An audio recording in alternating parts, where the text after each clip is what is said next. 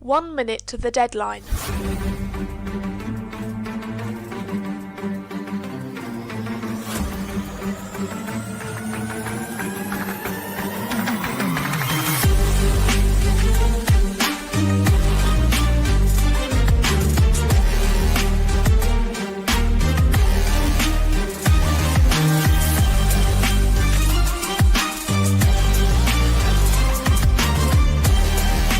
Seconds. 10,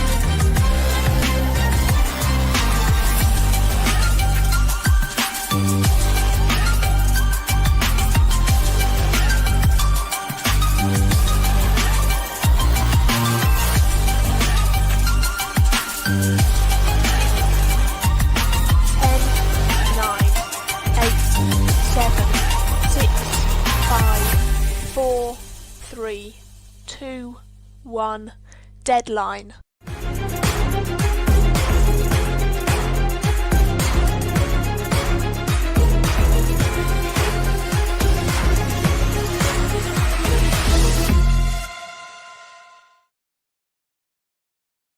Good morning, USA. This is Jamal Blakali, your host today for the Hung Parliament Handicap. That's right. This is a full Australian DBN takeover. We're calling it DBN Down Under.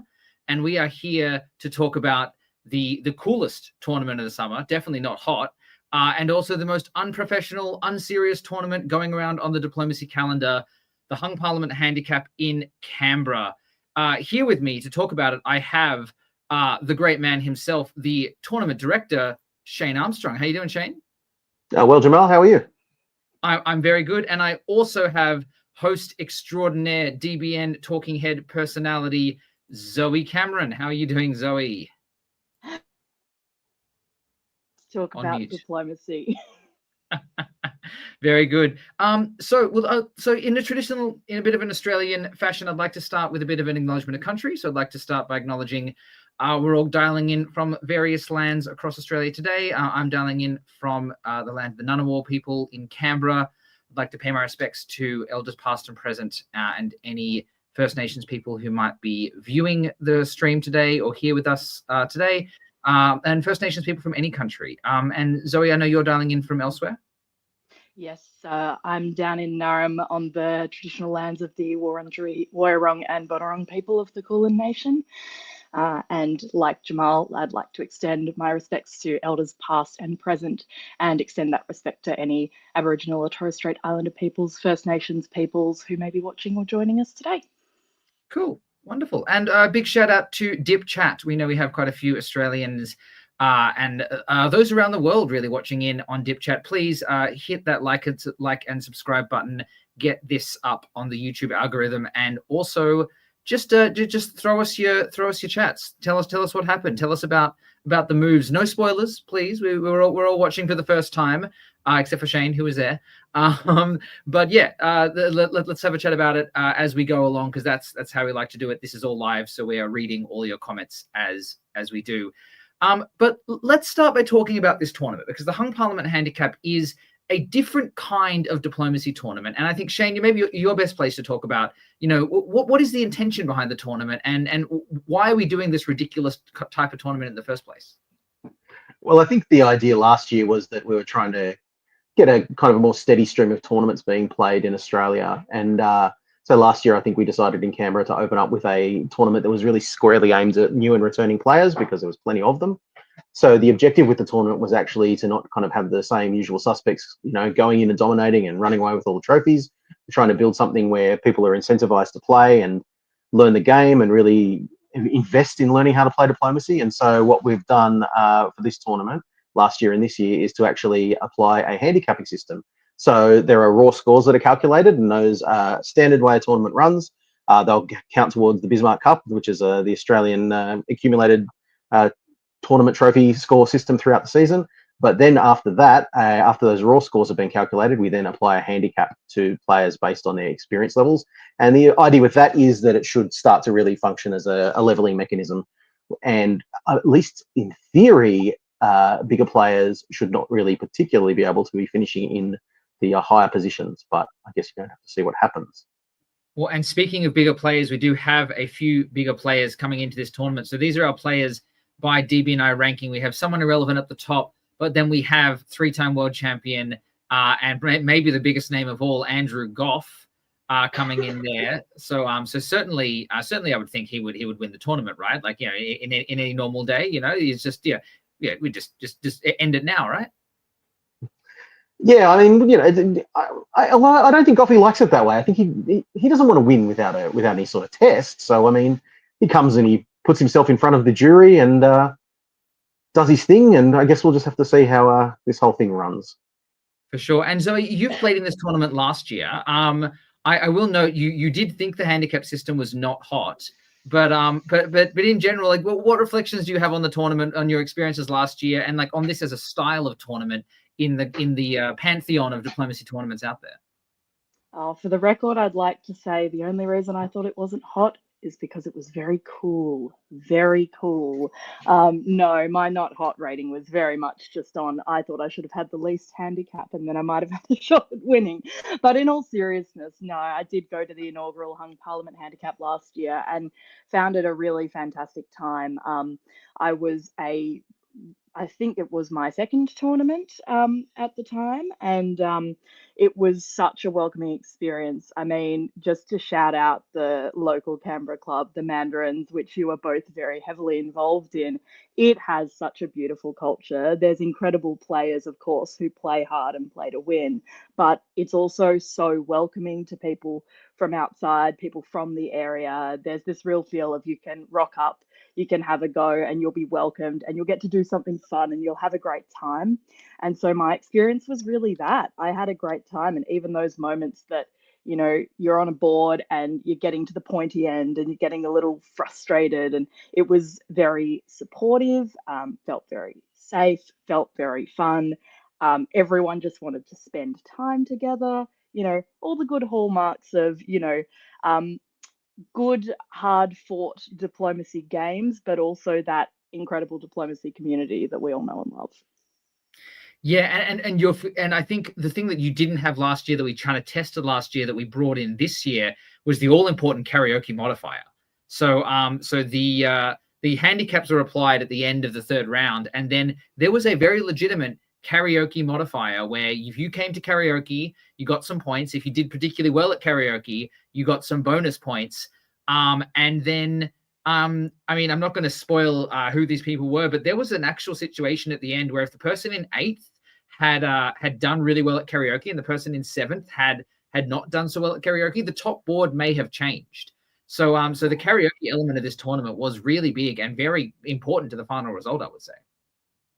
I'm so pleased to hear that, and I'm so excited to hear the story once we get there. We did promise a silly tournament. We did promise a silly tournament. All right. So yes, as Stupid Flanders said, we will shout out also the World DipCon in San Francisco on April 4th. Everyone should go to that. If you're watching from the United States, get your way over there. There are like 8 of us all coming in from Australia over there. So if we can travel across the seas, across the Pacific Ocean to get to San Francisco, certainly you can. And as you'll notice in this top list of seeds by DB&I, a lot of the players in this handicap were pretty new. This was held the same weekend as the DB&I. And part of that is, trying to give a space where the new players can have a real crack at it. So I'm excited to see how we go. Shall we get cracking? Shall we have a look at the first board? Let's do it. All right. So we're going to start off with our first board. It is the board John Curtin. And if anyone can guess the theme of this, then a lot of points to you. So in Austria, we have Jacob Traeger. In England, we have Hector Sukavong. France, Alex Batten. Germany, Brandon Austin. Italy, Robert Hillier, a.k.a. Robert No Hat. Russia, Aurelio Alfonso. Very first game ever for Aurelio Alfonso in this one. And Turkey, Agoff, but not that Agoff, a different Agoff, Arden Goff. One thing about this board, this is pretty much all new players. Brandon, obviously a little bit known on the international scene, played at Worlds last year, but other than that, we're pretty new here. So let's kick us off. Zoe, I might give you the odd years. You can start us off in 1901, and Shane, you can start us off with 1902 once we get there. But Zoe, take us away. What do we see? All right, so we see some pretty standard openings in the West. The thing that's drawing my attention straight away in France and in Italy actually is that bounce in Piedmont. So Italy and France, either on very good terms arranging that bounce or very much not on good terms and very suspicious of each other. So we see that little bounce there. Other than that, Italy, Austria look like they're cooperating, I would guess. No surprises there. Very popular AI, as has been discussed on this Ascend channel before. And interestingly, Ankh to Black Sea, no bounce in the Black Sea, and the Russian fleet in Sevastopol goes straight to Romania. Interesting, noting that's a new player in Russia. And also seeing Gulf of Bothnia. Other than that, pretty normal, but some interesting things to watch out for. Moving on to Fall, if you would. Oh, fascinating. Austrian and Turkish cooperation. The fleet in Rum is piffed. And so that is Black supporting Bull, which supports Bud in. And that Army Ankh going to Armenia. And we see, it's looking like that bounce in Piedmont may not have been agreed because we are seeing Mid-Atlantic Ocean to Western Med. Very interesting. And when I'm looking at the rest of the board, I think I've already caught the most eye-catching things so far. We see a British army in Norway, and we see Norwegian to Barents, so shaping up for a pretty sharp push into Russia, I would guess, unless there's hijinks going on. And knowing Hector, he does love a hijink. So interested to see how this unfolds. Shane, what are your thoughts on this Australian triple almost immediately, round one, board one? I mean, we've got to give the people what they want, right? So I hope the Americans out there really like Denmark to Baltic there as well, because that makes it even more Tripoli. Yeah. One of the things I find interesting, I think with the kind of prominence of the Western Triple, is I think people are finding new ways to make it different. And I think Denmark to Baltic and Mid-Atlantic to West, it's a very fast Western Triple, right? Like you're throwing the gauntlet down and telling the East, you have to come and deal with us right now, or else we are smashing all the way through. Yeah. All right, so let's go to winter. We've got a couple of builds on the board. Pretty standard 2-2-2s, ones. Any predictions, anything we really want to see? Are we looking for triple builds in the West? Yeah, I wouldn't want to see Fleet Brest if it's a triple, so that will be interesting. I'm interested to see what Italy does in response to that fleet in Wes. Right, and we have Army Brest, Fleet Marseille, Fleet London. This is all very, very Western Tripoli. But Aurelio knows what he's doing, putting down a fleet North Coast St. Petersburg, at least trying to put up some kind of defense here. Shane, we'll take it away with 1902. What do we see on the board? Oh, what do we see on the board? Well, we have the French continuing to press into the Med very firmly, going to Gulf of Lyon and convoying over to Tunis, although there is a slight potential issue with the English going into the English Channel. A lot of hard pushing onto Russia, of course, which is kind of unsurprising, although Turkey has refrained from making that misery much worse, which is something you really want to see from the East. If we look into Italy, they've clearly responded to what's going on and have very smartly had a bit of help into Tyrolia to slow down the triple. And looking into Austria, I'm not sure Austria is fully subscribed to the memo, still kind of engaging a little bit of attack on Turkey. Jacob Traeger going, you know what I want to do with a triple? I want to attack Turkey. All right. And in the fall. Okay, and in the fall we see, again, maybe we'll start with the English this time.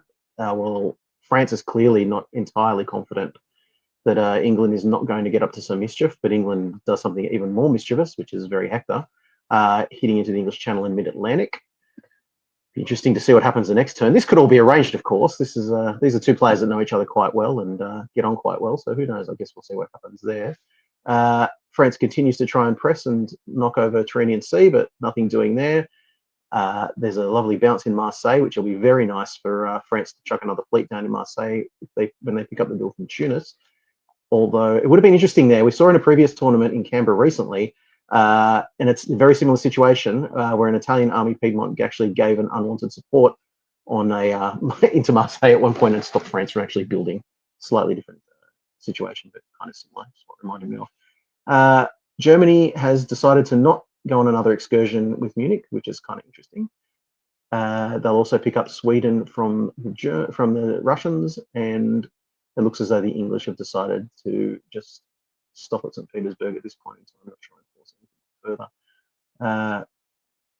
In the east, the Russians are still fighting a reasonable defensive position, which is good to see, and the Turks and the Austro-Hungarians are still having a bit of a contretemps over Bulgaria. Zoe, what do you make of this move, Sweden to Norway, supported by the English? Interesting. Well, I noticed that is fascinating.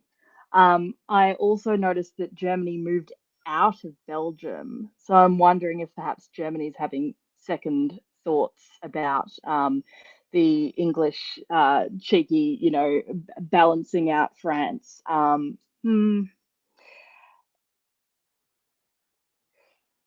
Yeah, that is confusing. But what I will say is one of our friendly chat folk has pointed out that Hector is also double boarding on this board. So extreme chance for hijinks, even more extreme than initially predicted. Yeah. Yeah, very good. All right, so we go into winter of 1902, and Portugal is still unclaimed, and France is in Tunis, because this is a normal game of diplomacy. This is what we do here in Australia. We play regular good old-fashioned diplomacy. 2 builds for Germany for the pickup of Norway and Sweden, and I really like this German position. Let's have a look at what they've put down. Fleet army, is that what we'd expect? Yeah, well, I mean, not if you're me, but second fleet, cool. Germany, good. I think you need a second fleet here. Yeah, no, yes, yeah, I'm glad to see that. Yes. Me too. Anything else that looks surprising? I mean, I'm just loving that Turkey seems to have fluctuating allies and yet is still always in the box. Good. Yeah. Yeah.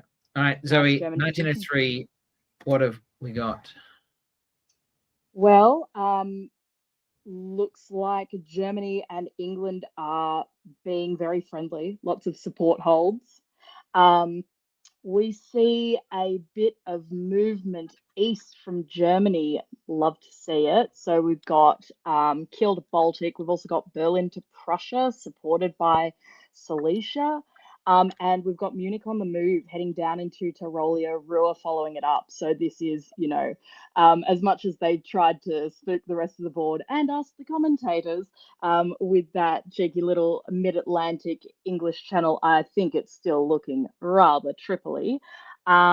Elsewhere, we are seeing if Austria was thinking they were going to be anti-Turkish, they've now changed their minds, and they are beautifully slingshotting that Con army into Sevastopol.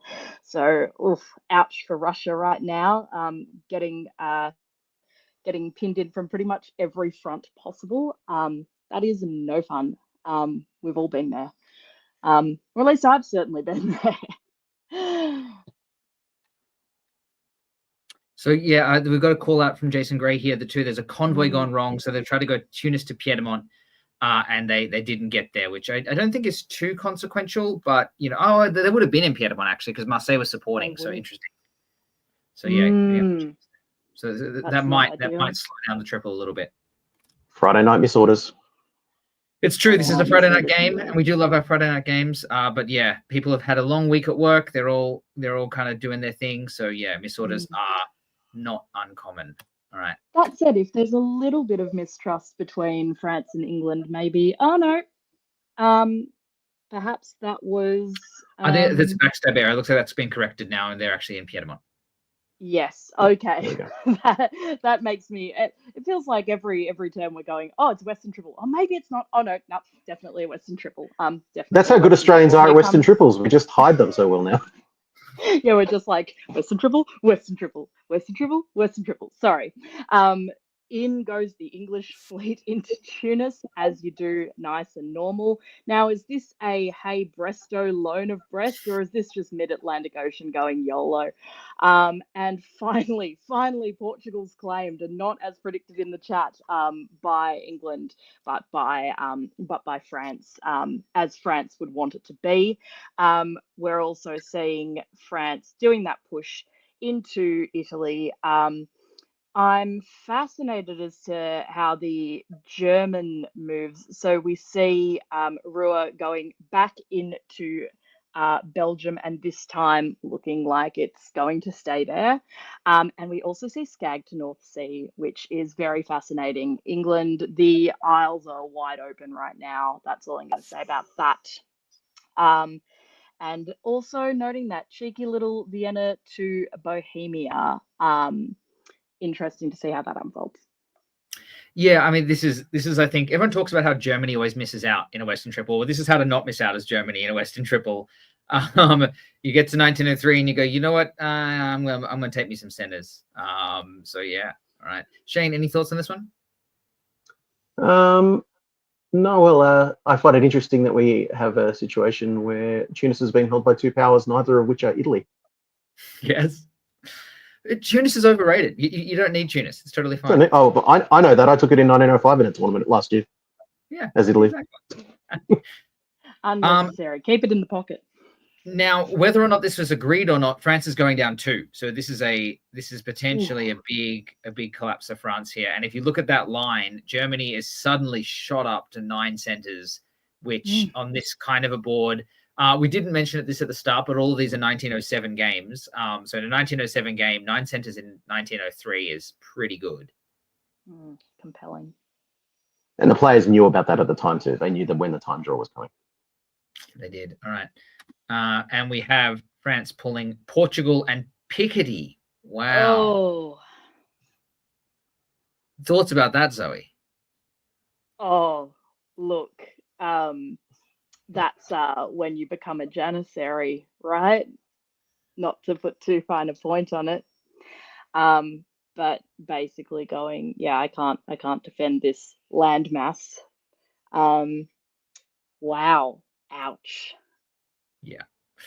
Ouch. But those English builds don't help. Those English builds don't help either, though, for the French. Gosh. Yep. No. That. Yeah. Ouch. Ouch. Ouch. And a third German fleet, by the way. Yeah. All right. Third German fleet, which is probably what you need. All right, Shane. 1904. It's all you. It's all me, and it's all Germany straight into Edinburgh. Yeah, actually, why didn't England build in Edinburgh when Germany was in the North Sea? What's going on here? Yeah. Okay. Might be a consequence of double boarding, potentially. Hard to say. You'd have to kind of view it in parallel with the other board Hector was playing on, I suspect, to maybe find a bit more of an answer to that. And it's not, and moving out into the England's moving out into the Channel as well. I mean, there was an attempt to take Norway. Perhaps there was a discussion of a swap somewhere, but that's not happening because the Germans haven't gone anywhere. And the Germans continue to press west, really, don't they? Moving into Ruhr, Holland, and getting Baltic back out into Denmark. So that's very clear that Germany started to focus on the west now.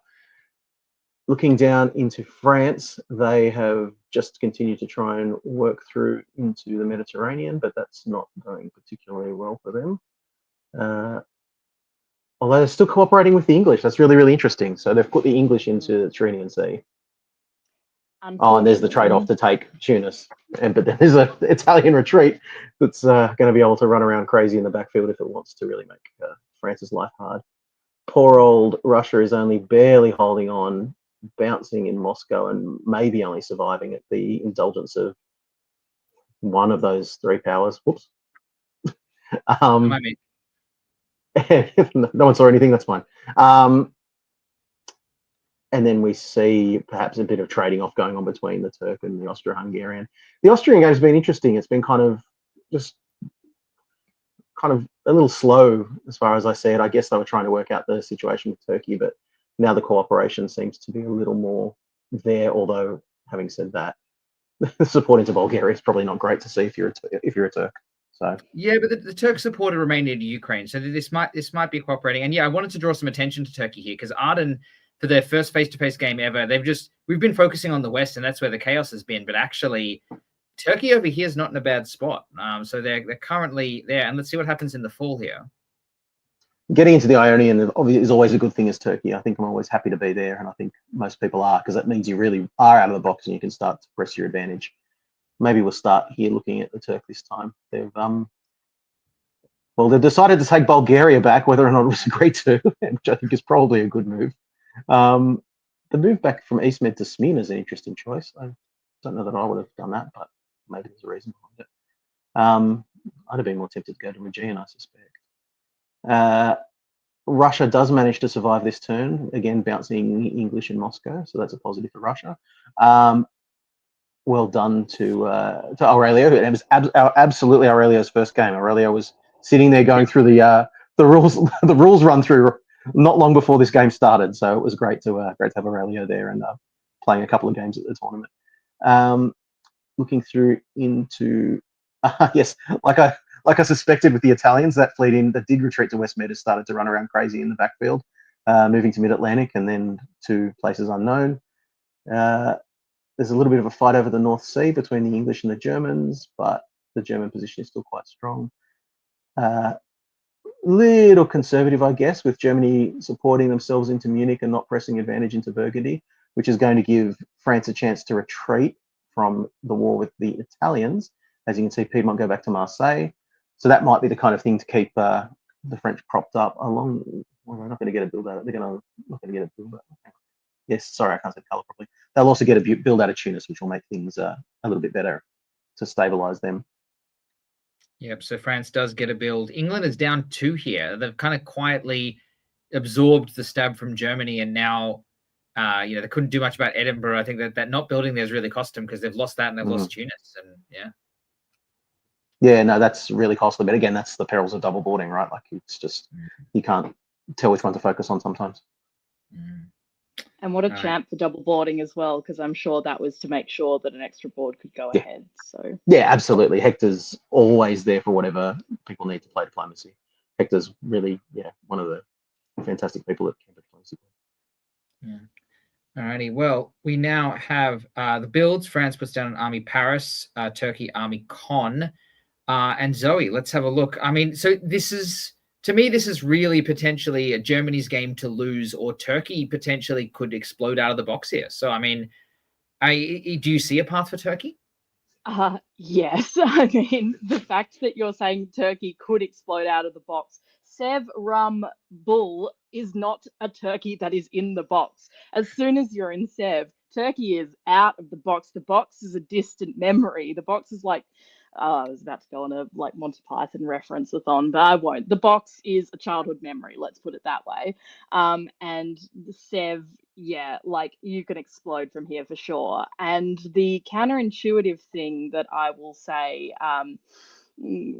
with Germany at this position is it is possible to slide backwards from here, because you are sitting right on the most well-known variant of the stalemate line. Everyone wants your juicy Munich center, and everyone's gonna start running there at some point. And thinking about the logic of playing Germany, if your armies and fleets are all or mostly hanging around home, that's not a way that you win. Maybe it is a way that you defend, but you might lose some centers.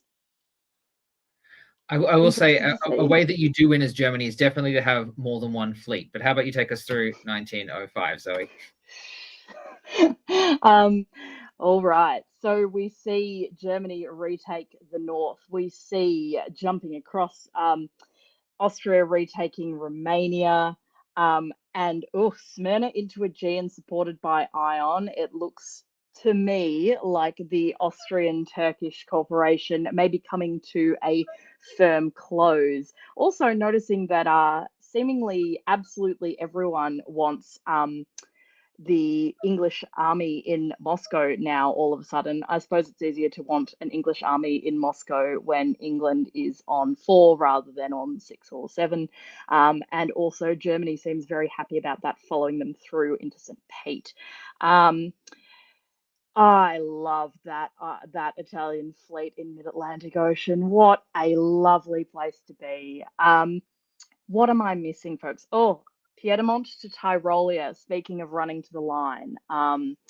And we see Germany focusing on that Austrian dot, maybe at the, neglecting Tyrolia, which I suppose is the difficulty of, as I was saying, defending that key centre in the middle.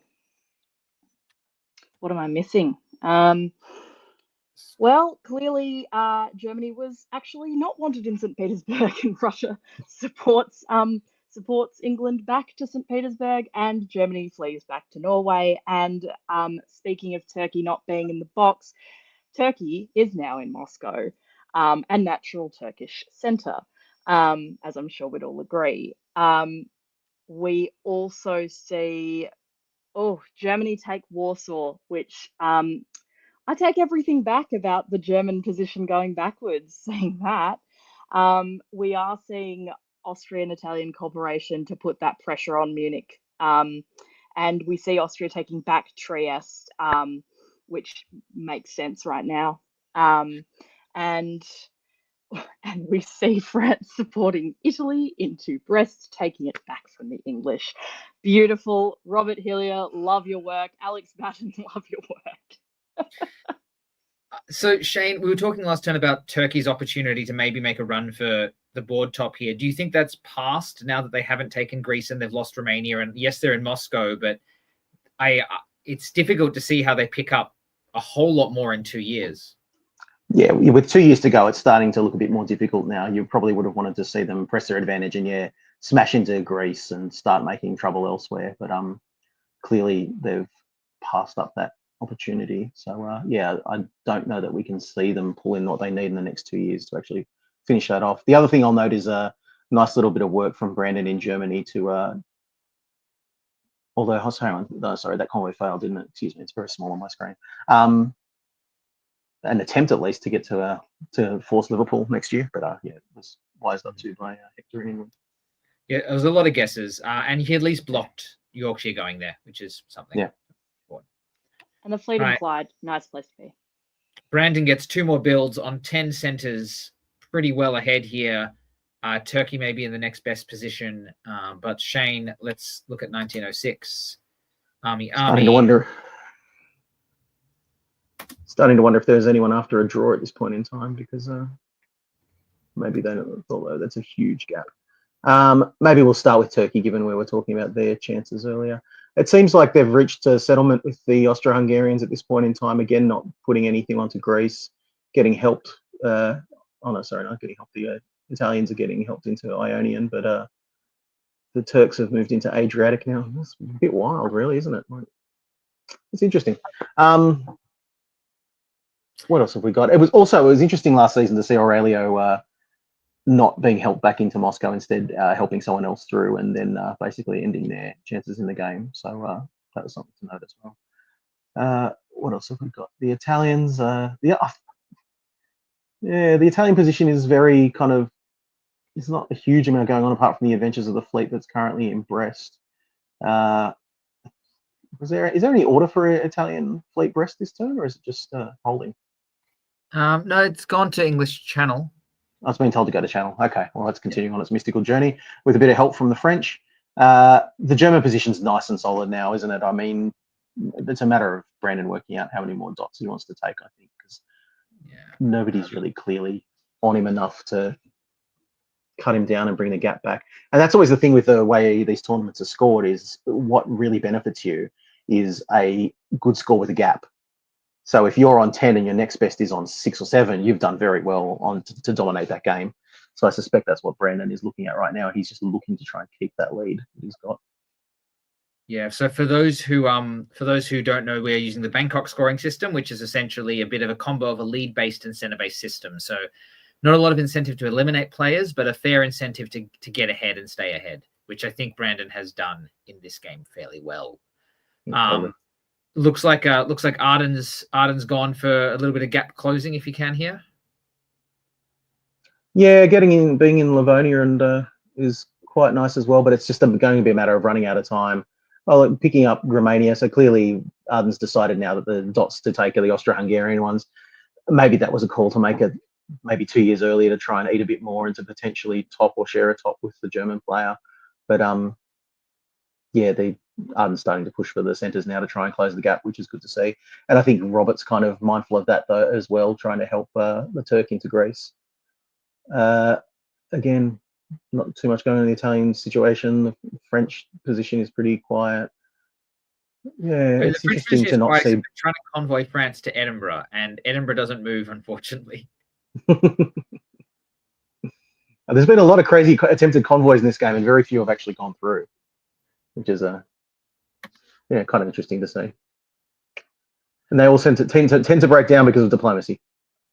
Everyone trying for the most based move award that was on offer in this tournament. You know, I think there was a few, Shane, and I think, yeah, I'm interested to see what you did award as the most based move. I will say about all of these ones, the most base move actually has to succeed. Okay. Fair. Jacob's going down 2 here. That's a pretty brutal drop for him after the stab from Arden. But other than that, not a lot of movement. Zoe, how about we see us out and see what happens here at the end? Oh, Robert, why'd you cede the English Channel? That's a natural place for an Italian fleet to be. No, I'm noting Adriatic Arden's pushing forward with Serbia going to Trieste. And I've noticed perhaps a non-zero factor in all the Austria commotion last year. Robert mentioned in the chat that Austria taking back Trieste was not agreed a couple of years ago. So that would have put a fly in the ointment for sure. We see Germany taking back Warsaw, but we see Warsaw seemingly pretty happily moving to Moscow.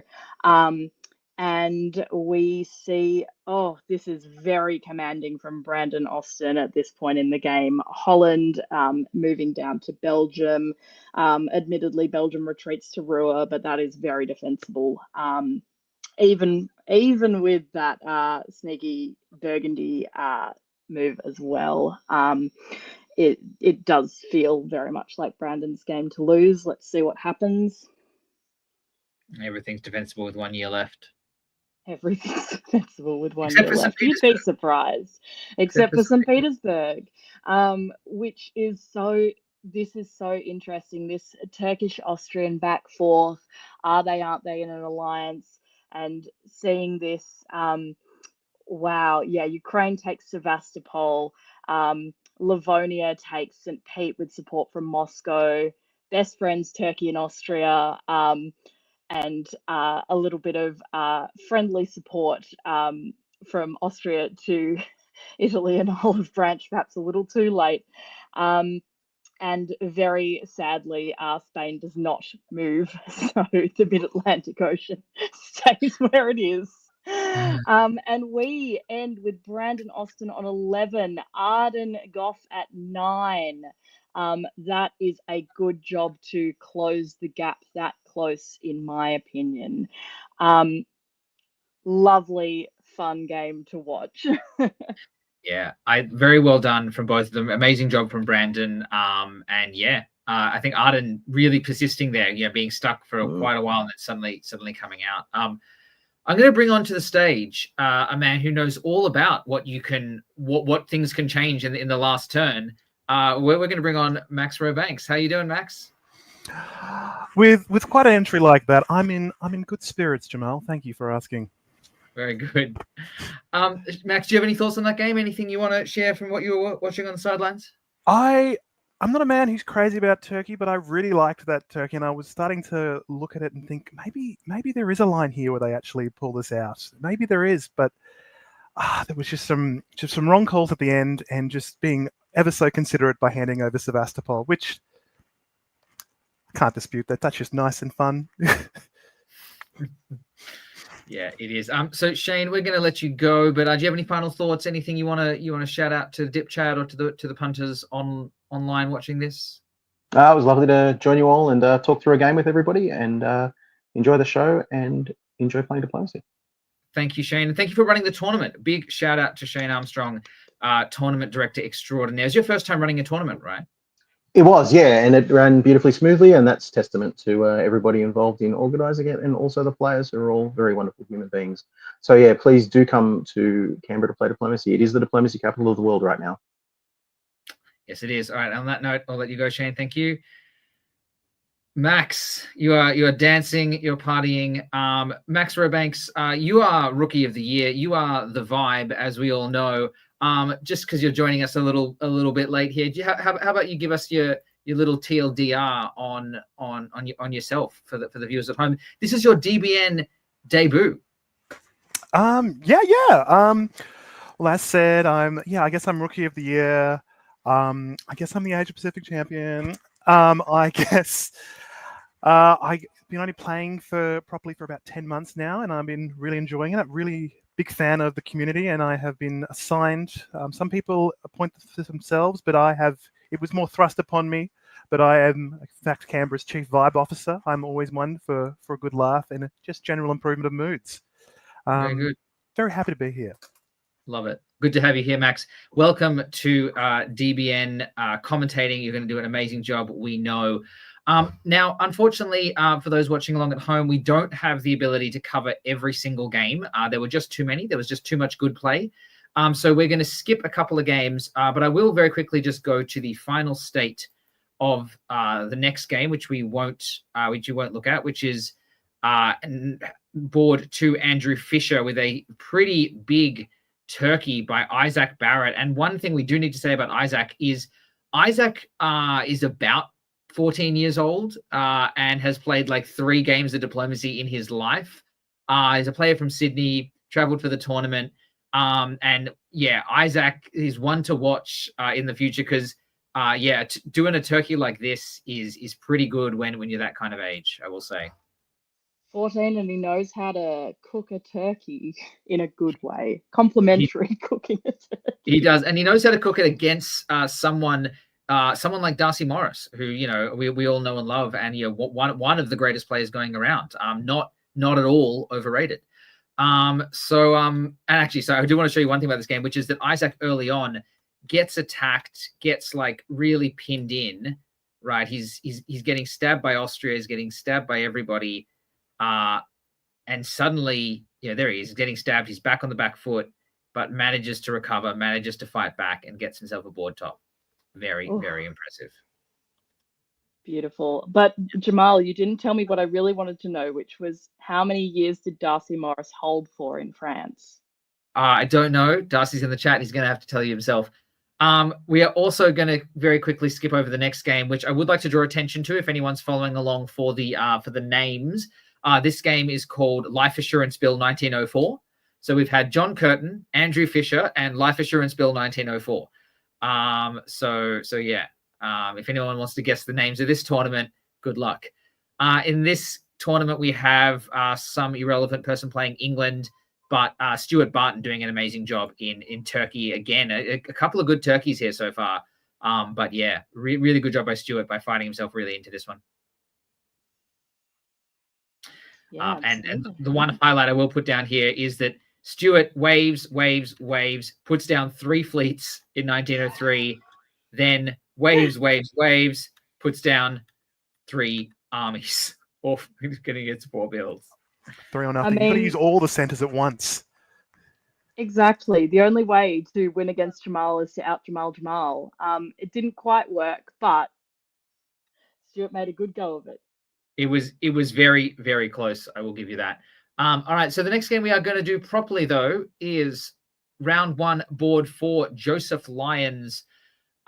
We have Hector Sukavong playing in Austria. This is Hector's double board. We have PJ Bergmeister, a new Canberra player, playing in England. Benjamin Nolan, another new player playing in France. Chase Carwood, again, first gamer playing in Germany from Chase. Hugo Kemp, and I think another first gamer playing in Italy. Russia is Tessa Chancellor, maybe a second or third gamer. So Tessa's great. And then I'm pretty sure playing his first game ever, someone Andrew Goff playing in Turkey. Any predictions for this game, anybody? Oh, what What do you think, Max? Well, I think I mean, I know we've seen like 2 decent turkeys, but I imagine this is where the streak ends, presumably, because I This mean, is it's a just good it point. can't keep going. That's Yeah, just it would be bizarre if it's all. Yeah, no, absolutely. The streak ends here. I'm going to back Max on this one. Whoever this Andrew Goff character is, it's got to end somewhere. It does. But we will start in 1901. Zoe, you take you take odds. Max, you take evens, and let's see what we have. Well, obviously we see Turkey not contesting the Black Sea, so I guess that means Turkey's game is basically over. To be serious, we see Russia moving into the Black Sea. A nice southern focus here with just a little pop into Bosnia. We see, interestingly, Germany not going for Denmark. I would say Denmark and Holland, and ideally maybe Belgium as well, as feels like almost a meme at this point how many people open with it. And we see a northern focused open from England, pretty normal, nice and normal, and very normal things from France. Not a lot of movement from Italy, which is interesting. And the one thing that does move is Naples to Tyrrhenian Sea. Interesting, putting a bit of heat on the French. Okay, let's see how this goes. Also, wouldn't you be annoyed as Austria if you're expecting a fleet to be an Ion? Anyway, all right, so Venice heads to Trieste is what I noticed right away. So clearly no interest in the AI. Love to see it. A Tyrrhenian Sea goes to Tunis after all of that kerfuffle. And we see Con jumping into Aegean. Fascinating. And Albania goes to Greece without support. What else are we seeing here? Germany takes Belgium and England takes Denmark. Interesting. So we have a 2-build England, a 2-build Germany, 2-build France, and a 2-build Italy. Did I mention that? Max, does England going to Denmark look agreed to you? I mean, I have to think it must be, because I mean, why would you yield Denmark unless PJ just has that certain, like, the gift of the gab? I don't know why you'd want to give up Denmark unless you kind of just want to start getting them at loggerheads with Russia, just really a lot of English presence in the north straight away. But yeah, I have to assume it's agreed. The other thing to notice, which Sasha has pointed out, Goffy not doing the Goffy Gambit. This is absolutely nothing like the Goffy Gambit. So all right, even Andrew Goff can change his ways. All right, as you said, Zoe had all the builds. What are we seeing? Pretty standard. 2 armies from France, or 2 armies from Italy. I like this. Chaos. Yes, I love it. I love that as Italy, you have 4 armies of 1 fleet, and the fleet is on land. Perfect. Top. Amazing. Max, I think it's over to you for 1902. Thank you, Zoe. Seeing straight off, it seems to be a bit of a bloodbath straight away in the Balkans by the looks of it, with Serbia getting smacked into and Greece getting food, and someone finally using Ionian for once, which I was surprised considering the first year, and the considerable lack of fleets. But we're seeing some fleet movement, at least in the north, with Germany, with moving to Hell and moving to Berlin. But despite my, I guess my posturing before about really trying to concentrate English power in the north, there seems to be a complete lack of movement. It might just be the fact they're in the north and it's too cold to move at all. But there is that little move to Livonia, which is, I don't know, maybe it was just to keep the Germans on their toes after moving to Silesia. I don't know. It's a bit confusing there. Turkey, regrettably, is not successfully convoyed into Belgium. There was just a lack of convoys, lack of boats there again. Just people got to pull themselves together. I don't know what this Andrew bloke's doing. No one built any fleets in the south. How can you get a convoy over to Belgium without that? Again, it must be rookie error by Andrew. I have to assume. Maybe he's still looking at the rules like that other guy. I don't know. I support it. Teach those armies to swim. Don't let them be lazy. Yeah, I actually just previously on it was noted that there was just a lot of armies by France, and again, there's just I'm really interested to see what this France does, because usually you want to build at least one fleet so that indicates a direction, but I quite like, reliving Napoleon's ambition and just going straight with armies there, especially with German's position. All right, what do we got for 19 here, for fall here? What do we got? And we're going to Belgium, and we're going to the Channel is France. I really like that. Really annoy everyone whilst there's a bounce in Holland, because there was free real estate by the looks of it.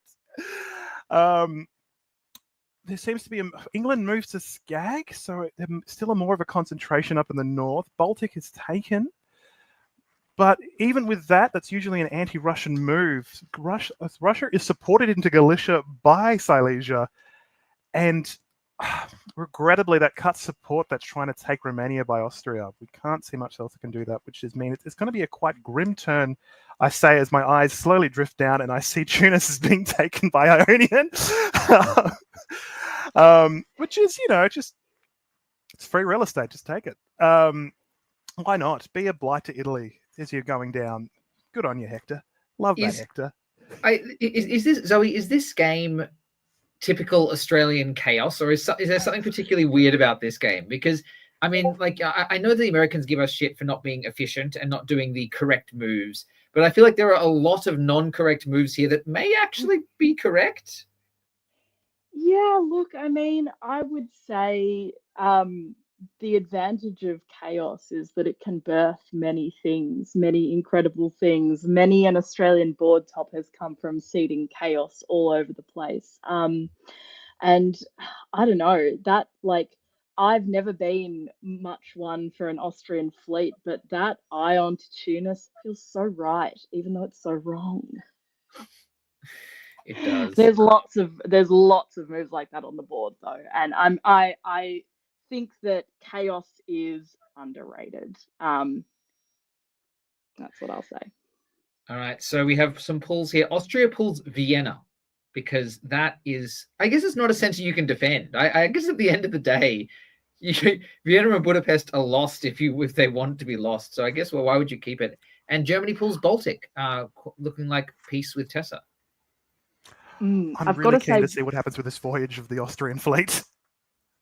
I've got to say one thing about Hector here, and that is Hector, when he's on only a couple of dots, will absolutely do the disbands that are just gonna like plague the people who've plagued him the most. And I love that Army Ukraine's still there. I love that Fleet Tunis is still there. It's so good. Goffey builds in Con. And Zoe, what do we have here? A real attempt on Holland. Oh, yes. Turkey really wants to go to Holland, unfortunately does not succeed. And instead, Fleet Helgoland does get in to protect from that vicious Turkish attack from the other corner of the board. We see, England really trying to do something against Germany here, with not a huge amount of success. What's happening with that dot? What's happening with Burgundy?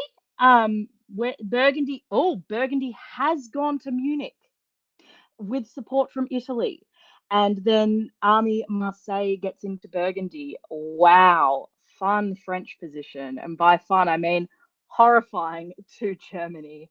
And yeah, what else? I feel like, yes, those moves from Goffey are really obscuring what else is happening. So what's gone on there? It's a quadruple bounce in Vienna. Quadruple bounce in Vienna. Nice, normal stuff. Black Sea is now vacant again. So, if there were another Turkish fleet, it could go to Black Sea if there were another Turkish fleet. I'm loving that Norway and Sweden are just sitting, chilling, not ordering supports, just hanging, two bros, chilling in Scandinavia. All right, what happens in fall? What chaos is coming? Oh, Ukraine to Moscow. Love it, love it. That is what I mean by Hector plaguing his enemies. Also, west to Spain. Beautiful, beautiful. An Austrian fleet in traditionally French centres. Gorgeous, gorgeous. I also love Tyrrhenian Sea de Leon. I love Ion to Tudors for a second time. It's like anything you could do, I could do better. This is so lovely. France holds Munich with support from Tyrolia. Germany is looking ouchy right now. And interestingly, looks like even more pain for Germany is in the back pocket because Sweden moves to Baltic. Youch.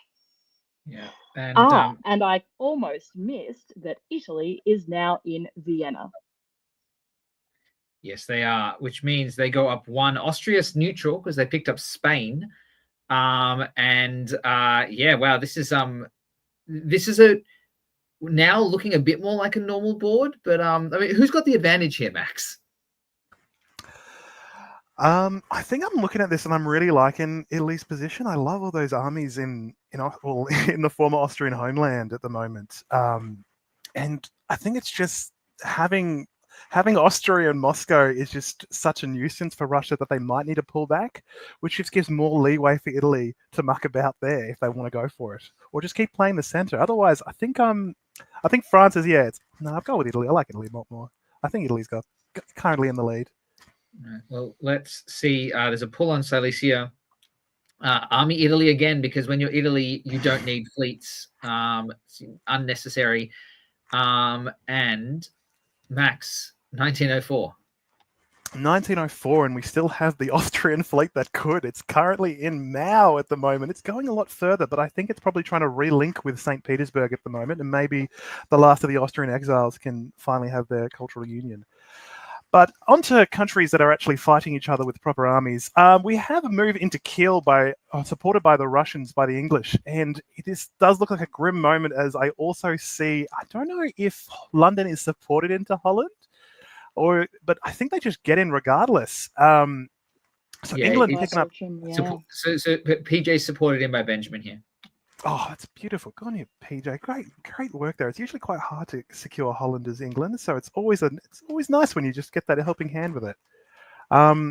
German position continues to deteriorate. I'm really sorry, Chase. This is it's a common condition for Germany's. I really sympathise with you. I don't know if, again, I'm looking at this new guy, Andrew Goth. He seems to have just decided to do a triangle maneuver here, maybe to try and add some confusion, or maybe again the rules need to be refreshed. But he's walked into Romania. We don't know if he's going to hold that, but at least something's going somewhere other than to where a former unit of his was. And he's also walking into Western Med, and just from the east, that is quite a trek you've already made. Thankfully, I have to say, Moscow isn't taken, and because it's just can't carry that boat inland. So Austria is still going to be chilling at the Kremlin for the moment. I think it's like the fleet is just in Sevastopol being like, yay, Ukraine! Yay, Ukraine! Love it. Oh, good golly. Oh, golly, this is tragic. They actually get kicked out of Moscow now. That is... But where do they go, Max? Where do they go? They go to St. Petersburg, obviously, because PJ's on really good terms with Tessa. And why would you go to St. Petersburg? That would be rude. So Austria's Hector's going to keep walking north. Well, I've got to link up with Mao, but it's not looking positive for the next year for the last two Austrians. But Italy has a nice pounce on Russia and destroys Budapest with a good bounce by the Turks. Which I'm really, more and more I look at this, I'm really liking Hugo here, really like him. There's a lot of supports even by Germany on France after they helped England into their centres. Even Germany supporting England into Denmark, making sure they don't break up the place, I guess, after they've taken it. I don't know if they're waiting to see if France or England will blink first. I've just realised the English Channel has been occupied for how long now? It's just sitting there, nice and pretty. Yeah, since about 1902. Yeah. Oh, okay. That's just, well, I gotta, I've always told Darcy it's always good to be an English channel. It's never a deal breaker. It's always a fun thing. Yeah, it's still not a bad bad board for the FI at the moment. Big fan of that. Yeah. So Andrew Goff gets another build. Hector has a disband. PJ getting 2 builds in England here, which looks like it might be just in time. And yeah, there's a lot of units sitting around the German centers right now. There are a lot of units around there. So we'll see what goes down. Army fleet, another army from Italy and from Austria, because this is, my friends, what we call a Kraken. Zoe, you have thoughts?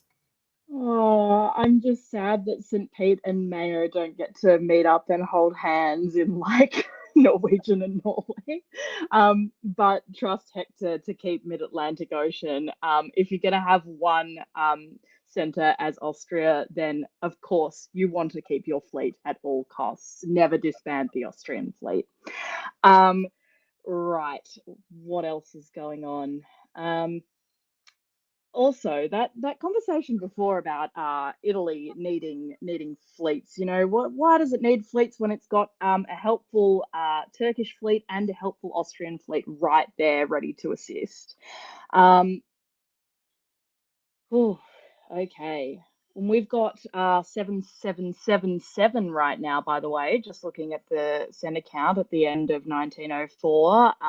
Andrew Goff, Hugo Kemp, Benjamin Nolan, and PJ Burgermeister all on 7.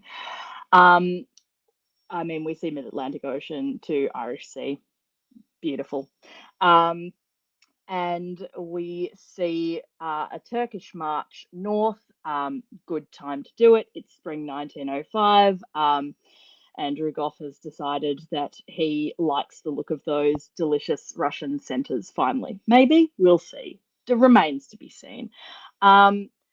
We see Russia convoying Germany into Denmark, which is fascinating. I thought that England and Russia were good friends because England didn't go to St. Pete, right? I'm interested by most of Italy just sitting still and holding. And there's one thing I know about holds and support holds is if your units are doing mostly that, it means you're happy with how the game's going. All right. So sad. England finally booted out of the English Channel, but it goes willingly because it gets to be in Mid-Atlantic Ocean. England does not defend Liverpool.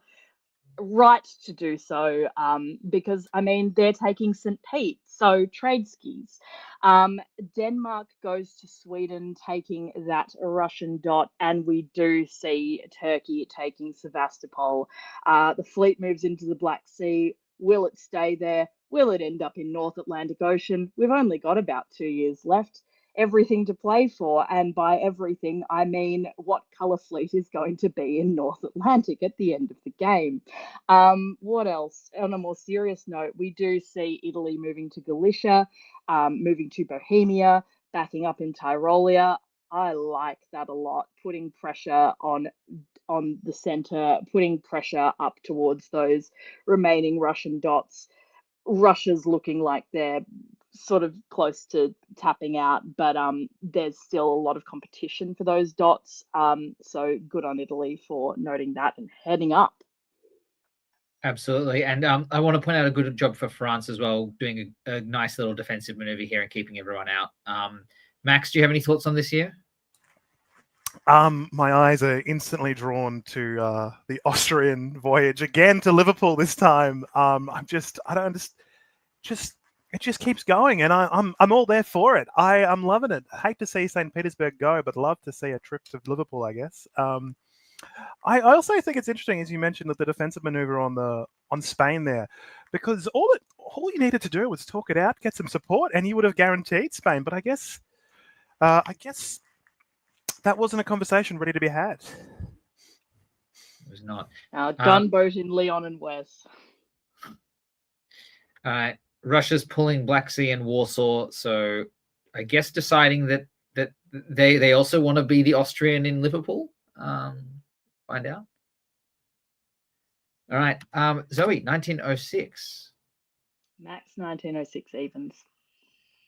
Oh, it is Max 1906. Sorry, Max, you 1906. It's all right. It's all right. I understand.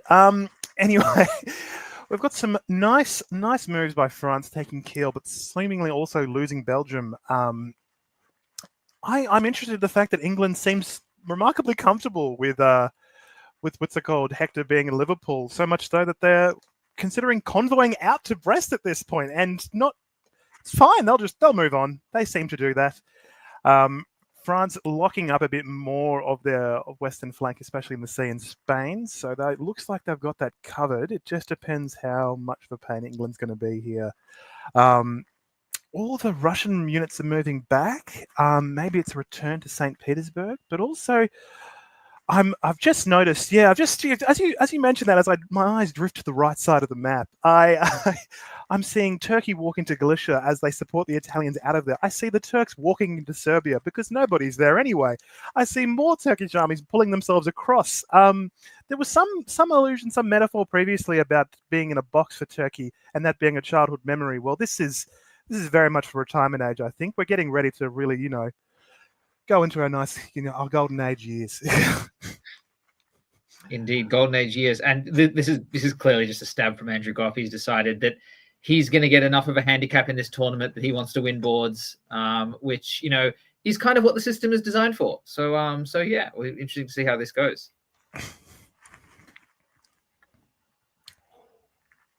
I'm loving the support in St. Petersburg. That's very considerate of Andrew, just after he takes Serbia from Italy. Big fan. But in his respect, he has also supported Warsaw. So maybe it's just, it's just a trading situation here as, Turkey just moves a bit further along, takes a few more centers. It's just one more after all. They're only on 8 in the lead. So at the moment, if we look at France at the moment, they've retaken Belgium, and they've also managed to pop Holland, which is always a lovely thing to see when you're trying to retake German centers and such. There seems to be a bit of a fight over Berlin as Italy, Russia, and Germany both fight over Berlin, which does mean Munich will be taken by the Italians, which is pleasant. What's more pleasant than that is Liverpool is not taken this turn, so Austria will stay in the Irish Sea no matter what here. Little kerfuffle, I guess, in Scandi. There just seems to be another bounce in Den, but other than that, it looks like I'm trying to figure out how much France goes up. I think it's only 1 actually, but it's not looking too bad as I see. Yeah, it's not looking too bad, France, but it's just looking so much better for Turkey.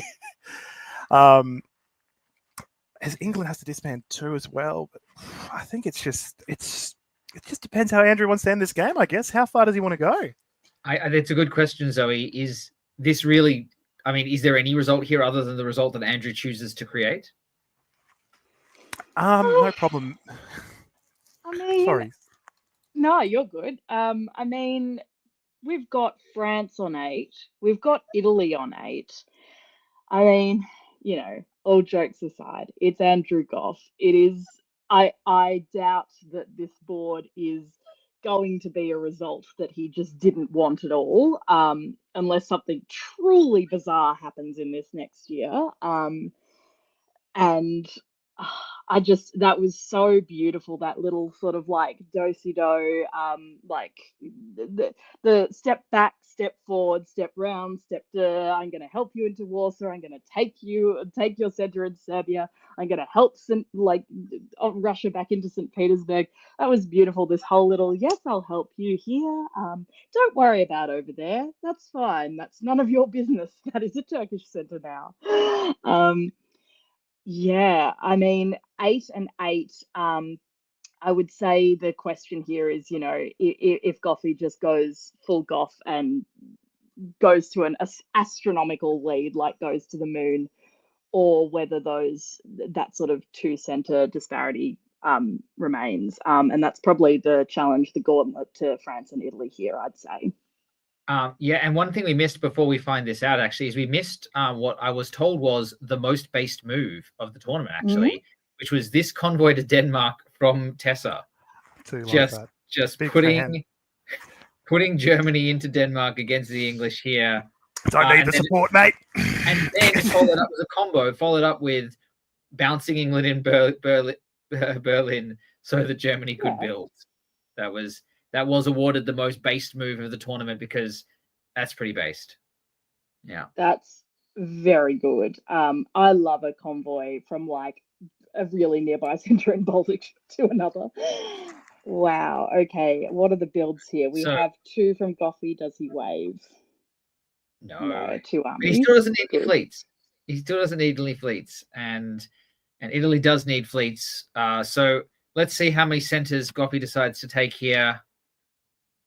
None. The answer is none. It's game over. He's quite My content with his 10. He's and look, Yeah. and in a scoring system like this, being 2 centers ahead is pretty good. I mean, I don't know there's a lot of benefit to going to 15 versus 10 if you're going to burn people on it. But I guess we'll see how if that goodwill plays out the rest of the tournament. I now want to bring in somebody. So we've just seen an amazing Kraken, right? We've seen an IT that's just swept the board here really well. I'd like to bring in somebody who knows a little something about ITs. It's Michalis Camarides. Good morning. Good morning, Michalis. Welcome. What do you think of this IT? This is a pretty nice IT.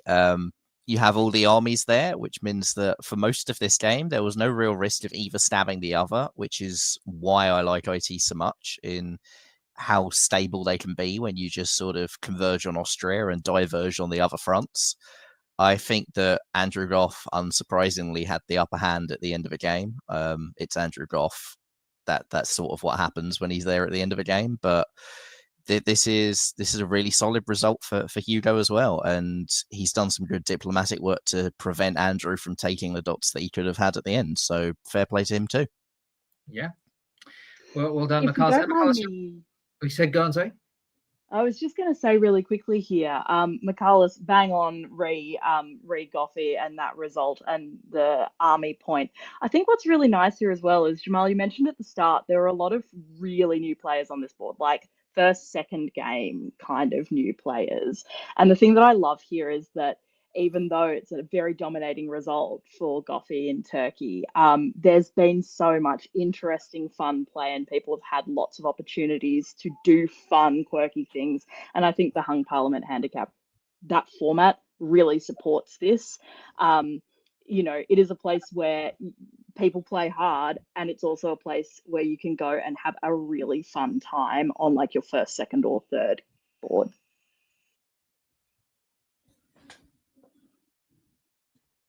That's correct. And sorry, I was just pausing so that no one else got reminded to go to my meditation session that I'm definitely not going to tonight from my speaker.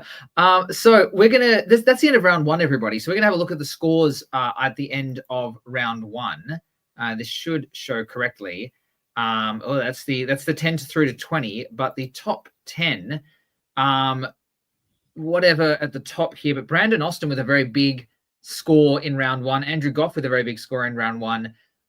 Yeah, I mean, again, for a tournament full of new players, I think we had about 35 over the course of the weekend play this tournament, and a majority of which were new because there was some other irrelevant tournament going on the same weekend that all the kind of more experienced players decided to play on instead.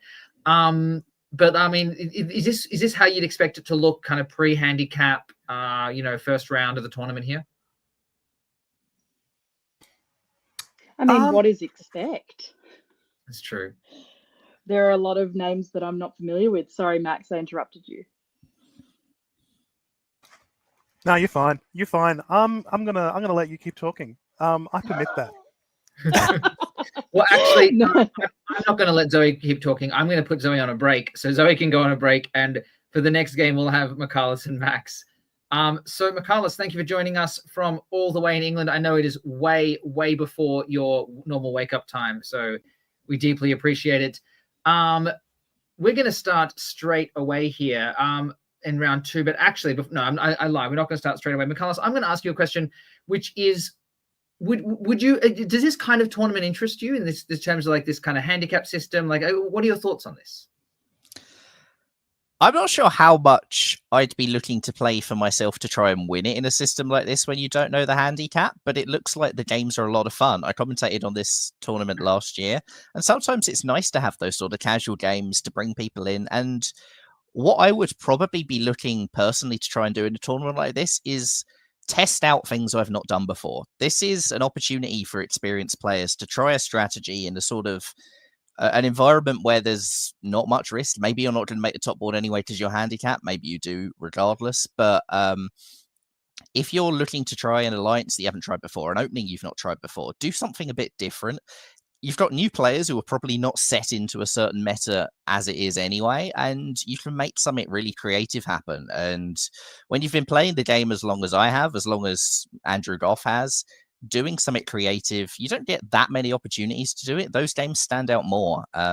I've done an EF alliance a million times. I've not done a really crazy one where you do swaps on breast and things like that often. So this is the sort of environment that can create the space where you can do that, and it can work out for you and your ally, and so that's what I'd actually be looking personally to try and do in a tournament like this. Absolutely, and I think as everyone's saying in the dip chat too, it's a whole lot of fun as well, which is great and very important, bringing in new players to the hobby. We are going to skip round 2, board 1, but I will just show you the end state of that if it will load for me. It's not going to load for me. No, you're gonna go here. You're gonna go here. All right, there we go. Round 2, board 1. Frederick Holder. If anyone on Dip Chat knows the names we're doing so far, then please shout out. Max, do you have any thoughts about what the board naming is here? I think they were rounds of the Hung Parliament Handicap boards. That's from my recollection here. Yeah, that is correct. Yeah. Amazing. On this board, we are going to skip it, but Nancy Jin having a really lovely score on 9 here, really amazing England position. I mean, seemingly completely under no pressure from anyone. So great job by Nancy here. Nancy is a great player, and you will see her, I think, in the Melbourne Open when we do coverage of that. So yeah, Nancy's a real up and comer and someone to watch out for. But we are going to go to round 2, board 2. George Reed, another round of the Hung Parliament Handicap. All right, for George Reed, we have Austria, Isaac Bennett; England, Benjamin Nolan; France, Robert Without a Hat; Germany, PJ Bergmeister; Italy, Brandon Austin with his big score last round; Russia, Anne Gray; and Turkey, Roger Yu. Michalis, have you heard of any of these players before? Well, obviously, I've heard of Brandon, and I've seen Robert play in VDL. I maybe... Roger's name rings a bell. I may have seen him in one of the Australian tournaments I've commented before, and it looks like the Gray family just gets bigger and bigger every time I play this game. Yeah, everyone wants to be called Gray here.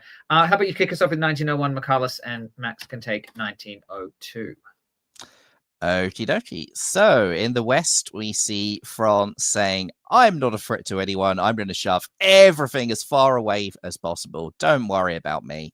Down to Gascony, down to Spain, to Mid-Atlantic Ocean. I'm a corner power. I'm not scary in the slightest. Elsewhere in the West, we see some fairly standard moves. England opens to Edinburgh, very trusting of France. Germany just holds Munich. Not something you see that often, but given how often a Burgundy bounce happens, it's not that unusual to still be in Munich. The East, we see, looks like maybe Turkey expected an Armenian fist bump, or maybe this was just a trust but verify move when you're DMZing the Black Sea. So they've gone to Armenia, but Russia has gone to black.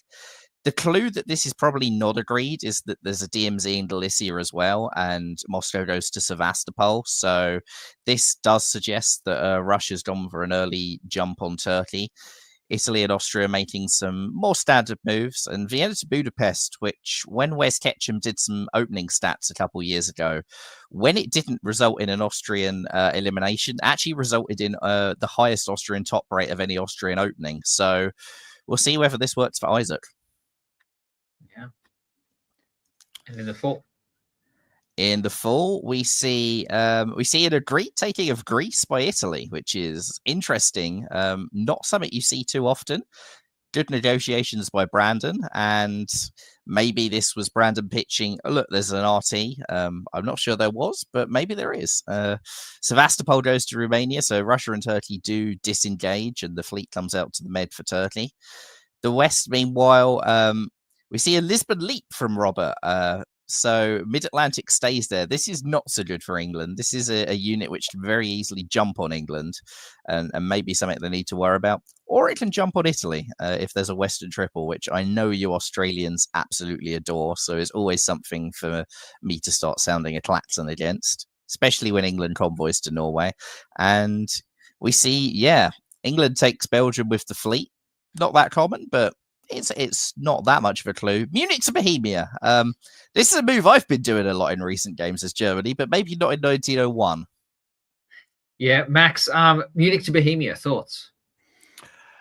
Well, I was beginning to get my suspicions, and as Michaelis was starting to read it out of like, oh, this kind of looks Western Tripoli. So when I saw Bohemia, immediately I'm starting to think, oh, okay, I'm really happy Michaelis is here for this. Big fan of that. Yeah, he gets to commentate this with me as we see potentially a Western Triple come off. And we have 2 builds for everyone in the West. 1 build for most of the East, except for Russia, and getting 2 builds here. Lots of armies. I say lots of armies, but because I'm looking at the wrong part of the board, there's lots of fleets in the other parts of the board. Max, do you have, London and Brest, very, very Tripoli builds. When I saw France build Fleet Brest, that looks not very Western Tripoli, but it doesn't take too long to actually get to the Mediterranean, even if you started in Brest. So you just chuck Mao down to West, that's still guaranteed. And you just hop into North Africa if you want. But there's just that level of doubt. But I think just because Michaelis is here, we'll see it all come together quite nicely. Let's have a look. Max, what do you got? Straight away, there just seems to be no consensus on who should get English Channel, the fleet in Belgium, the French fleet in Brest, or the French fleet in Mid-Atlantic. It's not really clear what's happening there. Germany seems to be acting like in a Western Triple, even if his other partners aren't. And he locks down Tyrolia from Munich, which is quite nice. Also going to Silesia, which is a choice. Wants to hang out with all the other armies that are pulling around the Balkans right now. Italy, I'm not really sure. They like Brandon. I like Brandon a lot. He's just going for some taps here. Going to Tyrrhenian, hedge his bets just in case those fleets come down for that inevitable Western Triple that Michaelis has manifested. And we've got Galicia by Warsaw, which is very good fan. Like when Russia finally gets into Galicia, always a big fan. But otherwise, it looks like Benjamin's just going straight up north and is going to try and snag St. Pete or Sweden this year. This looks like it could be quite a brutal game for Isaac. Yeah, I have to echo those sentiments. Yes and no, though, because Isaac has Brandon on side, and there's at least an attempt to put him into Bulgaria. So, maybe Anne and PJ are going to act brutally here, but who knows? We'll find out. And yes, they do. Yeah, that's straight away into that, just blowing up Vienna, blowing up Budapest. Brandon being very nice and trying to cut support in Tyrolia, but just happens to walk into it instead, just moving the goalpost once more. St. Petersburg goes down with Benjamin going straight into there. Doesn't seem like a thing. Oh, I don't look at it. No, I like Russia. Even though they lose St. Petersburg, it's not the end of the world here. Abandoning Black Sea and losing that diplomatic leverage there, I'm not sure if I'm entirely keen on, but I understand sometimes Turks get a bit shaky around this time. Brandon getting out of Greece, I'm not sure if I'm entirely keen on, but it's just a build, I guess, but it was always going to be yours. I'm liking Germany though. Big fan of. I feel sorry for Isaac, but I'm liking Germany's position. Good on you, PJ. For context, Michaelis, Isaac is 14 years old. Fair enough. Okay. Now you're making me feel bad about saying like all these good things are going. I was only 15 when I started this game, so this is good age to start. It is, and he had an amazing board top last round. Any thoughts on these moves, Michaelis? Yeah, so Max called out that Greece to Tunis convoy. I think the reason Brandon's done that is that he was worried about losing Ionian Sea, so he didn't want to take Tunis with a fleet.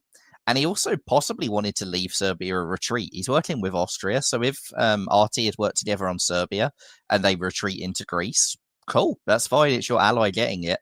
If they don't, then you get a build. So I like that as a sort of win-win play from Brandon, and a clever way to make sure that it's Ionian Sea doesn't fall and that he doesn't have a real Turkish problem at this stage. So I think that that's a pretty reasonable move.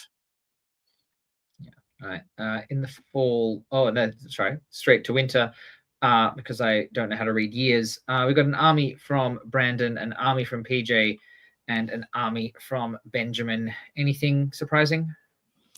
The army from England is something that should set some alarm bells ringing for Germany, I think. There's not really any sort of fleet position against France, while Robert has refused to commit to the Med. So where are those armies going? Are they all going through Scandinavia to try and kill Russia?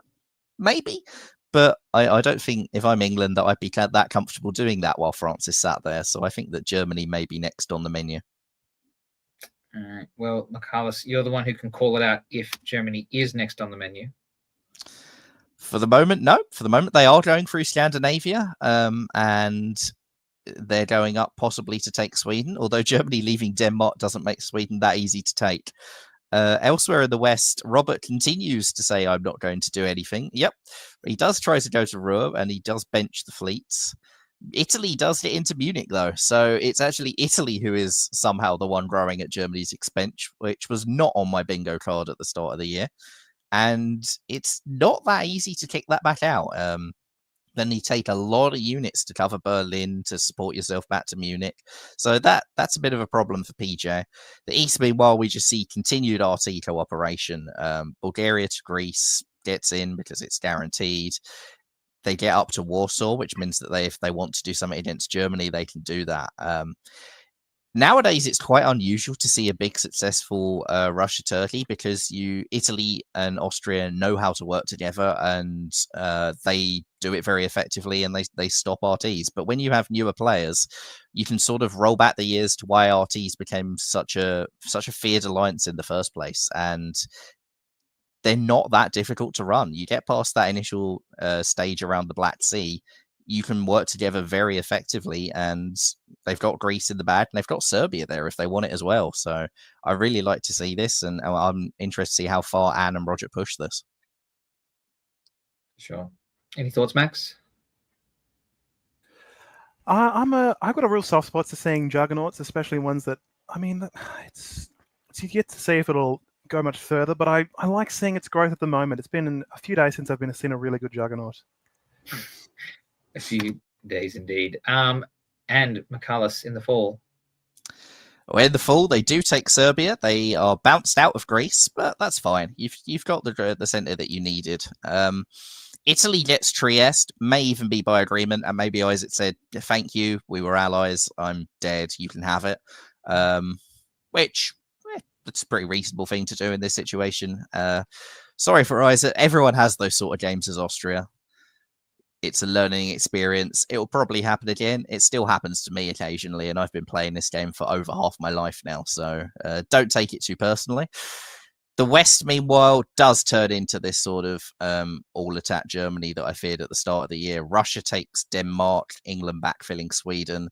France gets Belgium, which is a backfill as England takes Holland, and Italy doesn't get to take a centre because there's a double retreat to Kiel, which is always fun to see. You don't get to see it too often.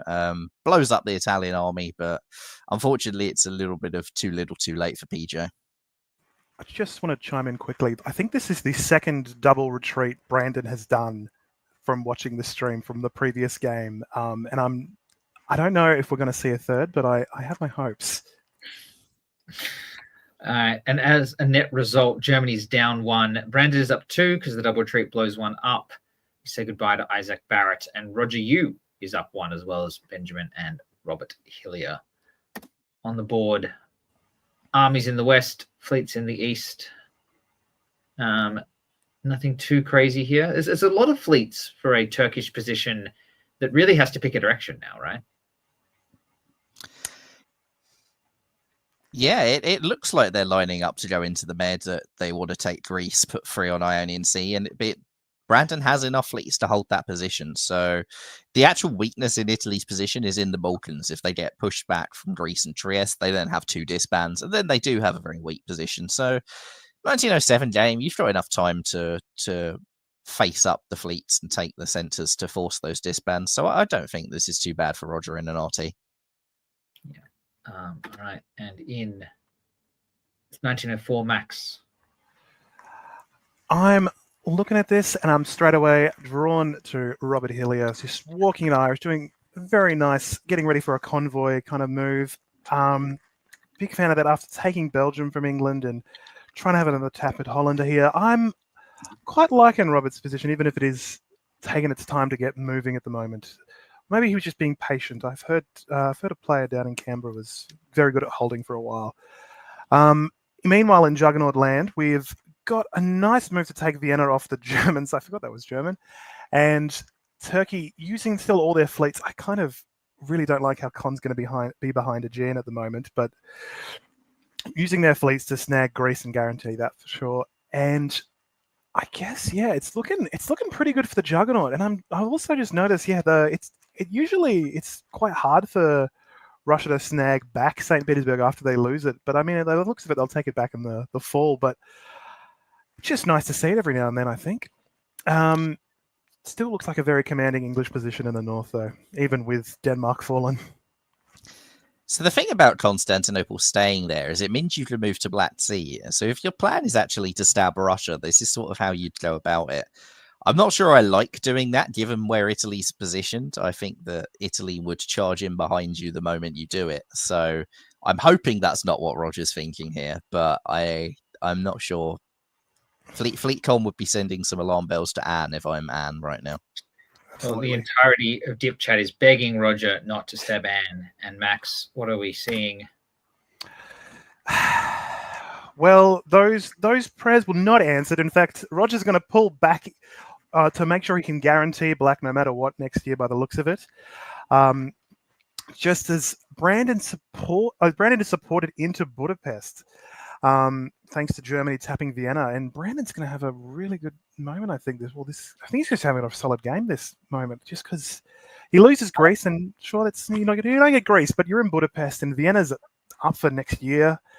You've got the Turks getting ready to fight the Russians. It seems pretty. I don't want to say like the rest. Vienna's going to be free, and you're going to have a pretty good say on who's going to hold Serbia at the end of this game. I think England's doing very well for themselves at the moment, despite, I guess, the convoy to Wales, as I just saw that. Apart from that and losing Holland, you know what was Max saying a few seconds ago? This is terrible. This is not all that good. Unless you're migrating north, looking for free real estate there, you're in a pretty sickly position, as Robert's going to go up one, be in Wales, and be in a position to take Liverpool next turn, because I think England doesn't get any builds. And you've got Germany helping France out here as well. So I think this is just going to be quite a pleasant ride for Robert as he continues to ascend that graph. Sad times for Russia's losing St. Petersburg, alas, but there's a lot more they have to worry about anyway. I'm very sorry, Anne. Yeah, this game is sort of developing into a position where it looks like France and Italy are going to be racing to the top, and everyone else is going to be trying to stick around on as many centres as they can. And I think actually your initial reaction about England is about this not being the end of the world. I kind of agree with. I would expect Dan to pull Fleet Baltic here. Germany's pulling as well. Yes, you're probably going to lose Liverpool, probably going to lose London, but you've got, with Russia having been pulled in the opposite direction, you've actually got a bit of security on your other fronts. So I think England's got a decent chance of getting a sort of mid-tier result. Like, their chance of topping has gone very, very downhill, but a sort of mid-tier finish, I think, is actually still there. And they're looking healthier than almost anyone else that isn't France and Italy, because I'm not too sure Roger's going to get much out of this sort of IT. And the fact that Brandon was trying for Greece whilst taking support to Budapest suggests that Roger's not going to get too much out of it.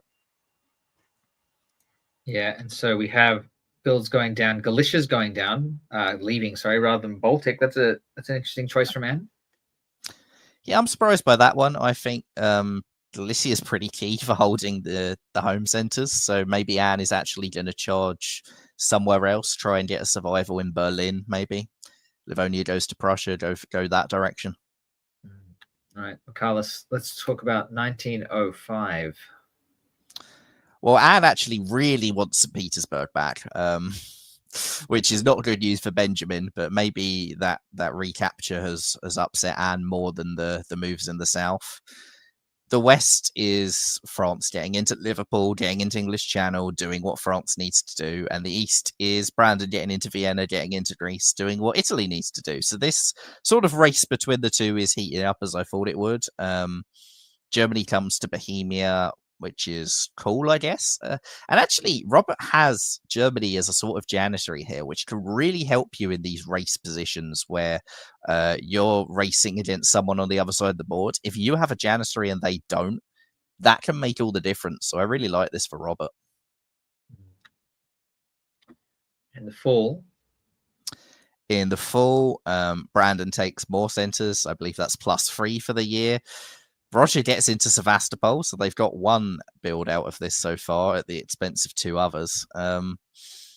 Russia gets back into St. Petersburg, and France does not get into London for now.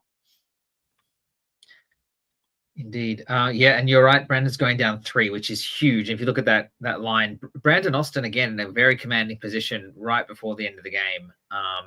Really good spot with Italy. No pressure from France whatsoever. And I mean, the Turkish position is all fleets, right? You just got free run of the Balkans here. This is very, very nice. Yep. So I will point out, as noted in Dip Chat, thank you. This is about the point of the game where Anne Gray did actually, unfortunately, have to sub out. So was replaced by a kind of, again, we're getting to like him in this tournament, but the new player, Andrew Goff. So that might have an impact on the result of the game. We'll see, Max. Let's see how Anne Goff decides to play out this end. Army Fleet. I like it.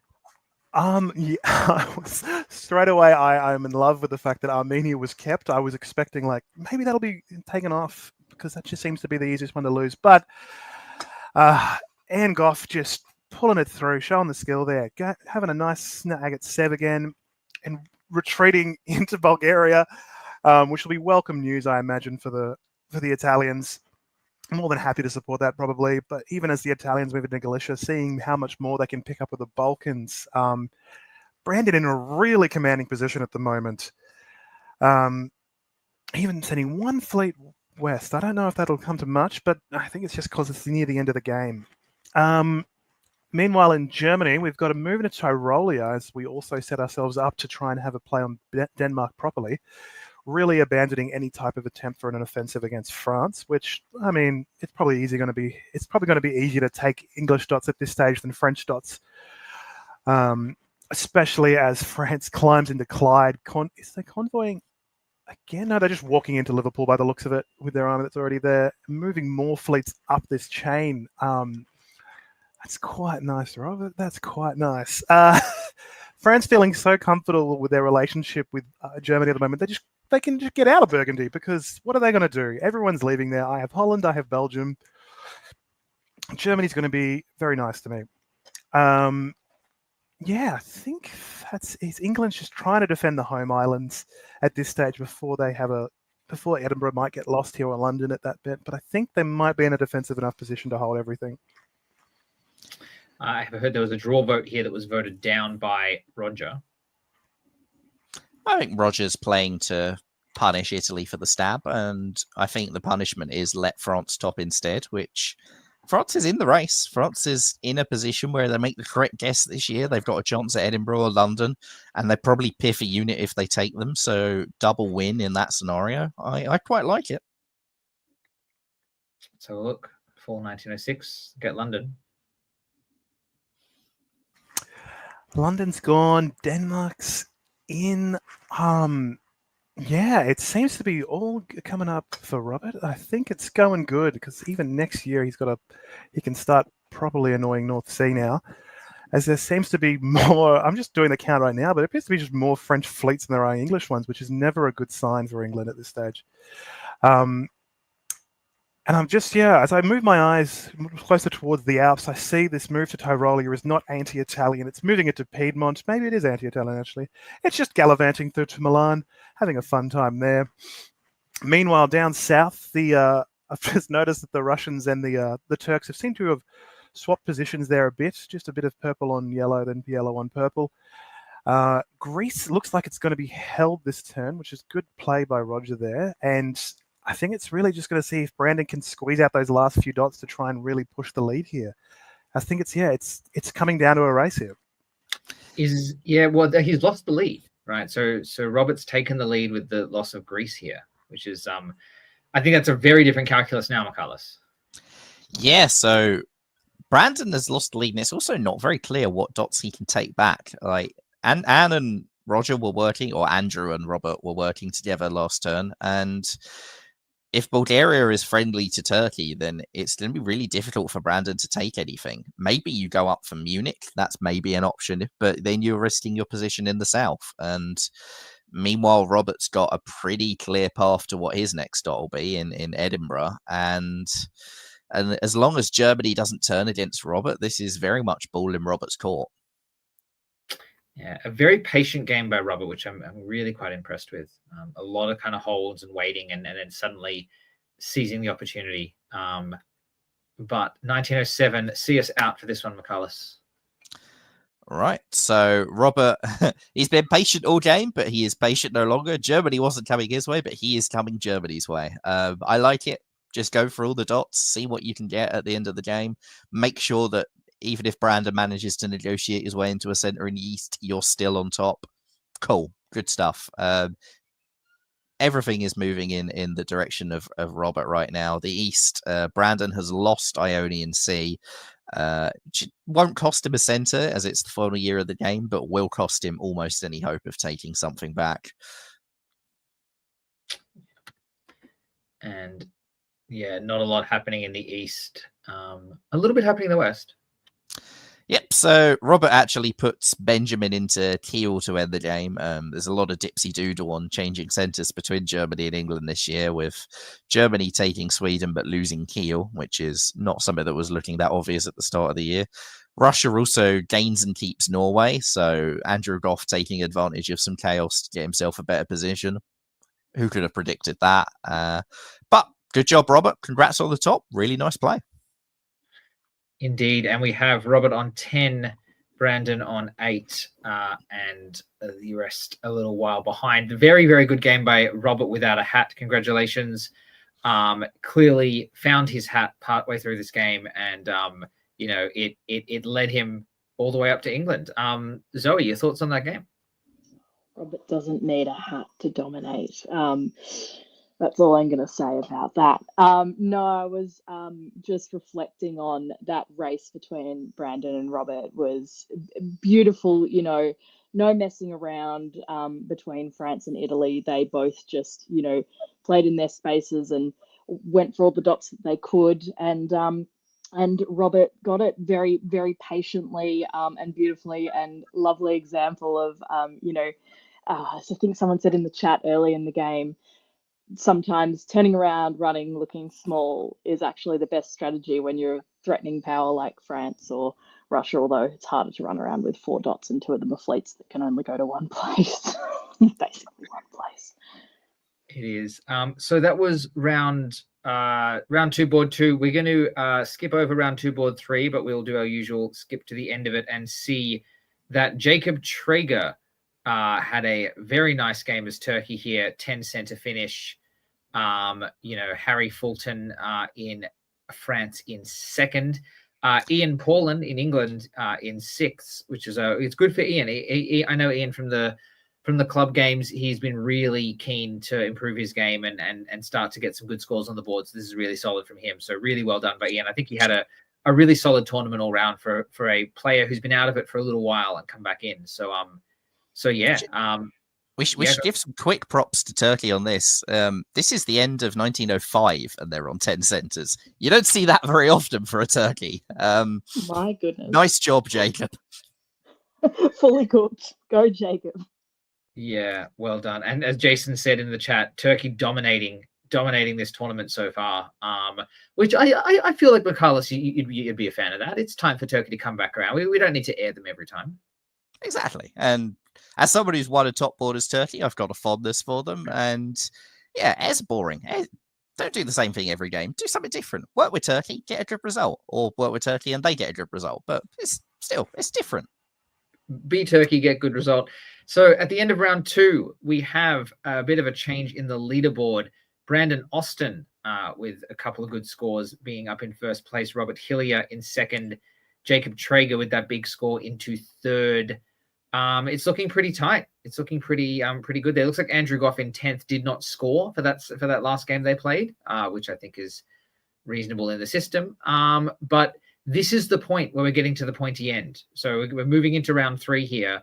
And, we've got a lot of players who are all pretty close in contention, right? So Brandon's pretty ahead. But the big question here is we don't know the handicaps. Nobody knows at this point what the handicaps are. So there is a world where any of these players could actually get enough to make them on the top board. And in particular, some of the newer players who might not have scored particularly well, but if it's their first time playing, we don't know how much they're going to get bonus points on this. So really, it makes these final games very interesting when you're not only playing for tournament position, but there's a big unknown factor in the tournament position.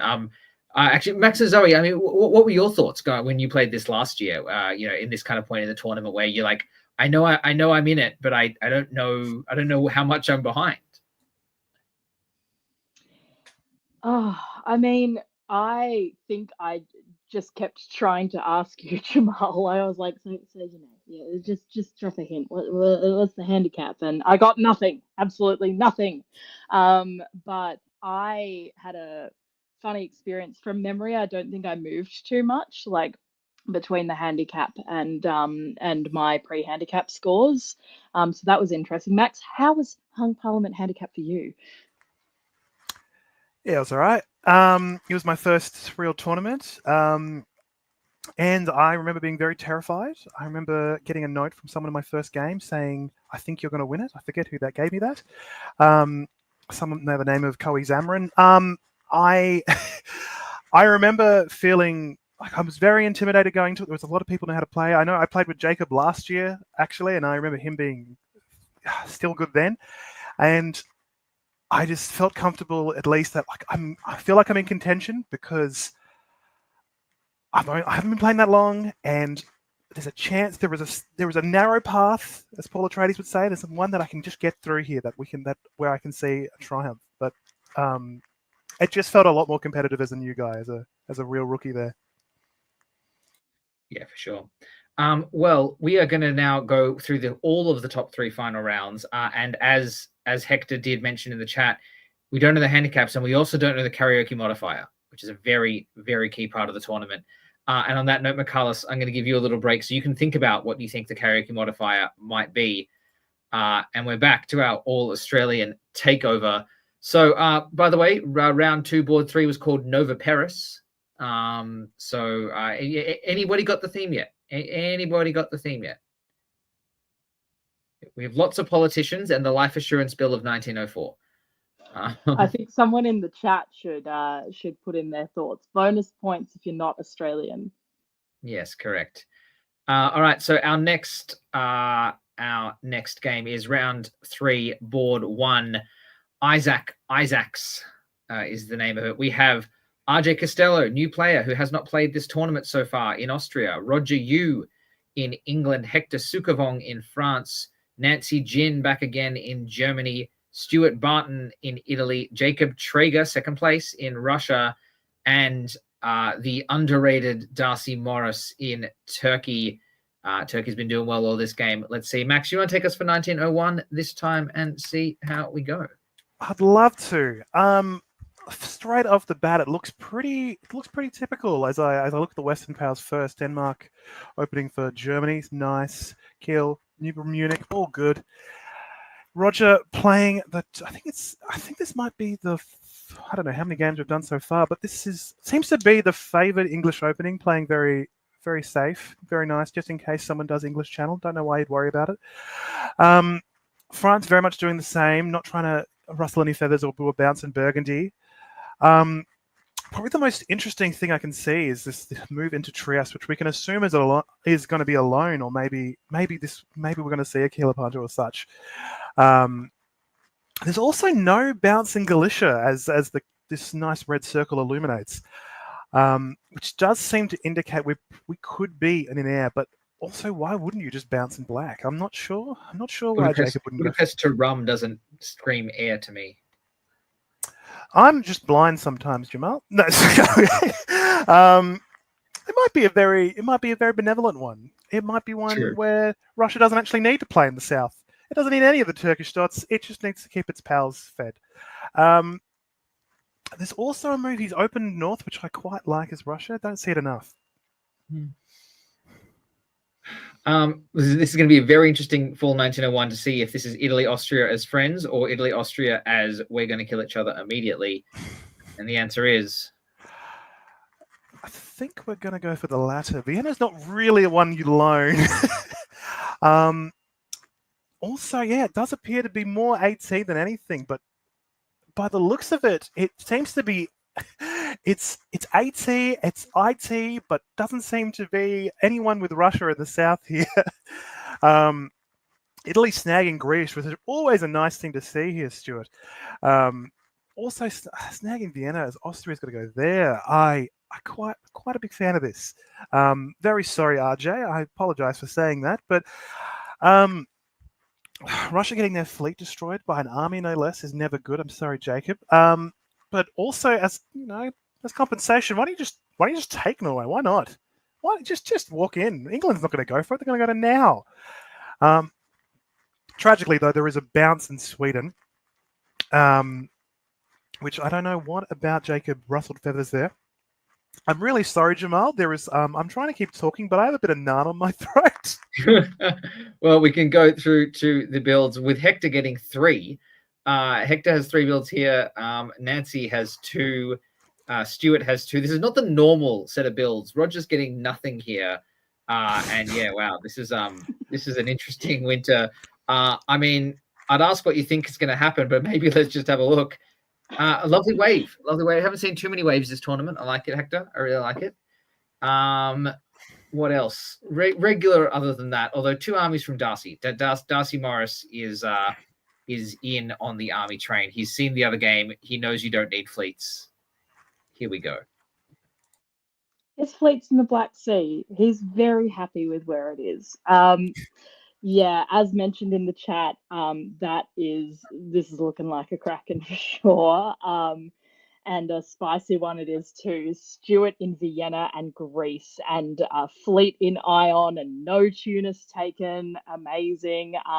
And Turkey has also said to Russia, hey, so what if you did a northern opening and then actually just played everything in the north and maybe in the west as well? Yeah, not in the east at all. Actually, no Russia in the east. Thank you. That's what that's giving to me. All right, let's see what happens. In spring, we see Russia saying, no, thanks, I'd actually like to play south, and managing that. And Turkey kind of goes, oh, yeah, right. I guess I should go to Romania anyway. Good point. Thanks, Russia. I really appreciate you straightening that out. Italy continues on its what I can only call a death march, like a march of death for Austria, not for Italy. Italy is healthy. So Vienna to Budapest, Venice to Trieste again. Austria's kind of like, hey, no, wait, I'll go to Tyrolia and Adriatic. And Italy just seems completely unbothered. Naples to Tyrrhenian Sea. Bit of argy-bargy between Roger and Hector, I'm noticing. Looks like fleets are possibly lining up to maybe in advance in anticipation of some sort of convoy. I'm not sure. Russia does get into Sweden. Congratulations, Jacob. All right. And we see Germany going into the North Sea, and Roger in England is going to the English Channel, and Brest is now in Mid-Atlantic Ocean. Tunis is finally taken by Italy in the conventional-ish fashion, if you can call Tyrrhenian Sea to Tunis conventional. Normal, nice and normal. Looks like Austria's having a little loan back, saying, don't mind if I do, thank you, Venice. And Vienna stays green by virtue of a triple bounce with 2 Italian armies and 1 Austrian army. Just being like, just to be sure. We also see, clearly Turkey was like, Serbia, nah, that is an Italian centre. I want that for Italy, and just heading into rum, because Austria doesn't get to have nice things except Venice. And Venice is a nice dot. And we also see Turkey compellingly taking back Seb. Stuart going up 3 here. So a whole lot of chaos, losing Venice, but really managing to get the money in the bank for it. Max, Stuart's on 8. I like his position here. What's your thoughts on Nancy's position in Germany? Because I actually think this is quite a good spot. Just quietly sitting in the background here.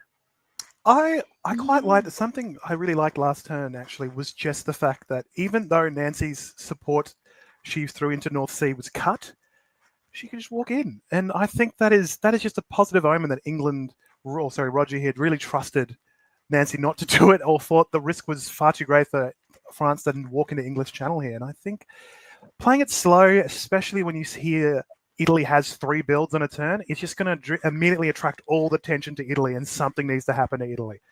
I quite like Nancy's position. Having 5 centres, being in North Sea, you hit it to win it. Indeed. Absolutely. And a wise person once told me that a 6th centre as Germany in the early years is very overrated. It's true. It is overrated. 2 armies for Stuart. Darcy doing some more armies. So I think we are on crack and watch again here with Darcy Morris. All right. Zoe. No, it's Max's turn. Max, what do you got? What do I got? I got just walk into Greece. That's what I got. Just walk. Don't even need to follow it up. Just walk in. There's some nice play by Darcy here to try and lock down Ukraine. Just as Russia just walks out of it, actually. Nancy giving some support to her second half of the sea line here. It's a bit delayed, but it's in vogue now. We're seeing in the south here, Stuart's going to take back Venice. Sadly, this will not be a repeat of the Austrian fleet that could, by the looks of it, unless some shady things can happen. But I think he's probably made a concession here for Greece, considering I don't think he expected to get that big that fast. But it probably is the best way you can get Darcy, or at least one of the other adjacent powers, to not start talking about coalition talks or anything. Jacob, I'm praying. He's left Norway to just probably to hold better in Moscow, but it does mean the biggest power in the north at the moment is actually Germany. And Max, I think you and Zoe would know nothing about coalition talks against a board leader. It's not a thing you'd even entertain. It's too hard to do, to get the whole board to work together. If someone's on 11 and you're on 7, there's no way you could work together from there. It's over. Well, you just accept the draw. Yeah. You accept the fatalism of it all. Yeah. Of course you accept the draw. All right. And straight into this. And France goes moving more into the south now, because 8 centres for Italy is always a worry. And Austria, in their final moment, just appears to try and throw support behind Galicia, but it's not going to make a difference here, sadly. And by the looks of it, Nancy's throwing a support behind Picardy into London, so that's going to get through. And Nancy seems to have made a really good impression with Jacob, because Jacob's just going to move out of Sweden now. Maybe 5 centres is fine as Germany here, even if you've got an 8 centre Italy where everyone seems concerned and people are moving into position, or they've got to make concessions. It is only 1903. It's true. I just think it's a lot further when I hear oh yeah, Italy's on 8. Very good. So there is pressure on Italy in the south now, which is a thing. Finally. I think it's probably why London was given to France there, actually. Usually I feel like there's whoever gets Belgium gets 2 of the English centres in a sea line here. And also means France can build a fleet in Marseille and get more focus there, get more pressure down in the Med. For sure. 2 big alliances on the board, it looks like, Zoe. Do we think this is going to change, or do we see some shenanigans? Oh, I mean, surely if you I mean, like, it's hard to say because Turkey and Italy look like pretty equal partners. Like, yes, Stuart just has the edge, but they're pretty comparable. Turkey has a room to grow. You could just keep on, pushing in your respective crackeny directions here, and live happily ever after. Um, but I think that the point that Max made was a well-made point. And my goodness, love a Hector hijink, but please let this be Fleet Marseille, please. Answer is Fleet Marseille. We say goodbye Excellent. to Ajay Costello. Thank you for playing. Darcy Morris with Fleet Smyrna, the most wave build you can make in this scenario. Army Smyrna, even better. Army Smyrna, even. Sorry, I can't read my circles and my triangles. It's interesting because And it's probably a Eddie pretty good comes excuse to back. build a fleet. Yeah. It is, right? Italy needs some help here. You actually need to send a Turkish fleet out potentially. So yeah. All right, and we keep going. Oh, fascinating. Germany and Russia. Getting that Russian fleet into Norwegian. Interesting. Is this FRG? What? Bizarro.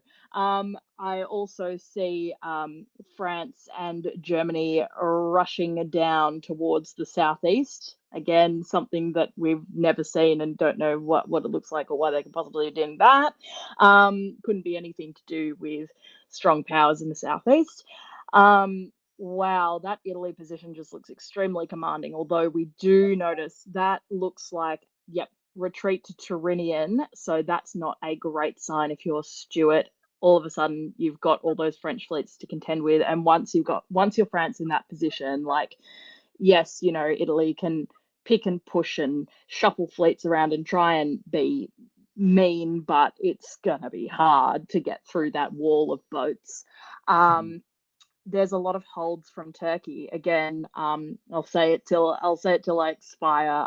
If you're doing that many holds, you're happy with how the game's going. Yeah. I think Darcy is trying for the Jade Buddha Peace Prize, but misses out with Smyrna to Armenia. Unnecessary. And Is the Peace Prize up in the Hung Parliament Handicap? Of course it no. is. The important awards for this one was most base move, the Mandarin, which is like a tournament director's prize, and obviously best chain cubis. So yeah. Yes, beautiful. All right. I haven't seen many based moves this game, actually. They need to do some more based moves. Is that foreshadowing? Let's see. I don't know. I haven't seen the game. All right, what do we got? Norwegian into Eddie, supported by North, and little trade for Sweden. I like it. Nancy, I like your style. I think can't remember exactly when this was, but I remember playing some of Nancy's first games with her. It might have been at Hung Parliament last year, actually. She's good. I really like this. And this is good sort of Germany strategy. I feel like kind of talking to all your allies and getting them to push, and then being like, oh, don't mind if I do. Sweden, delicious. We see a failed convoy to North Africa. Did that just fail because London didn't accept? I think English Channel didn't accept. Yeah. Oh, English Channel didn't accept, of course. That would wait. Yeah. Why would you assume that you were getting English Channel to convoy you down there? Sure. I mean, if I'm England, I'd do it. I get the army out of London. I can take London back. Yeah, this is true. But, at what cost? Russian fleet in Edinburgh, 6 of one, half a dozen of the other. Anyway, and we see a bounce in Tunis.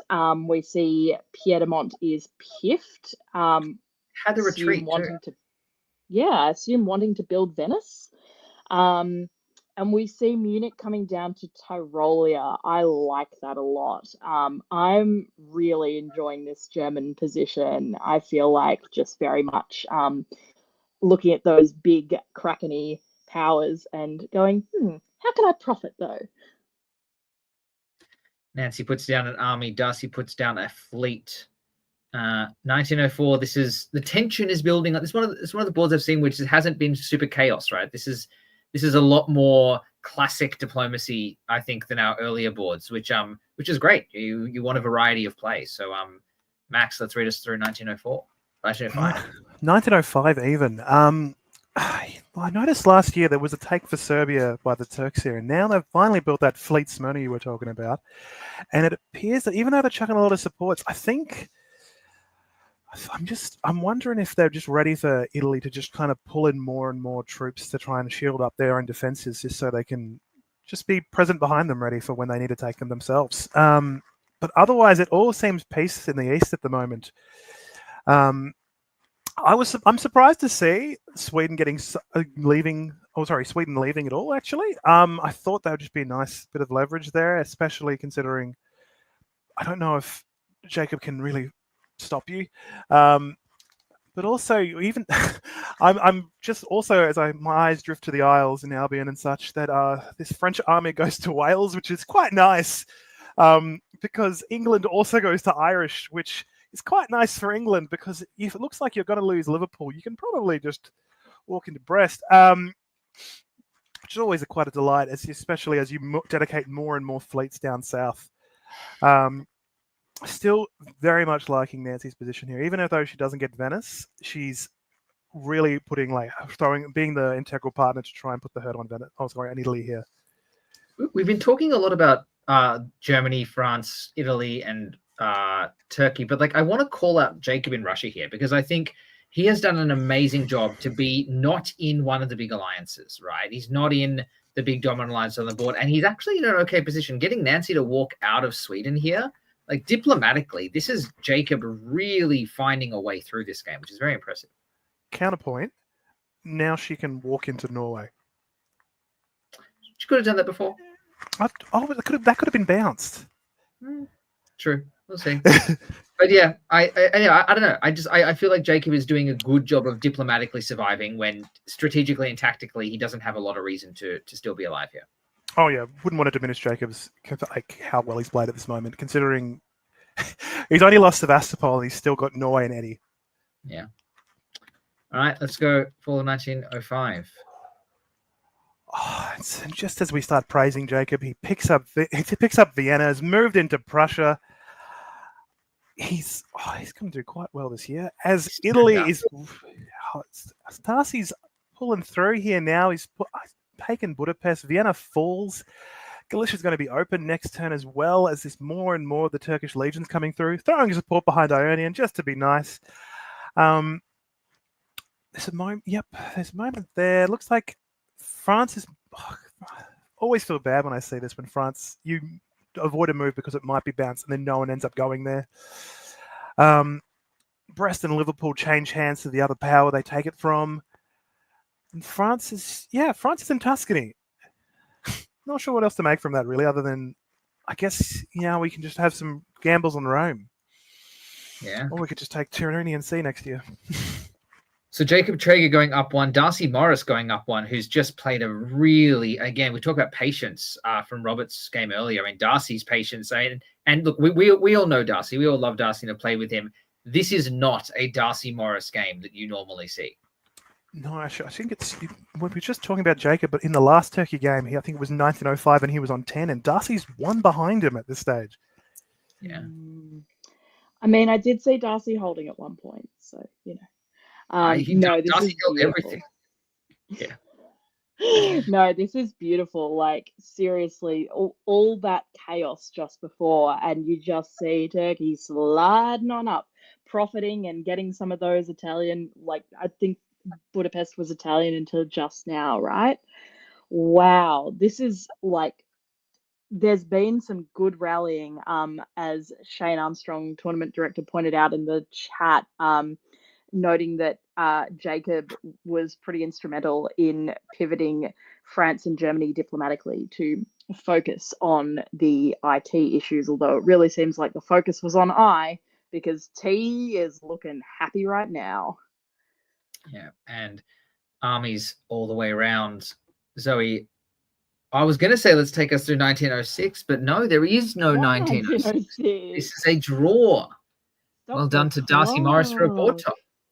Congratulations, Darcy. And that is, yeah, beautiful, strong turkey. Wow. Also, shout out to Hector in France, ending on 7. And it's kind of a like nice, weirdly spread out. The French dots are kind of somewhat oddly positioned, and that's nice. Like, I would have loved to see this go for like another 6, 7 years and see what happens. But commanding board top from Darcy, very well played, and ouch, good game, Stuart. Beautiful big lead in the front, and sometimes, you know, those who fly so close to the beautiful sun have the wax melt off their wings. It happens to us all. I think if there was an Icarus Award, Stuart would win it for this game. Michaelis, do you take the draw here if you're Jacob? Jacob, yes. I think that you are always worried that if the game continues that Nancy's going to start taking your dots in the north. I think it's actually Nancy that I probably don't take the draw as in this position. It's a bit different in the 1907 game. If this game is like 1910, I think Germany is actually in a really, really good position. 1907, maybe not so much to actually go and take the board top from Turkey, which is probably, I would say, why Nancy did take the draw. But I think Darcy measured this really well. Like, when there's a really strong alliance on the other side of the board coming across the line, stabbing your ally on your side of the board can just invite them to keep coming. But Darcy stabbed at the right time in a 1907 game that they couldn't come and break this up. This is a 1910 game. Darcy's stab, I think, is really, really bad. I think that this FGR just comes and crushes them. But by stabbing in a 1907 game, at exactly the right moment that Nancy, Hector, Jacob, none of them can knock Darcy off this top, and I think that measured is how I would describe that. It was excellently timed on their part. For sure. Now, before we go to the next game, I want to draw out one of the comments from Dip Chat, which I missed at the time, but is, I think, one of the things that really captures the spirit of this tournament. Maybe not as much this game. This was actually a really just high quality play game, and was really, yeah, as you said, measured and kind of very traditional, but we have our very own Tornado Tommy coming in to the Dip Chat earlier. I swore I wasn't going to play this for a year, but this is fun now. I think I feel like everybody in the Canberra hobby would love to see that, because that is exactly what this tournament is absolutely designed to do. Getting people to play just because it's fun, and that's kind of the point. So yeah, big shout out to Tommy. Love to see you in Australia sometime, Tommy. Come and say hi. All right, Max, I think it is your turn for a break, so I'm going to give you a chance to get some water and do whatever you need to do. We are going to go to round 3, board 2, Neville Bonner. In Austria, we have Andrew Goff. In England, we have Alex Batten. In France, we have Tristan Barrett. In Germany, we have Robert Hillier. In Italy, Ian Paulin. In Russia, Kieran Gill. And in Turkey, Megan Corby, another first gamer, Megan Corby, I think. So yeah, really great to see this many new players coming through here. So another Goffy game, but you know, a few really. I know a lot of these players. There are a lot of Canberra local players, and I think there's a lot of players in this mix who are really in that layer that's coming through right now. So this is gonna be fascinating to see. Zoe, how about you kick us off for spring of 1901? Busy making Narm jokes in the YouTube chat. Why would you ruin my fun by asking me to talk about diplomacy? All right. Oh, Northern opening for Russia, and the Sev fleet goes to Romania right away. I think that's the second time that we have seen this in this tournament. Wow, yeah. Interesting watching Fleet Anchor cheer on Con to go to Bull, but Bull gets in. We have Austria moving south. We have another Naples to Tyrrhenian Sea. Again, I think at least the second time we've seen that opening in this tournament. Very fun, very odd. Personally, I would leave Army Rome where it is if you're going to move to Tyrrhenian Sea, capitalized. But anyway, that's just me. Normal things in England, very normal things in Germany, normal-ish. Yeah, no, normal things in France. I am interested to see how this works out for Russia because this looks like big Russia getting bigger real fast. And that usually doesn't go down too well in Australia. All right. So we interestingly, St. Pete doesn't bounce England out of Norway. That's sort of the first thing that my eye is drawn to. I feel like if you've got an army in St. Pete, surely that is what you are doing if you are not convoying to Sweden and being real nasty. But Russia gets Sweden. There's literally nothing done about Romania, including putting Ankh in black. Ankh just goes to con. Interesting. Juggernaut watch. But also ER watch. Who knows? Love it. We see England convoying to Belgium. Nice. So England's going to get 2 builds. We got 2 for Germany and 2 for France. Do we think that this is a alliance that shall not be named? It might be, but that friendliness from Russia might not be. Anything else notable? Just Austria moving into Trieste. So despite the fact that all their pieces are pointing away from each other, maybe things aren't super trusting between Austria and Italy. That's my vibes for 1901. Anything strike you, Michaelis? Act is an interesting one. This is an easy mistake to make when you're new, but if you're going to do that, you probably want to put Smyrna up to anchor so that you can build a fleet in Smyrna. That's what I would have expected Turkey to want to do in this situation. You're now sort of forced to build in Ankh, which is never ideal. Beyond that, I quite like this move to Finland. This is how you set up to put a northern fleet down as Russia and guarantee that you can take Norway. So if you've got a deal with Germany, which you probably have, given they didn't bounce you out of Sweden despite the northern opening, I think this is quite good for Kieran. Kyron, how would I pronounce that one? Kieran, yeah. Kieran. With another illustrious surname from the hobby. It's true. Except we go south coast to St. Petersburg instead of north coast St. Petersburg. Thoughts on that, Michaelis?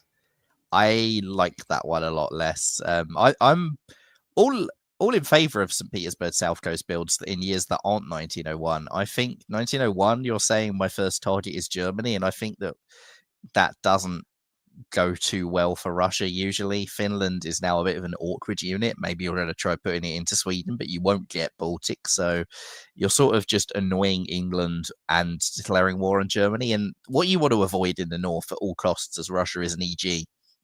And that build really pushes England and Germany to work together, which is the real danger of that build.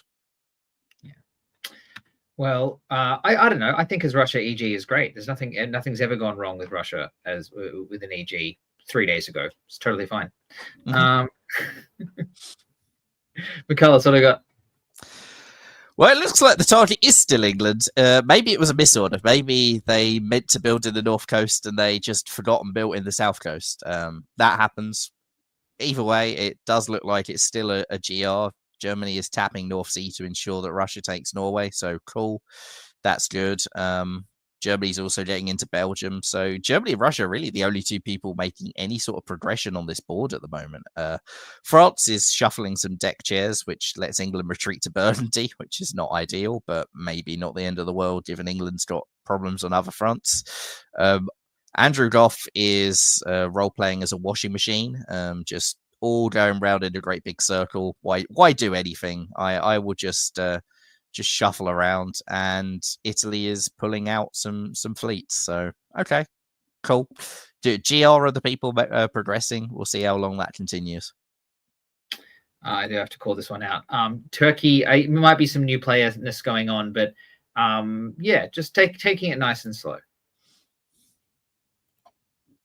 All right, in the fall. Well, in the fall, I hear water goes backwards in Australia, and now Andrew Goff goes backwards in Australia. We're cycling in the other direction. That's important to note. Could have done it the same way both times. This time he's reversed it. England gets back into Norway because Finland is a fleet, and that is why that can happen. So This is a bit of a punishment for Kieran for that wrong build. And Germany keeps Belgium. So England does still have a disband. Germany is up 1 and nobody else has done anything. So when you're Robert and you're the only person growing, cool, you'll be happy. Yes, indeed. Zoe, grade A Goffy nonsense. Oh, beautiful. It is very elegant, just an elegant thing. Also, like, a way to not appear to make any decisions. I'm not going to say to not make any decisions, because Andrew Goff's made decisions, 5 years ago about this game. Sad that Russia didn't hold on to Norway, but that was a very firm rebuke from England. And yeah, okay. Army, Munich, and what got pulled? Oh, Burgundy got pulled. Yeah, fair. Fair. Reasonable. Fair and reasonable. Bosnia goes to Baltic. So Russia's saying, okay, England's given me a good telling off. Germany, I guess you're the next natural target since I got 2 fleets here. What am I going to do but go to Baltic and Livonia? Looks like somehow, weirdly, a lot of trust between England and Russia. Righto. We finally have a fleet in the black, so that's fun. And we have Turkey very easily taking Romania and just shuffling up. And yeah, like, one thing moves at a time. We don't need support orders in Turkey. We're just having a good time. The turkey is in the oven and getting to a nice brown crispness. Like, is it just trying to do geometry with the moves? And is this a symbol that means something? Well, he went one way, then he went the other way. Now he's got to swap them. Well, if you look at the arrows, that's a big arrow he's created that's pointing towards Greece there. They've got a triangle with an arrow going down. So Goffy is saying Greece, watch Greece. Attack in the direction of the flared location. Although I will say that Greece did try to retreat to Budapest and sadly did not succeed. All right. Wow, not much moved in the West, I noticed. Attempt to take Belgium back, nothing. Munich is defended, and oh, nice little pop into Berlin from Fleet Baltic. Why would we convoy when we can just go there? Put the boat there. Why not? And England says, I'll tell you why not.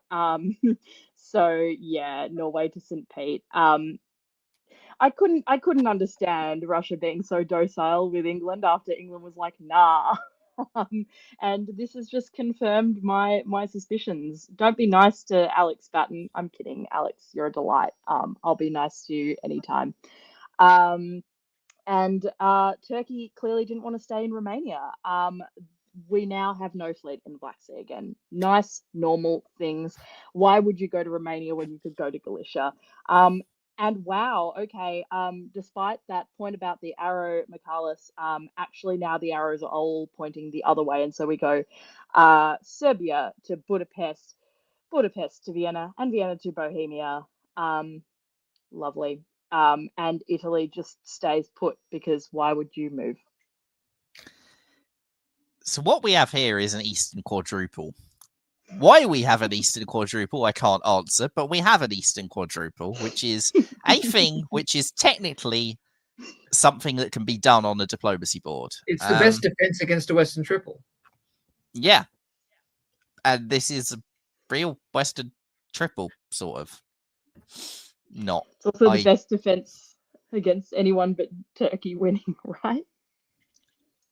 I don't know. This is mind-boggling to me. Why most of these players would want a Western, an Eastern Quadruple.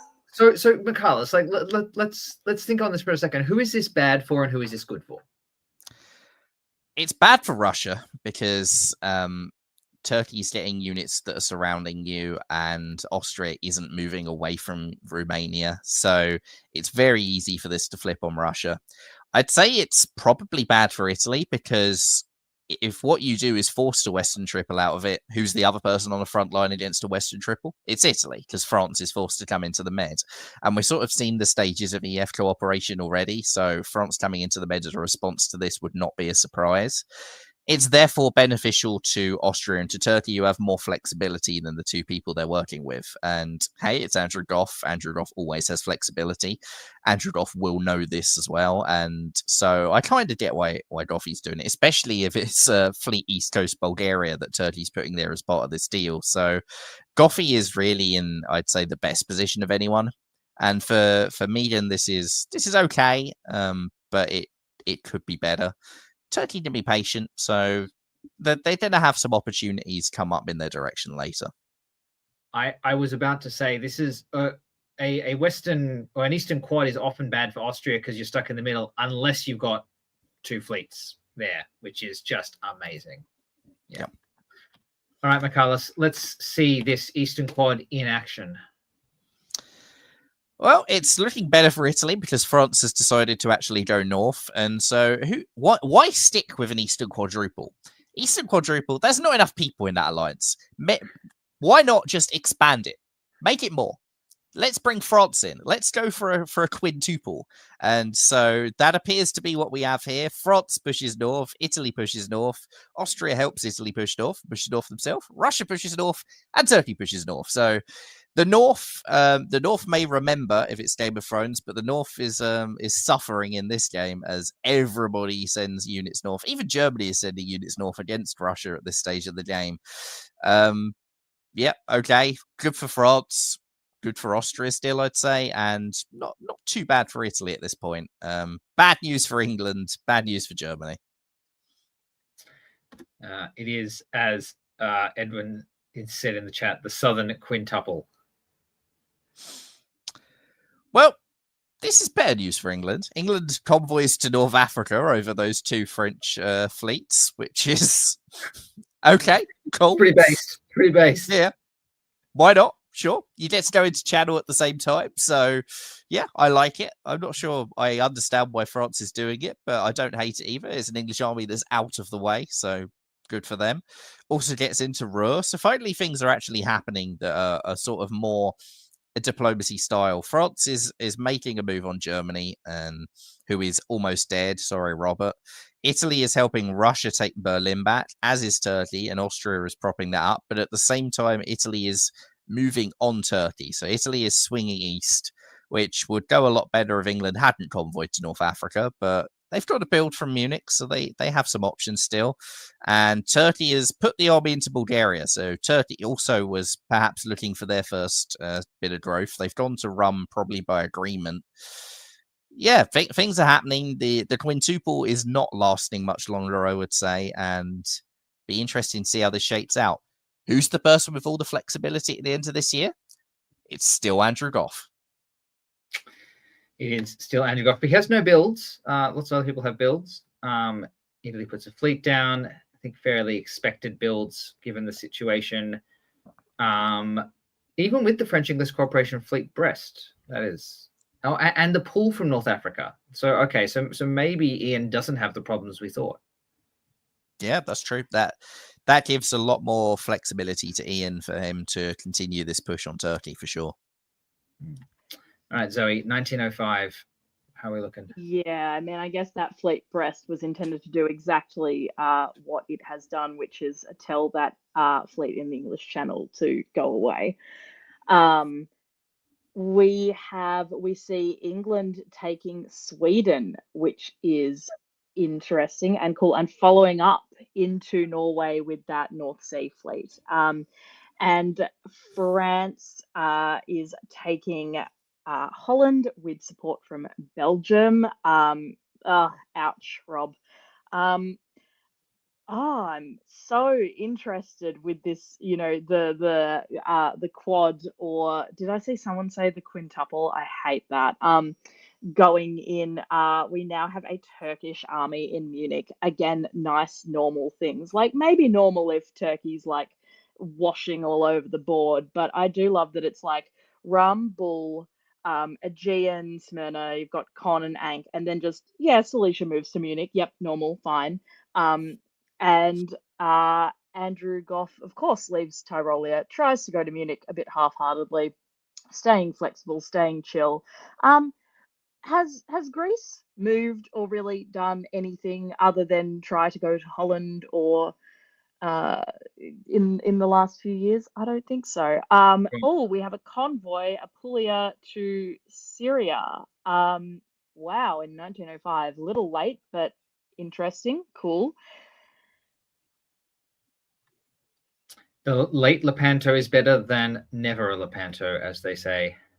Call it with your pants off. So Fleet Smyrna retreats to Con because Fleet Eastern Med has taken Smyrna. Nice for Italy. I would say that Bohemia taking Munich is not nice for Italy, but Italy is very happy with it. And naturally, that Turkish army is going on a incredible adventure. We now have a Turkish army in Burgundy. Nice and normal. England retains Sweden, so that is lovely. France is going to the English Channel, really keen to get into the English Channel. Little ineffective, if I may say so, but as has been noted, that is the Australian way. Make sure that something moves with everything you've got. I'm surprised that Picardy didn't support it in. All right. I want to point out something here, which is Goff's non-support of Ionian to Aegean. So Goff is ostensibly in an alliance with Italy here. It's getting supported into Munich, but he's chosen not to give Ian the guarantee of Aegean Sea here when it really wouldn't have cost him anything. I mean, this is if you can get away with doing that and keeping your ally on side, it's just that way of slowing down your ally and actually really having the upper hand yourself. I'm not even sure that's actually what it was designed to do. So Italy has daisy-chained their fleets here, which, if they got into Aegean Sea, Tyrrhenian Sea goes to Ionian Sea. Andrew may be looking at France and going, I want Italy to move west. And if Italy gets Tyrrhenian Sea into Ionian Sea, 2 years left in the game, Italy's probably not going west and taking anything if they do. It would probably be too little too late. So the real effect, I think, of not supporting Greece to Aegean Sea is that Tyrrhenian Sea stays where it is. And by Tyrrhenian Sea staying where it is, Italy has a real shot at going west and actually getting something. So I think Andrew may have been actually thinking a bit bigger picture than just Aegean Sea, because the benefit of tapping Aegean Sea is it guaranteed Smyrna for Italy. So that was the key priority for Italy there. And maybe, especially if Turkey is going to Burgundy and Andrew is cooking up something to encourage that, Andrew is actually trying to deal with France, who is topping the board at this time. Yes, indeed. Andrew gets a build. France gets a build. Robert loses one of his hats and he chooses Kiel. Bothnia is off the board.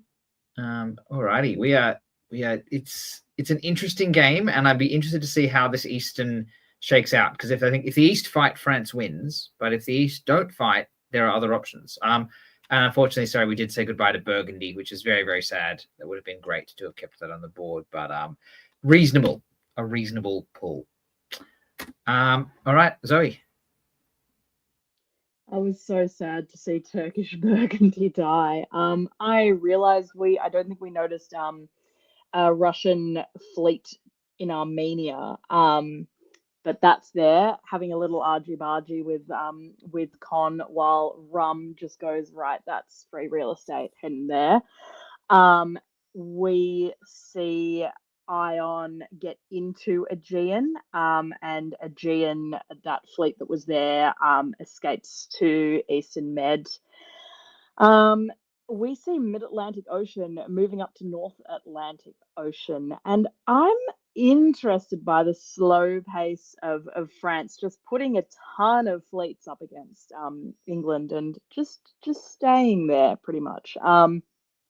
Looks like England might be trying to say something about it, putting Denmark into North, following through, clearly not that worried about Russia anymore. And that is what I'm noticing. Still seeing Russia and Austria cooperating. Interesting.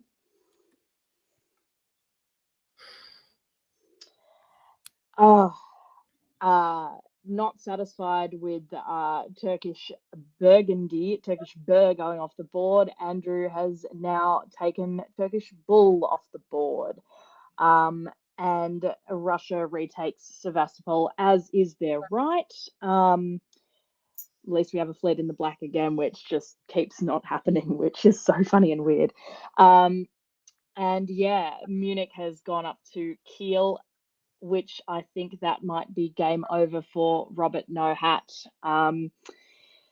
Well fought.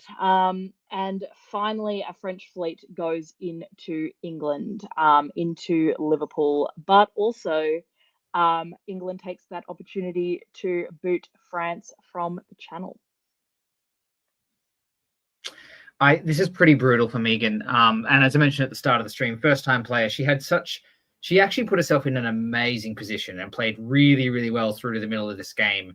And yeah, I think it looks like, Ian made the move to try and, swing back east and pick up centers, and Goff saw the opportunity and took it. But yeah, this is a pretty rough way to go down. But I mean, if you can get yourself into positions like Megan was in 1904 here, then you are if it's your first time playing, you've got a future in the game if you want it, because there's, it's something to get there, and then there's a whole nother layer to actually try and hold off something like this happening to you. But yeah, I've been really impressed.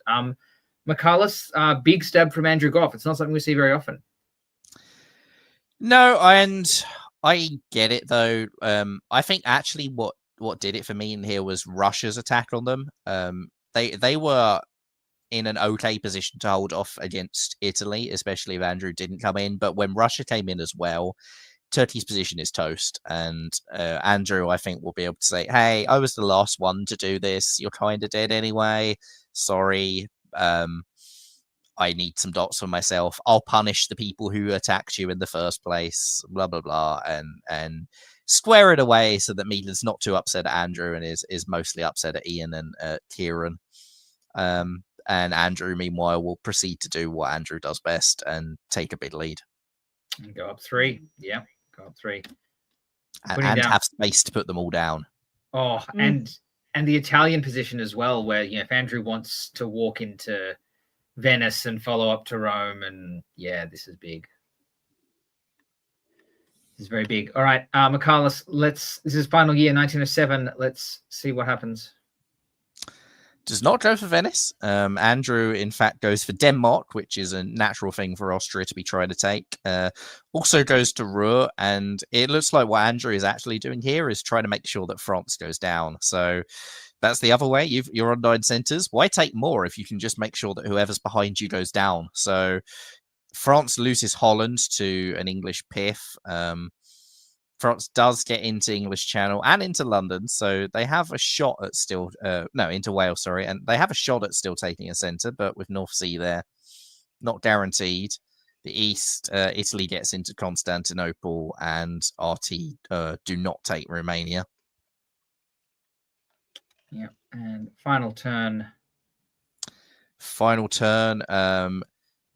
England doesn't lose anything to France. France is down 1 for the year. Andrew just ambitiously moving to everywhere he can. So Austria and Denmark does happen in full 1907. Cool. Not something you see very often, especially with an army. Doesn't get into Holland, but does take the board top. And yep, well played, Andrew Goff, as usual. Well played. And Megan gets to live, which I'm very happy about, in Ankara. That's a nice little spot there. But yes, as you say there, Goffy, disgusting. Disgusting. Cool. Well, beautiful. That is game 2 of round 3. Max Robanks, what do you think about the Andrew Goff washing machine? Andrew really putting the Gross and Gross Deutschland there. It's a massive, chunky country, and God, I'm surprised it even got to Denmark. That just, it's really showed that over these 3 games, he is improving still. Yeah. Still loving his washing machine. Did you say he's overrated or underrated or just rated? So on a scale of like Darcy Morris and Peter Underrated or McNamara. Who's on which end? Yeah. It's hard to say. Yeah. Australian memes are definitely a thing. Zoe, we're going to give you a break, and you can get yourself ready for the top board. Michaelis and Max, we are final game of the preliminary rounds. It is Joan Child. Now, has anybody got the board names, or do we need Shane in the chat to tell us what it is? No. No, come on, Michaelis, if you know it. No. I have no idea what this is. All right, Shane in the chat is now allowed to tell us what these board names were, but we are going to start to talk about this game. In Austria, Aurelio Alfonso. In England, Ardengoff. In France, Brandon Austin. In Germany, Isaac Barrett. In Italy, PJ Bergmeister. In Russia, Chase Carwood. And in Turkey, Tianyu Sun. So we will take us off. Michaelis, what does Spring 1901 look like? In the West, we have another Munich hold, not for the first time. And other than that, some pretty standard stuff. France goes up to Picardy. So easy, friendly relations with Germany at this stage. And England does what you would expect. In the East, I mentioned earlier, Vienna to Budapest. It's got the highest top share for any Austrian opening. This is the counter to when Vienna to Budapest goes through. It has the highest top share, and it also has the highest elimination rate of any commonly played opening. Italy sends both armies up north, straight into Trieste, straight into Venice. Russia breaks at DMZ in Galicia. Sorry, Aurelio. Jamal was excellent at pronouncing your name, but this game is looking incredibly painful. Other than that, we see the more old-fashioned Turkish opening, which, you know what? That old-fashioned Turkish opening... oh, wait, no, we don't. We don't see Smyrna to Con. So we see just Con to Ball. So not everything bad for Austria yet, but yeah, this is looking brutal. Okay, so the follow-up in 1901...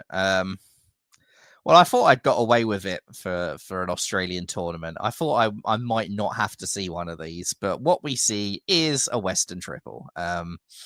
Yorkshire to Norway, Norwegian to Barents. France puts the fleet into the south coast, doesn't go +3, probably by agreement. So that's why Gascony has gone there instead of to Portugal. The other Westerners have said, no, look, we'll do this Western triple, but you're only building 2. And Brandon's gone, yeah, that's fine. And Isaac's gone to Bohemia as well. So usually that's bad for the East. In this case, Austria is building one, so they're not going to get a quick dismantle of Austria. So this probably is just bad for the East. And good news for Tianyu. Western triples are always pretty good for Turkey, and it's not an heir by any stretch of the imagination. So I think Tianyu will be okay from this. I think that PJ, Chase, and Aurelio will have some difficulties in their immediate future. Yeah, and just a quick update. It was parliamentary firsts was the board theme. Okay. So, yeah, there you go. Things that happened for the first time in the Australian Parliament. Not niche at all. Not niche in the slightest. I'm not surprised I did not get that theme.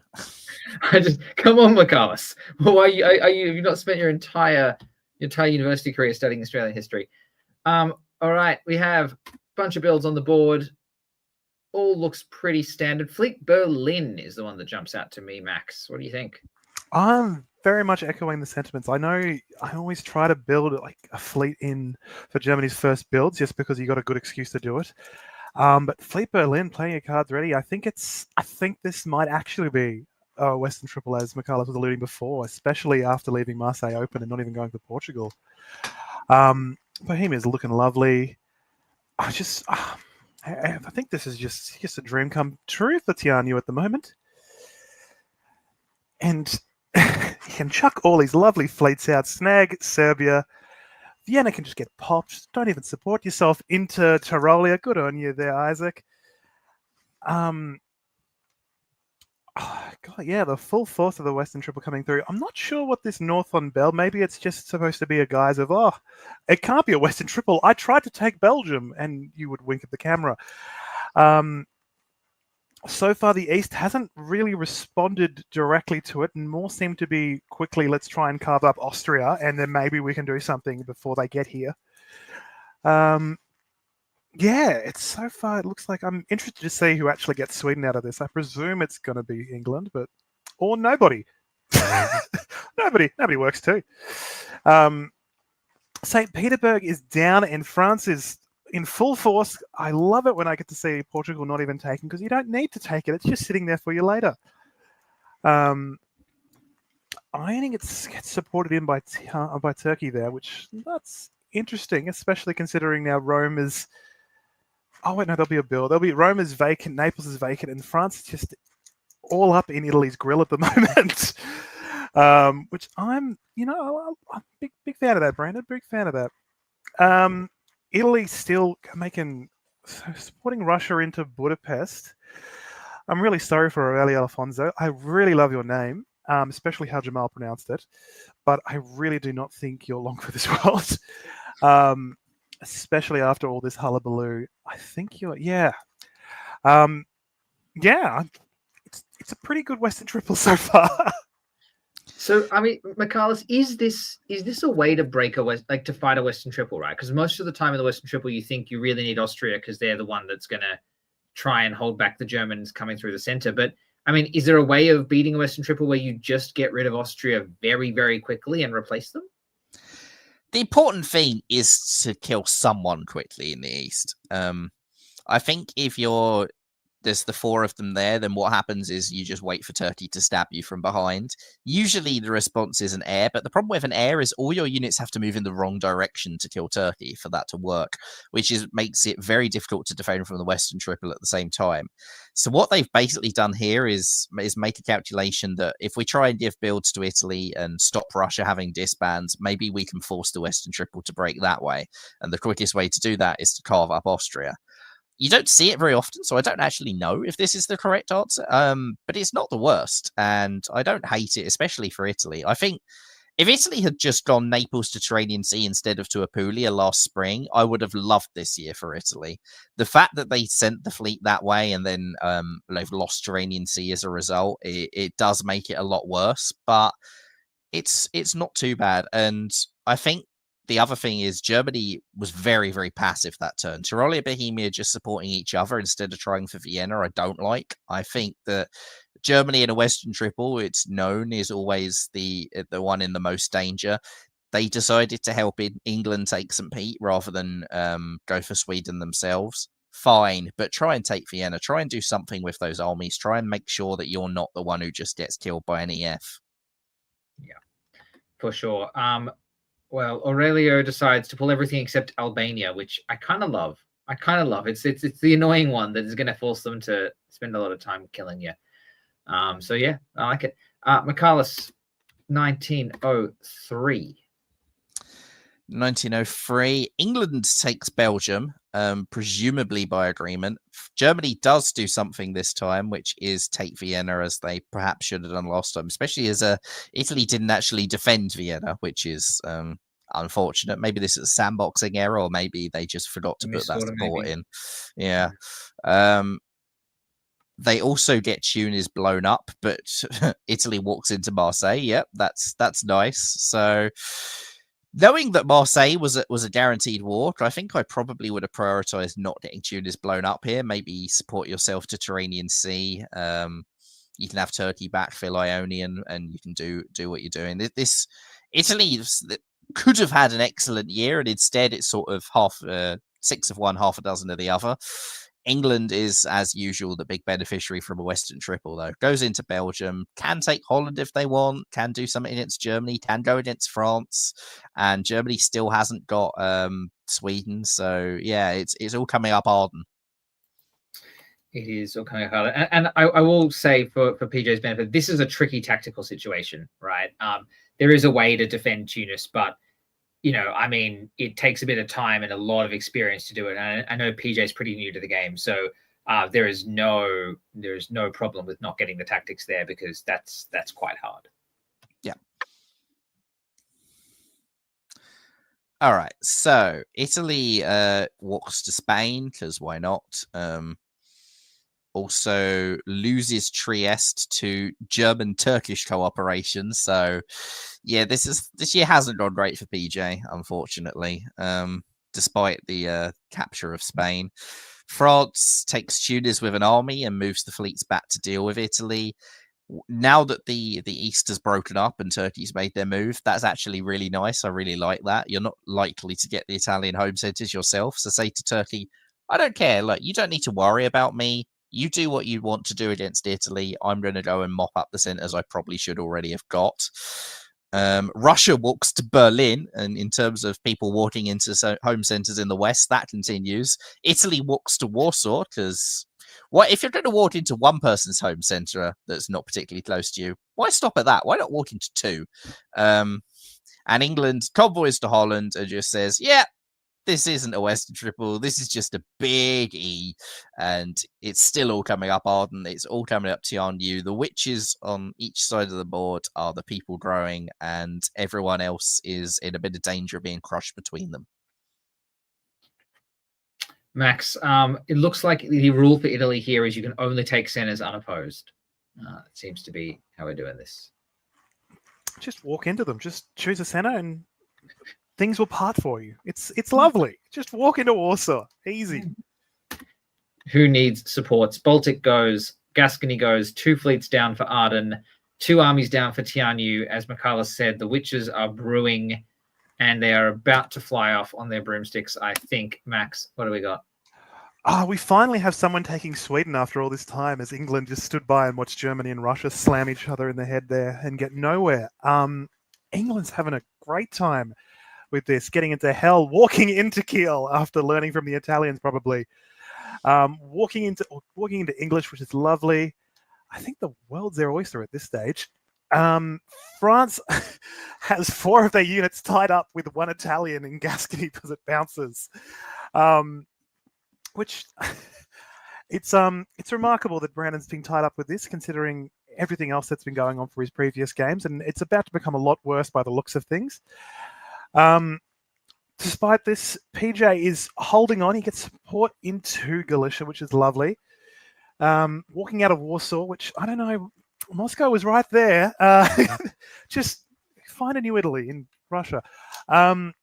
Tianyu having a great time as well as the other witch here, and walking into Armenia, and it looks like he can either guarantee rum or he can have a shot at Sev, and he's going to move into black as well. He's an Adriatic. Everything is... It is in fact coming up all England and Turkey. If it wasn't for the fact that I'm not a big fan of seeing all these constantly good turkeys, this is I would say this is just lovely, beautiful, gorgeous. This is a really good guess here by PJ to tie up, what's that, 4 French units with 1 bounce. Yeah. When you tie up 80% of the units with 1, that's a Michaelis level move. It's a nice one, and the nice thing is, even when you get dislodged from Spain in full, you're just going to retreat to the somehow still neutral in 1904 Portugal. Save it for later. Just get attacked. I was going to say, Italy can walk. Italy's rule can still stay. You can still walk in to somewhere. Totally fine. Oh, good. Try the bounce again. Yeah. All I get to do was stay still. I was looking at that briefly, and then I was really hoping there might be a chance there where Arden just walks into Moscow, someone actually just walks in. But alas, it looks like Tianyu is just having more of a field day. When I said he could go for, what's it called, Romania or Sev, it turns out he can just go for both. Just snag them all up. And Moscow will still be open. As we look at here, is Turkey convoying? Yeah, I really like that. I really like that. That is unusual. It's different. It's convoy to Apulia. I think if I Turkey, it's because I really like, because it gets your army out and actually gets some play, and it's really just a knife under the armor there. Also, it's a French army, which is just it's a French army, yeah. Which is just going to be stuck there and just causing a menace. It's lovely for you. Michaelis, what is this? We're back to chaos ball here. Like, I mean, this is just good for Turkey and England, right? It is, but I'd say this is a lot better for Tianyu. I think Arden showed simultaneously a bit too much ambition at Denmark and not enough ambition elsewhere. The hold on St. Petersburg, there's only one unit next to it. Just move to Moscow. You can bounce St. Petersburg if Russia's going there. You could have walked to Brest. I don't think you need France at this stage of the game. Just take the dots. This is a race against Turkey, and there's 2 dots that England didn't take that they could have done, and they didn't keep Kiel because of the attempt on Denmark. This could have been a lot better than it was for Arden, and I think Tianyu's taken a lead that I'd be surprised if they lose now. So yeah, this is a really, really good year for Tianyu Sun, and not quite as good a year for Arden. Yeah, so PJ pulls the army in Galicia. Tianyu's putting down another fleet and another army, and Brandon gets to put an army back in Paris and play a bit of defense. Michalis, 1905. 1905. England convoys Italy to Portugal, because why not? The Lisbon Leap's usually seen as anti-England, but when it's England and Italy doing it, I guess it isn't. Cool. Elsewhere, Turkey takes Budapest. Turkey stops England from taking Moscow. Fair enough. This is still all coming up to you. Also helps France take Naples to blow up an Italian fleet. Great for Turkey. Like, that French army is no threat to you whatsoever. That Italian fleet could have annoyed you. You've still got the ability to go force Naples later in the game, but what you've done is you've made your enemy for the moment lose a dot. So great. Love it. England does get into Denmark now, which retreats into Sweden as the chaos between Germany and Russia continues. And Russia takes Warsaw back for now.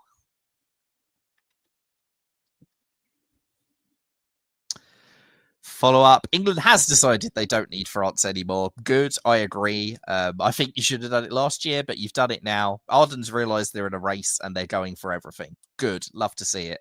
Takes Spain with Italian support. Goes to English Channel. Takes Kiel.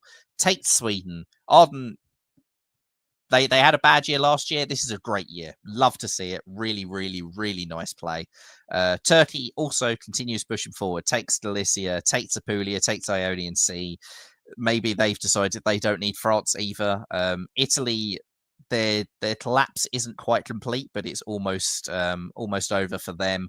Germany takes Berlin whilst losing Kiel, doesn't keep Sweden. The chaos between Isaac and Chase, it seems like it will go to the end of this game. But yeah, both England and Turkey have realised they're in a race, and both of them are just going for as much as they can as quickly as possible. You love to see it. This is a good old-fashioned race. Which we don't see a whole lot in Australia, do we, Max? No, we're a patient mob over here. Nice and easy.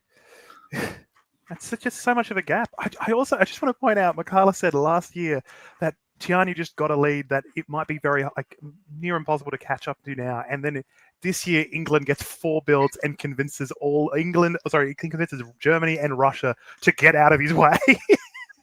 That's just... This is quite a good game. I'm quite enjoying this. Yeah, that's the thing, is that if you can get Germany and Russia to still fight each other for no reason, then you're still right in it as England. So good diplomatic work from Arden. All right, Max, what do we got? Well, it's not to be outdone from last time of seeing all of England's neighbours just walk out of the way for England to come through. Germany walks out of Vienna. France walks out of Venice. Doesn't contest Tyrrhenian Sea. In fact, Italy is going to try and destroy French things, so Turkey can just have a much more smoother time in the Med, apparently. It seems more and more the jaws out of England and Turkey are coming closer together. All these other countries are just trying to climb to the top of the Titanic as they sink in between them. I'm really liking seeing these Turkish fleets just come through uncontested, straight into a Tyrrhenian Sea. I would love it more if Bulgaria... I understand that there's a concern that Sevastopol could be taken, but also I would really like it if there was an army that was in Greece right now just to convert that across. But yeah, it seems more and more that this race is real. I think Turkey made an error there in spring not bouncing Moscow when they should have done. Having now had the spoiler for the full move, it's not going to punish them. But yeah, Sevastopol wasn't doing anything. You should have bounced Moscow so that Russia can't gift a center if that's what Russia might want to do. All right, how are we looking at the fall, Max? Looking in the fall, where I don't think there's big English gains this turn. They got theirs last year, so I guess they have to pay for it this time. Whereas Tianyu is picking up 2 at this stage, and he's with Russia trying to amend the mistake so perhaps they can bounce with Moscow the following year. It seems that Tianyu is just in a better position to keep growing at this stage. There's just so much more he's got in the south, and the Italian dots just seem ready for him next year perfectly. Whereas England, just the bounces in Brest, the destruction in Spain. I don't know. I kind of wish Belgium went to Burgundy here, just so you can have a play on all these deeper French centres. Berlin doesn't fall. I guess it can go next. Oh no, I can't go next year. It's a guess. It's not been a great year for Arden. He's still doing quite good, but it could have been so much better, I think. I want to give a shout out to Tianyu there. Not taking Naples. Strategic thinking. Like, the dots there in front of you, take it, is what a lot of people would do. But Tianyu has realised France is holding England back and England's the rival. And by not taking Naples, you keep another French unit on this board for that final year, which might make all the difference between whether England can take as many centres or not. So that's really, really nice thinking. I really, really like it. You've got Naples and probably Tunis if you want them in the final year, and you probably will want them. But by holding off, you've given Brandon the ability to hold back Arden a bit more efficiently. That's just really good play. Absolutely. And Marcus has made this comment here. I mean, I don't think it's even about no time limit. I think with one more year. Like, I mean, I don't know you're getting a solo in 1907, but 1908, 1909 is a pretty possible solo here with the alliances as they are on the board, right? If France is still working with you and Italy's still pushing, I mean, who's stopping you? I see 17 for Turkey. I'm not sure 18 is very doable, even with a couple more years. And that's always the Turkish problem of what the 18th is. Throwing Marseille could be done, but it would be really difficult as Italy is on England's side. If Italy was on Turkey's side, I think you can see 18 quite easily. But when Italy is on England's side, I struggle to see 18. Before 1911, 1912, sure, you can fight your way up there. I will say this is definitely, I think, the best game of diplomacy Tianyu has ever played. This is peak. He's not super new. He's been playing for about a year, but to be able to get this kind of game going within a year of play, again, we always talk about the Australians that are coming for the world and that are coming to take all your world championships. I mean, they're here. They're cooking in the background. All right, 2 armies for Tianyu and Michalis. Final year. All right, Tianyu is pushing units forward. Tianyu is putting Germany into Warsaw because he's realized that Russia's been on England's side. Cool. Again, I like it. Good play. Puts the units up towards Munich so that England can't take it. Cool. Good play. France is going to hold off Brest and Paris by the looks of it. So it looks like Tianyu's decision there has paid off. Again, good play. Probably isn't able to guarantee both Naples and Tunis. Oh, wait, no. Western Med got into Spain, so yes, it can. So even better. Yeah, this is all coming up Turkey. Arden's given it a good shot, but Tianyu has probably got this in the bag now. Yeah, takes Tunis. Doesn't take Naples. Does lose Moscow, so there is a bit of a bummer on that front, but Tianyu had enough of a lead. Maybe Brandon said, I've helped you. You don't need all my dots to win, so can you just only take Tunis, don't take Naples? Sure, why not? I think that keeping your janitaries on side diplomatically is an important part of this game, and Tianyu knew they didn't need all the dots to win, so they just took the ones that they felt was required. Yeah, 13 centers for Tianyu Sun. Amazing game. We've seen a lot of good turkeys this tournament, but this one, I think, definitely potentially the best one. So this takes us to, we can have a look at the final standings before the top board. So this is the pre-handicap, standings just clean on the scores. And this looks like something is slightly missing here. So I have a different set of scores that I had a look at, but I think this is pretty close. So Brandon Austin, 46, Tianyu Sun, 42, Darcy Morris, 40, Andrew Goff, 39.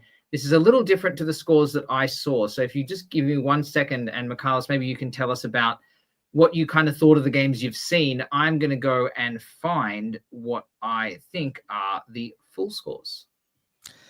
Yeah, so I want to build actually on what you said about Tianyu there and some of the decisions they were making in that game, because that was some really high-level thought processes. And for a tournament that there's a lot of new players, there's a lot of experimenting, a lot of fun going on.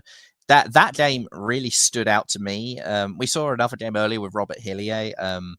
We've seen a lot of good standout turns, but Tianyu put together a really complete game there, and that really impressed me. The strategic thinking, the way that they kept Brandon, they helped with Germany, they did a lot of things right. And it's when you're a newer player, you have to maybe take a few blows, take a few knocks to build your way up. And for a lot of them, there's been some good standout turns, and they can build on that. And Tianyu, you said they've been playing for a year. I've seen a couple of their pretty decent games before. When you start putting the good turns together and build it into a good game, that's when you can start making your breakthroughs, start jumping up the order. And I've seen Australian players doing very well in the hobby lately, and they all start out with those few good turns, turn it into a few good games, turn that into a good tournament, turn that into constant success. And it's step by step, you build yourself up the ladder. Tianyu is someone I'll be watching out for sure after that. Zoe, did you have thoughts? You see you have a G&T, but do you have thoughts? That was like just a beautiful masterclass. I loved getting to sit back and watch, so I didn't have to try and control my facial expressions going, oh, like that was incredible. Love playing with Tianyu. We had a great alliance in the Asia Pacific Championship where he got best Italy, and so well deserved then, and so well deserved to get am I right in thinking that was the best turkey of the tournament? I think Hard it was, to top 13. Amazing. Yes. All right. Cool. Well, I for some reason my spreadsheet is doing weird things, so I'm going to share my spreadsheet, we'll talk through what this all means and what the scores for the tournament were. So we're going to bring this in. This is not actually in the right order, but you can see the raw rank over here. So this is who came in and won the tournament. So we had Andrew Goff on 45 points winning the tournament. Congratulations for Andrew. A couple of really, really big games here. In second place, and again, I don't know why it's all ordering all like this, but I'm pretty sure Brandon Austin was in second place. Tianyu Sun with that huge score in third place. Darcy Morris in fourth. Arden Goff in fifth. And Jacob Traeger in sixth. And in seventh place, I don't even know where they are here, Stuart Barton in seventh place. So that was the score before the handicaps were applied, but we have an all-important handicap that was applied. So the players were ranked on a scale from 1 to 7, 1 being Andrew Goff, 7 being players who'd never played in any tournament before. Andrew Goff was given 0 bonus points, and there was scaled up by about, say, 5 every time up till about 30 for the newer players who got about 30 points. So if you're thinking, so Goffy wins the tournament on about 45 points, so 30 points, so about 3/4 of the score as a bonus handicap, which then leaves us with this top 7. Arden Goff leapfrogs into first because Arden really hasn't played all that much. That's a really great tournament score from Arden to come in 5th raw. Brandon gets to keep second place here. Hugo Kemp, a new player who did really solid, a couple of really good games here and has pretty much never played. Isaac Barrett, the kid from Sydney, coming in with a couple of really good scores. Tianyu Sun drops a little bit. Darcy Morris drops a little bit.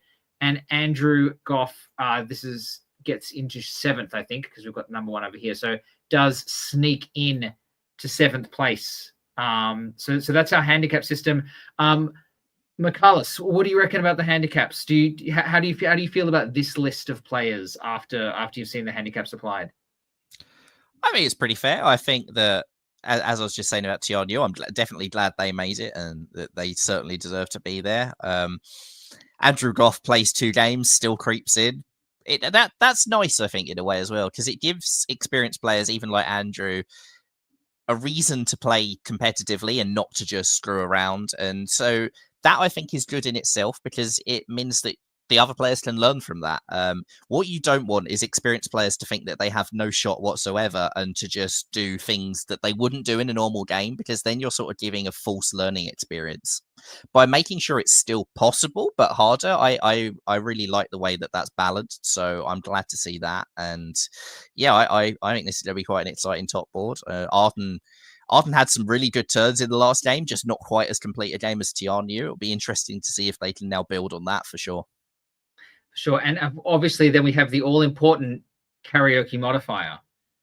So players were given 2 points for attending karaoke, and players like Robert Hillier were given 5 points for doing a very good job at karaoke. So Robert Hillier gets 5. Joshua the Beast Crowther, not his best tournament, but definitely his best karaoke. And Kieran Gill gets another 5 for the karaoke modifier. The karaoke modifier did not impact the top board in the end. But it was a fun little thing and a nice little way to go. What we did have when the top board came out, though, was we did actually have a number of players who weren't able to make the top board. So the top board is actually quite different from what we saw before. So I will show you the top board players now. If I can stop sharing my screen and start sharing my screen again, and then show you this one. The top board players were Arden Goff, Brandon Austin, Isaac Barrett, Darcy Morris. Andrew Goff creeps up to 5th. Stuart Barton gets in, and Roger Yu, all the way from 16th place, gets into the top board because there's quite a few dropouts, but that's a really good result for Roger, getting himself onto a top board here. So this is the top board we have. A really nice mix of players, as you said, Michaelis. We have the 3-time world champion, but we also have people playing their first tournament ever.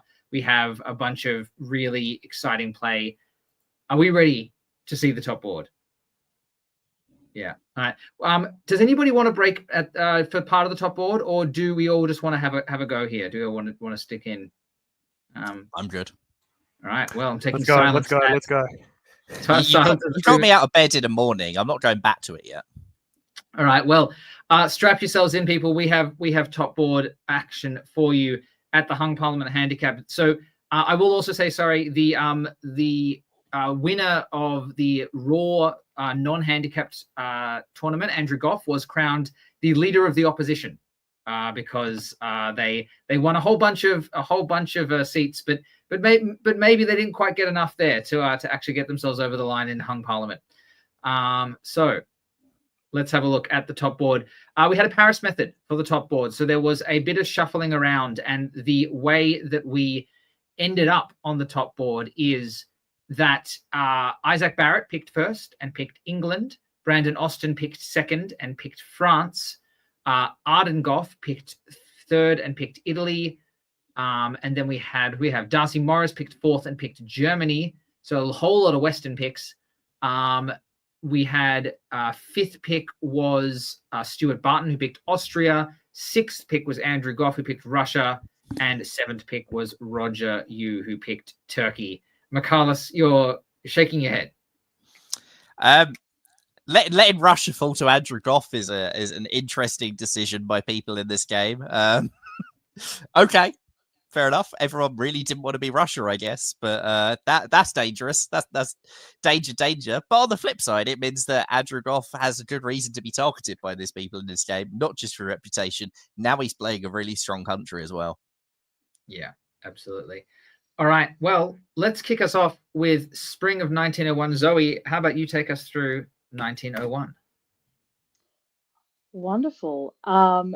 Oh, we have a move to Livonia. It's almost like Andrew's playing in Canberra and paying respects to absent friends. We also see Sevastopol moving to the Black Sea and Ankara not, but Smyrna goes to Armenia. Spicy, spicy. Bounce Marseille and Piedmont. Brandon and Arden, toe to toe. Interesting.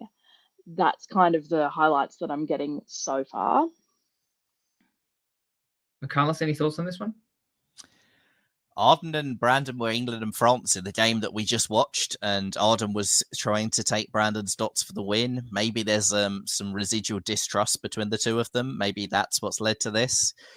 If it's an arranged bounce, this is something I'd hate to do as France. The problem with that arranged bounce is if Italy just forgets to bounce it and France gets stuck in Piedmont, it's horrendous for France. Whereas Italy, it's sort of a no-risk move. And I dislike bounces where all the risk is on one side.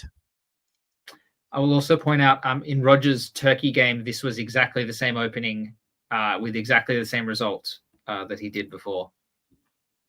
It's a man of consistency. All right.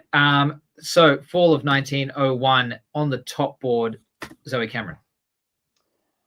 Yes, so we have an English army in Norway,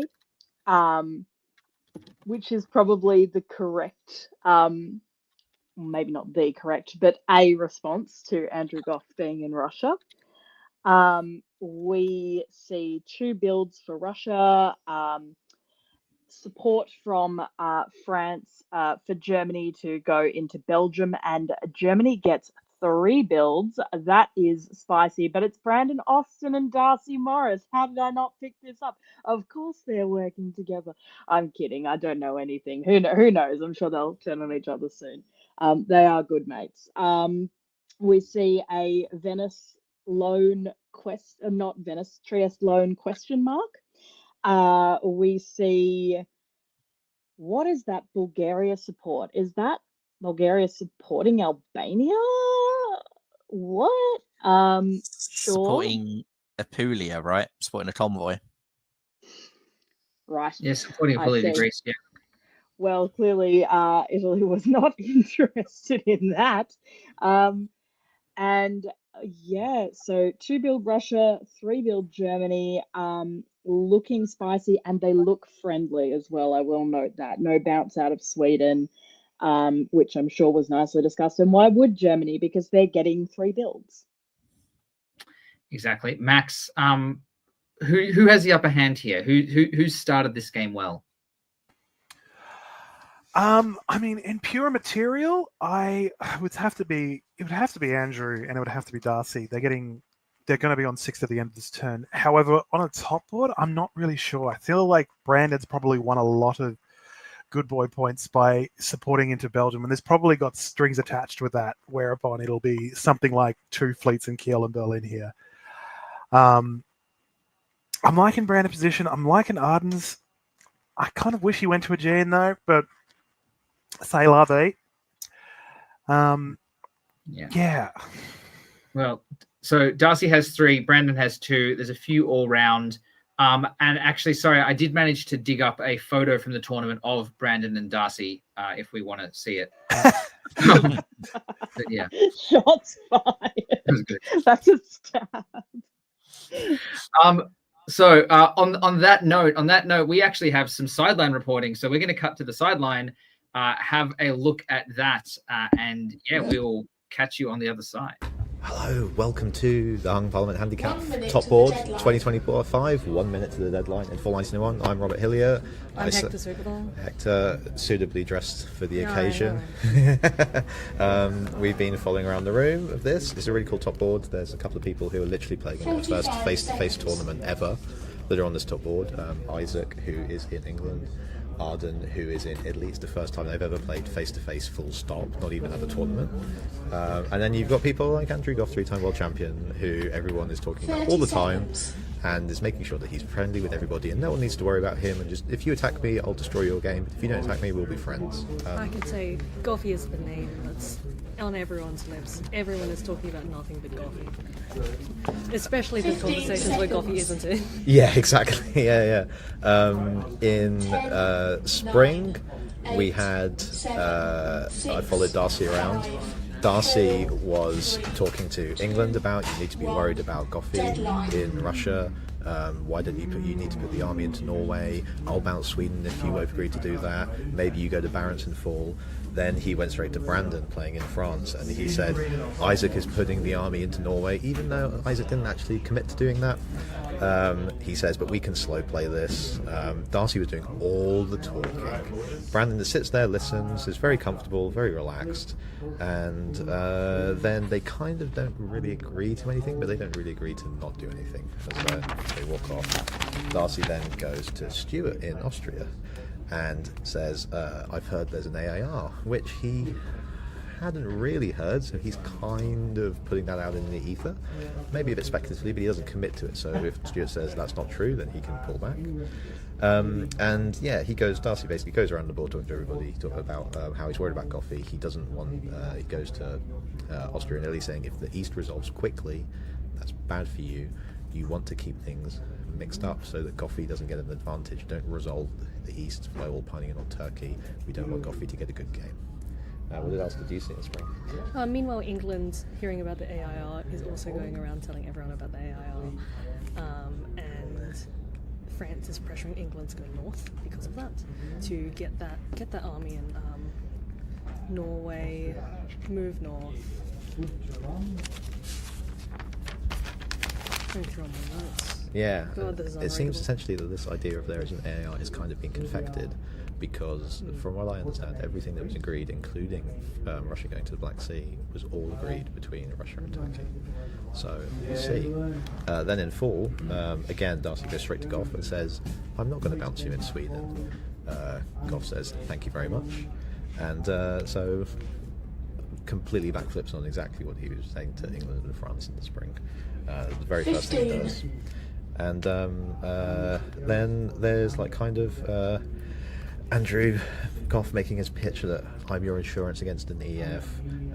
If you bounce me once, it's okay, but if you keep on fucking around with me in Scandinavia, sorry, language warning, then EF come for you afterwards, then I owe you nothing. And Darcy says, completely understand, and they separate. And then there was an interesting moment where Andrew Goff, sitting at the board, goes back to sit at the board with Isaac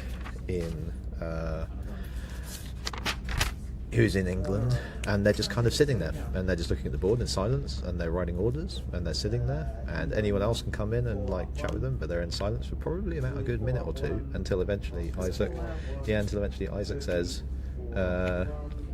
what are you doing? And Coffee says, what's Norwegian Sea doing? Isaac says, I'm supporting the convoy. Coffee says, you don't need to. Isaac says, that's fine, it's doing it anyway. And they just chat very calmly and honestly. He asks, why did you go to Livonia? Coffee says, because it puts the fear record into Germany, which means that they're going to give me Sweden now. Andrew Goff knows exactly what he's doing. Meanwhile, the EF is a little nervous. They're trying to shape up into something but can't come to a solid agreement in Norway. Both France and Germany are putting a lot of pressure on England to go north, but England is very, very cagey and nervous about it. So we'll see if that happens. I'm very curious to see.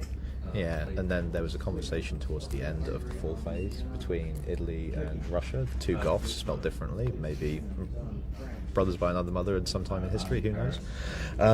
But essentially, Goffy tells Arden in Italy, Austria wants to work with you against Turkey, Turkey wants to work with you against Austria.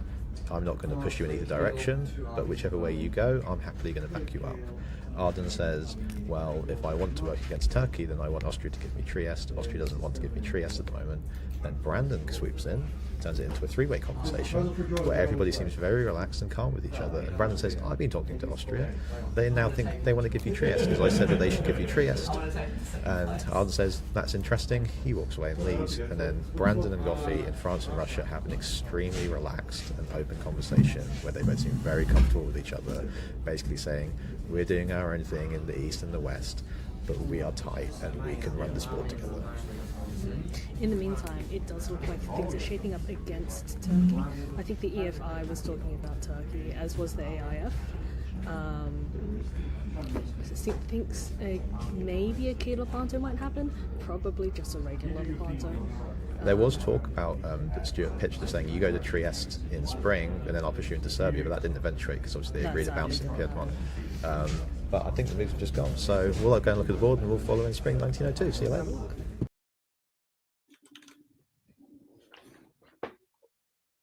Very good. What did we learn from the sideline? Andrew Goff's calm in a shock twist. Well, this is nice. It's so interesting to hear and watch Goffy playing with different people because he's just so good at tailoring his diplomacy and negotiations to whoever he's speaking with, and he clearly is reading that he just wants to calm everyone down. Lots of people playing their first top board, lots of jitters, and he just wants to keep everyone nice and relaxed. All right. Well, let's have a look at these builds and see how we go. And I will share the game again. Useful. Here we go. All right. 3-build Germany. Darcy Morris does all of them. Builds all 3. I think it makes sense, right? We heard on sideline Darcy was very active, right? He was very, going around trying to talk to everyone. I think if you're going to be this active, you got to show it on the board. You can't then just wave 3 builds and sit there. So he's off. He's doing it. Brandon waves a build in France again. I like it. Fleet Smyrna from Roger makes sense with the fleet in the Eastern Med. And 2 armies from Andrew Goff. All right. Max, how about you take us through 1902? Can do. Darcy doing what he does best and deciding to wait this turn, except for moving to Ruhr, which, 6-build Germany. I much like it when you're doing something more than that with 3 more builds. What's it called? We have at least Brandon moving into position to Mao, but again, not a whole lot of hubbub there. Whereas Isaac in the West at least looks like he's committing into a direction, and it's looking like he's chosen his first target, which will be Andrew Goff, which is it's a pretty audacious move for your the first person you want to hit. But I think the rule with prison is when you get there, you fight the biggest guy you can see. So, what else we got in the south? We've got a nice bounce in Venice. I'm not sure what this does other than technically moves. We've got some moves to try and get into Aegean with Italy as well. Also with Austria, get into Aegean. We've got to have support into Galicia, so at least there's a bit more pressure on Andrew. Other than that, there isn't a whole lot. There's a lot more bounces. Armenia stays where it is, which I think is actually quite all right for Roger. It just gives you that room just in case Russia does anything silly. But knowing Andrew Goff, it will never be silly. It's already been planned. He's worked out the results 3 weeks in advance. And other than that, it's pretty static. Michalis, when you're Isaac and going for Goffy now, you don't like to see Germany not moving as well. Yeah, this is a very cagey opening to a top board, and Isaac is the first person to make any sort of real commitment. There's some squabbling in East that can easily be undone. Isaac going there and not getting anyone to come with him, that spells danger. This could very easily trigger FG to go, all right, this is the opportunity, and they go in on Isaac as a result. Darcy hasn't gone for Sweden, even though Sweden's a very easy centre for Germany to take. That should set some alarm bells ringing for sure. And Roger getting aired, but not really, because Russia's here to help, maybe. Yeah, Goffy can do what he wants at this point in the game in the south. If he wants to kill Turkey, he can kill Turkey. If he wants to prop Turkey up, he can prop Turkey up. Maybe he's got to worry about Romania now, so maybe he has some slight concerns in that regard, but this could also still easily turn into a wintergreen attack on Austria, and wouldn't even be that surprising if it did. That could be why Arden is staying in Trieste and isn't moving anywhere else. And Max, let's see what happens in the fall. Well, we finally got some commitment, at least from Brandon. Straight into Irish, where that is just, you'll just pick that up easily next year, which is nice. There seems to be a lot more. Brandon just moving only 2 units this turn because he doesn't feel like he needs to. He's, as he was recorded previously, he's very calm and collected with it. At least Darcy's moving towards England at this stage by moving to Hell, which might be welcome news for Andrew Goff. Considering Ukraine gets taken this turn by Stuart, which is, I'm not sure. I don't know what more you can get from this. I mean, you can make a play for Romania, but it doesn't necessarily guarantee it. Yeah, I think we're starting to see the opening moves of people actually committing directions, and it looks like we have FG versus England, and England England hasn't necessarily burnt the bridge with Russia here, but he's all out of position, and he will be losing 1 unit at least. So it might be seeing if there's an opening there where Andrew can prop you up at least. But it's still only fall 1902. There's still a lot more game to play. Right, and this game goes to 1909, by the way. It's a slightly longer game on the top board. So yeah, so there's still a lot to play here. Zoe, any thoughts from this year? Oh, so many thoughts. Yeah, nice and patient from Darcy, which, as noted, would be incredibly infuriating to certain people trying to work with him.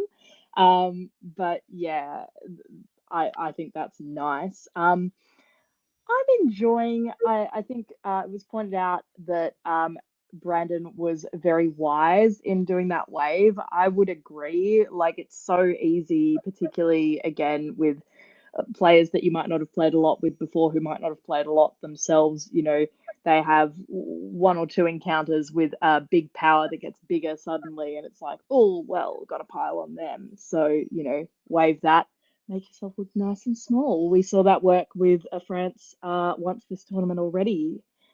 Thanks to Rob. Can it happen again?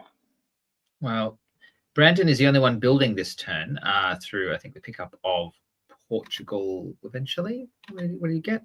It was the wave. That was the wave Yeah, he's from holding last in his time. back pocket. Yeah, so yeah, very KG 1902, really no centers exchanging hands.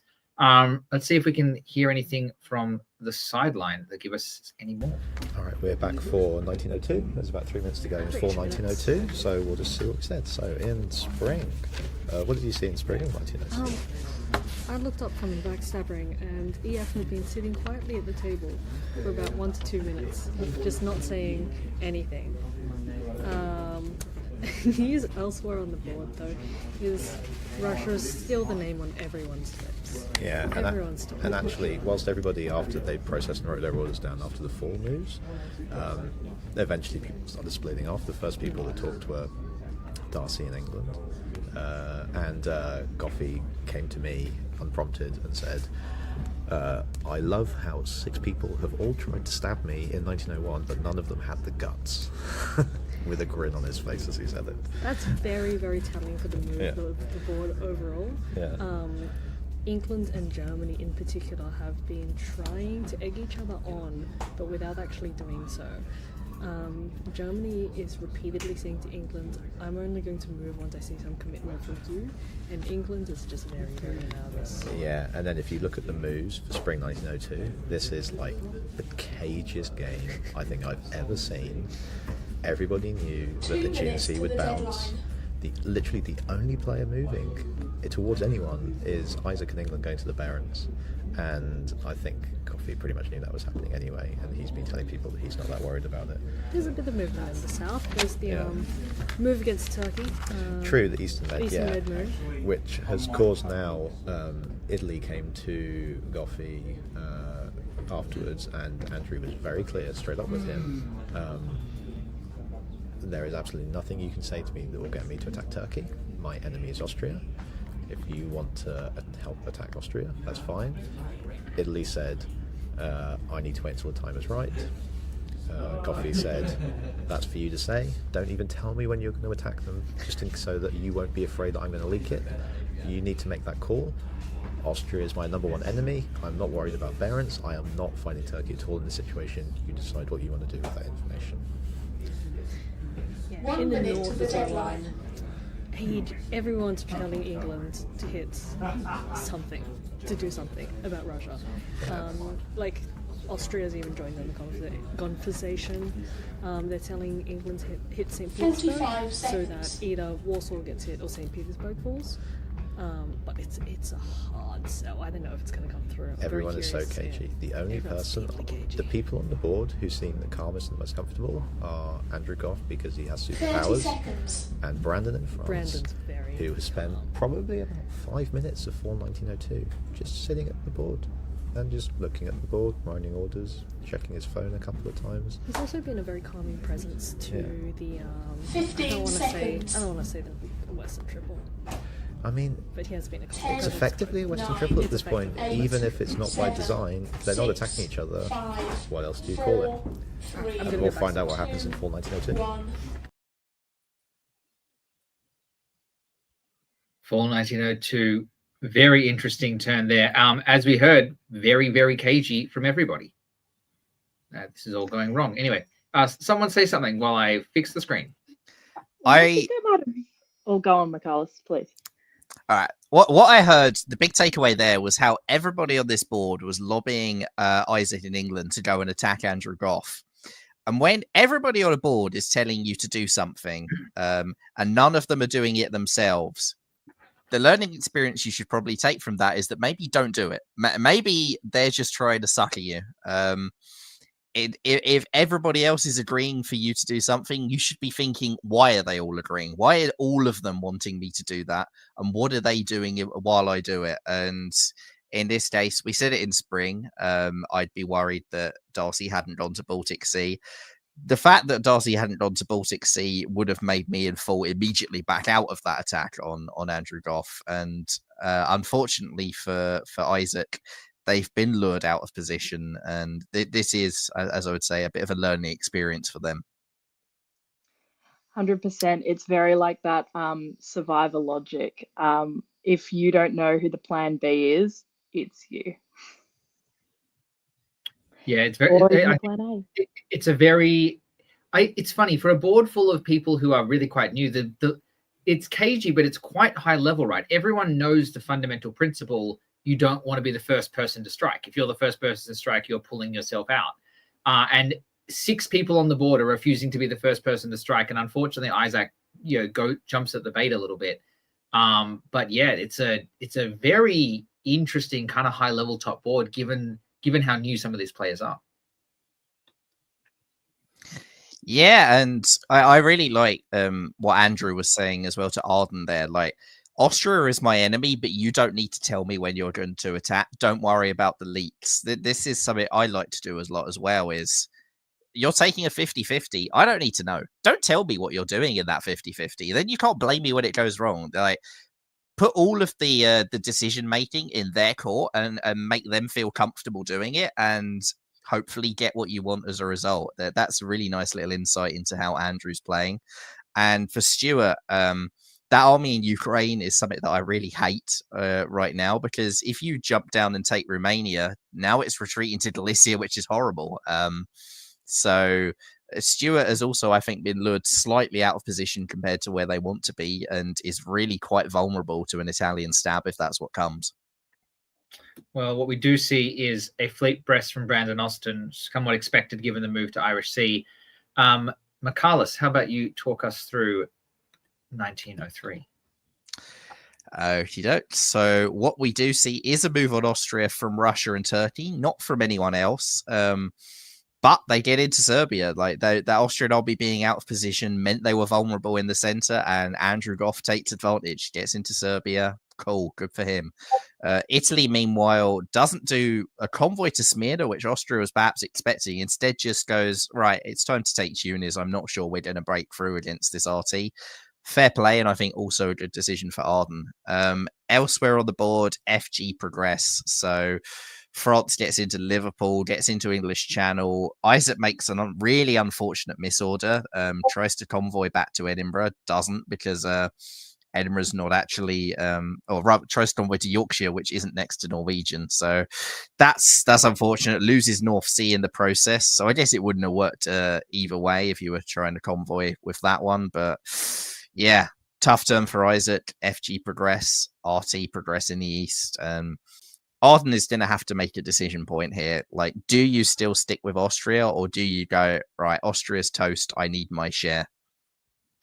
It does take Tunis for the first time this year. I think we did miss that at the end of the last turn, but yeah, Tunis was not the center take, and I guess to try and set up this eastern position here. Zoe, what do you do if you're Turkey here? So if you're Italy here, rather. If I'm Italy here, and there's an attack on, too many GNTs clearly. So the question is, do you pile in on Austria, or do you try and prop them up, right? Like you've got a big juggernaut, but also, I mean, Austria's not in a great position to help you. Yeah, that is hard. I think I probably would try and prop them up a little bit. But it's not going to last, is it? I mean, I suppose the flip side is they'll be building off of Tunis. So actually, yeah, you can afford to prop them up. I think, yes, probably prop them up because Juggernaut, you're most likely next. So try and buy yourself a little bit of time and try and grab a center here or there. I mean, I could certainly see them, potentially popping into Vienna somehow, particularly if Bud and Greece are tied up trying to get Serbia back. But, probably safer to prop up Austria at this point in time, particularly when you've got a build ready to go. Well, the answer is Michalis. They do not prop up Austria. They take Greece with Turkish support, which I really like. If Turkey's offering you that, I absolutely do go for it. I think the problem with the prop up is that with England dying, where's FG coming next?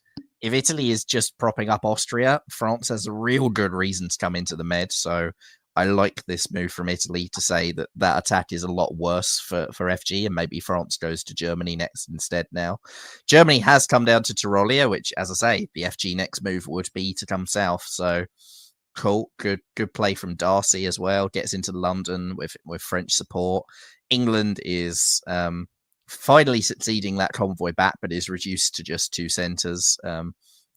Andrew, for the moment, looks like they're propping England up, and that prop up makes a lot of sense. You want to slow down the FG if you're Andrew as well. So this is a really, really nice turn for Goffey. Keeps hold of Serbia, gets to Gal, gets to run with the army, is in great position to take full advantage of all of this mess that's happening as Stuart goes down. And what we saw, the two first people to sort of make aggressive moves were Isaac and Stuart, and those are the two people who've been eliminated or knocked down to close to elimination. Right. And Goffey was the one they made a move against, and he's the one I think really profiting from this position, right? Like it's wild how that happens, Max. It's just the luck of the board, yeah. It's just crazy how that occurs. Yeah, definitely not Goffey's intention the entire time to wait until people move against him and then make it go wrong for them. Definitely not a thing. Well, we shall see the sideline for 1903 before we see the builds. But yeah, Stuart down 2, Isaac down 2, Andrew Goff up 1, Arden Goff up 2. It's for a game that was so cagey in 1902. It's resolving very quickly now, which is very interesting to see.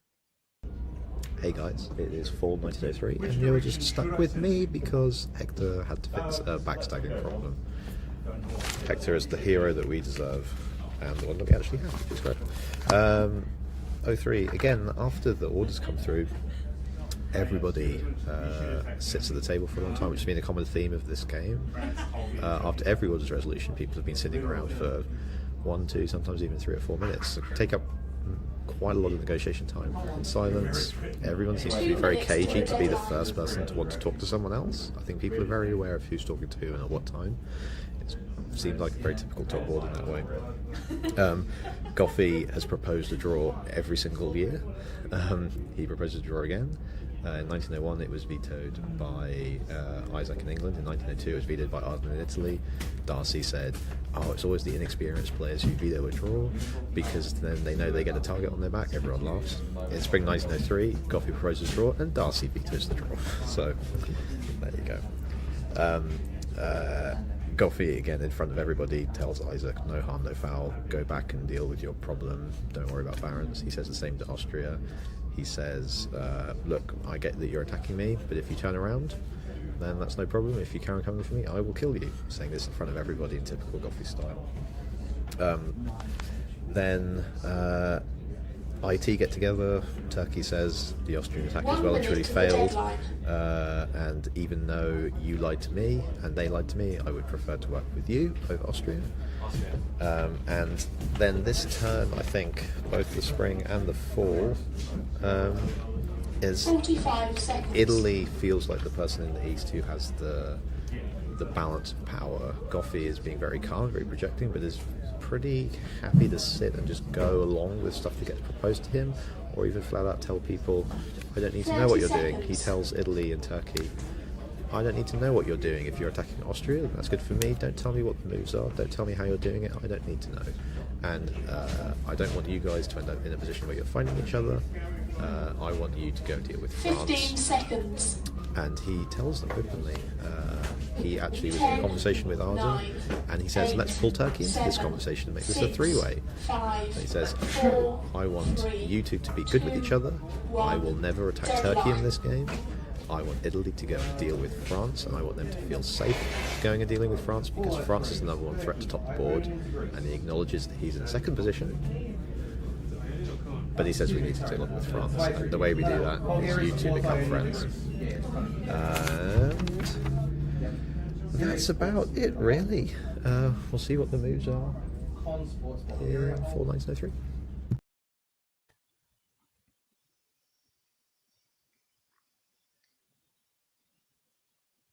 I still don't know how to use Dip TV properly and get things on the screen. Here we go. All right. How do we feel about that? Goffey trying to create an Eastern alliance. I am just not sure if, I suppose it depends how much the players he's trying to get on side know about diplomacy and the hobby, and, people who may or may not be three-time world champions. Because personally, love playing with Goffey, but I'm certainly going to raise my eyebrows very high if he's pointing at someone else being likely to top the board. Although in classic Goffey style, he is very much noting that, the obvious elephant in the room is that he is also a strong contender to top the board. But yeah, I'm just wondering how many people are going to take that up. That said, he's a great person to work with, so that could be appealing. What are your thoughts, Max, Michaelis? I was immediately just captivated with the idea that Goffey was proposing draws this early on, probably just to get a rise out of people, so they have to say veto, just to annoy them. Which as a person who likes doing similar things, just to see if people react, I respect the hustle, man. I respect the hustle. I'm not sure if I'm not sure if I buy this whole like an Eastern Alliance thing here. I think it's interesting that Goffey ruled out. I kept saying I'm not attacking Turkey, and I guess the argument against it is Turkey has just built fleets. There was no reason for him to attack, and if they did do a three-person alliance, all the tension would likely be with Italy and Turkey than anything. Yeah, it's an interesting pitch to tell Italy that there's no circumstance you're going to attack Turkey under, and he's trying to kind of put Arden into a corner, and so Arden feels like they have to do it. They don't have options. He's making clear to Arden that there's no circumstance you gain anything from Turkey, so you have to turn around. And whether or not it's true and he won't attack Turkey, or he will later, I don't know. I think a winter dream would make a lot of sense for Italy and Russia right now, and that you can sort of either deal with Turkey or ignore Turkey. The question will also be how happy Roger is to do nothing, though, because that doesn't work if Roger does come out into the med, presses up against Italy.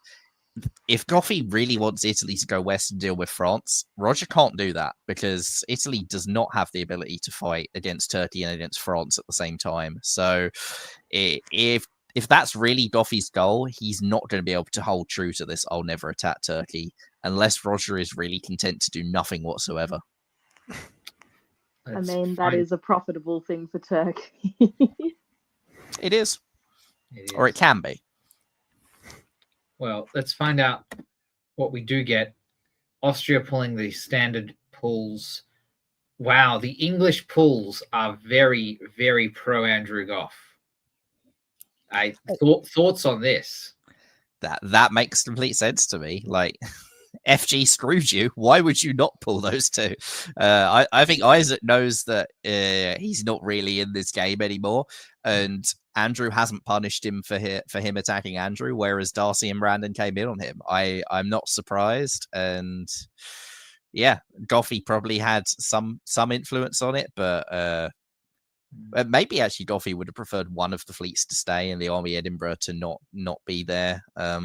Just so that he can get some help towards North Sea or something. But I don't think this is hugely surprising. Right, I just want to say, I really love that Germany's built a third fleet now, because it's just going to build up even more tension in between Russia and Germany at this stage, it's great to watch. It's horrible to play. I think you can't read that as anything other than hostile towards Russia at this stage. All right, Zoe, how about you read us through 1904? Oh, I am so excited that Darcy might be giving Andrew a chance to push Darcy's fleets back, but this time it's in Baltic. Perfect. All right, so Andrew is cleaning up after England, and England, I feel like their disbands, like, yes, they were pro-Russia, but they were also kind of that angle of, I want to end this in a dignified way, and a dignified way for me looks like having my home centres purple again, and that is fair. That is fair enough. It might be challenging with that convoy from Picardy to Wales. Wow, Darcy and Brandon just in total lockstep there. Love to stop it. Love to see it, unless you are Isaac. Wow, big slingshot. Tunis goes to Albania. Nice. Also love to see it, supported in by Greece. So I guess it is moments until, Italy tries to get some profit from the whole Austria is dead, long live pink and green Austria situation. Noticing that Fleet Smyrna has gone to Aegean and Bull is following through to Serbia as well. I assume that's probably agreed between Russia and Turkey, given how close they have sounded. I doubt that fleet in Aegean is agreed between Italy and Turkey, which puts a bit of a fly in the ointment. And I'm noticing weird little dance pattern around Munich, where Tyrolia goes to Bohemia and Vienna goes to Tyrolia, which looks agreed, and Berlin goes to Prussia. Right. I'm feeling less pleased if I'm Andrew Goff right now. It's interesting what Roger's doing here. He's sort of squaring the circle a little bit. He's moved one fleet into the med, but he hasn't moved two. And that means that he could still back out of this, could still flip on Andrew by going up to Ankh and Con with the two fleets if he chose to. Like, this isn't necessarily the death knell for an IT, especially if Turkey is now going to be lured in a westward direction by France coming into the med. But it does make it harder, and it also shows that Roger isn't content to do nothing. He does want to do something in this game, and I like that. I think that he's got the ability in this position to try and get up to 5, so go for it. Serbia, maybe he doesn't hold Serbia, maybe he does, but it's okay for him, I think. Darcy's done some very interesting tactics there. I don't really understand Berlin to Prussia instead of to Silesia. I think you'd much rather be in Silesia there. But maybe he's got a plan. Maybe he thought something else was going to happen, and If he thinks that Andrew's going to Silesia, though, I don't understand why you want to let him. Bizarre. Also, thank you for pointing out that French fleet in Lyon as well. I didn't actually clock that. Yep, that's fun. Playing two fronts. Good on Brandon. Time to do Italy it. has to be worried about Tuscany with that being there. Let's have a look, Zoe, see how it goes. There you go. Oh, nice. One of those convoys that you're not always looking for, I suppose. Or at least I'm not always looking for it. Those sort of flat ones that just go across like a little space and you're just like, oh, it's fairly close by. Surely not. But surely. And Marseille also goes to Piedmont. Supported by Tyrolia. What was Venice trying to do? Supporting Tyrolia into interesting. Okay, so Austria's clearly been like, help me, France, you're my only hope. I wonder if it flies. That's going to be interesting. Ion goes to Tyrrhenian Sea, as you would. And Smyrna convoys to Bulgaria, supported by Serbia, and also supported by Con. I like that too. Nice little cheeky little convoys here. And Denmark goes to Sweden, and North taps Norway. That is not fun for Russia. And nothing picked up here. Yeah, they've traded Norway and Sweden. In Budapest as well.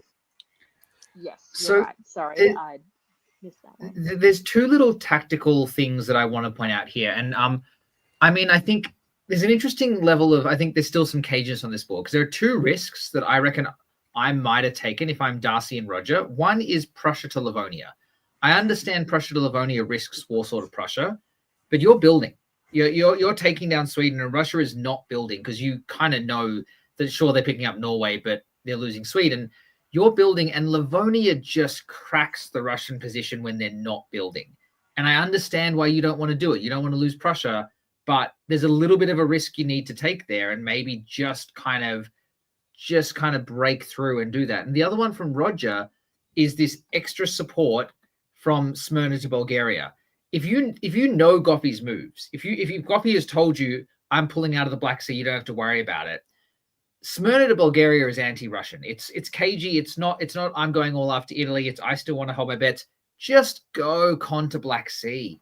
Just put yourself in that position there and just take that risk. If you're thinking about going to go after Russia next anyway, just put yourself in that position. But yeah, so I think it's people having intentions but not wanting to take the risk to actually break the position. I don't know, Max. Yeah, no, I'm straight with you there because something I've noticed here is I know Darcy has prioritized taking Sweden here, but he hasn't really helped Brandon out at all because if you really want to make sure everything's easy here, because there is a line here whereupon like now Brandon has to disband, and that could have really been helped the following year if London was already in York. And because Darcy is held back, we have to wait a bit longer for this, especially considering like Brandon's clearly wedded to Darcy at the moment. He's on board. He's convoying to Tuscany. What are you going to like pick out of here? It's really annoying if you have to pick out like you don't want to get rid of one of your Italian offensive units. You want to keep like you probably want to get rid of now Irish. And again, that's just I don't know. I'm not entirely sold on it.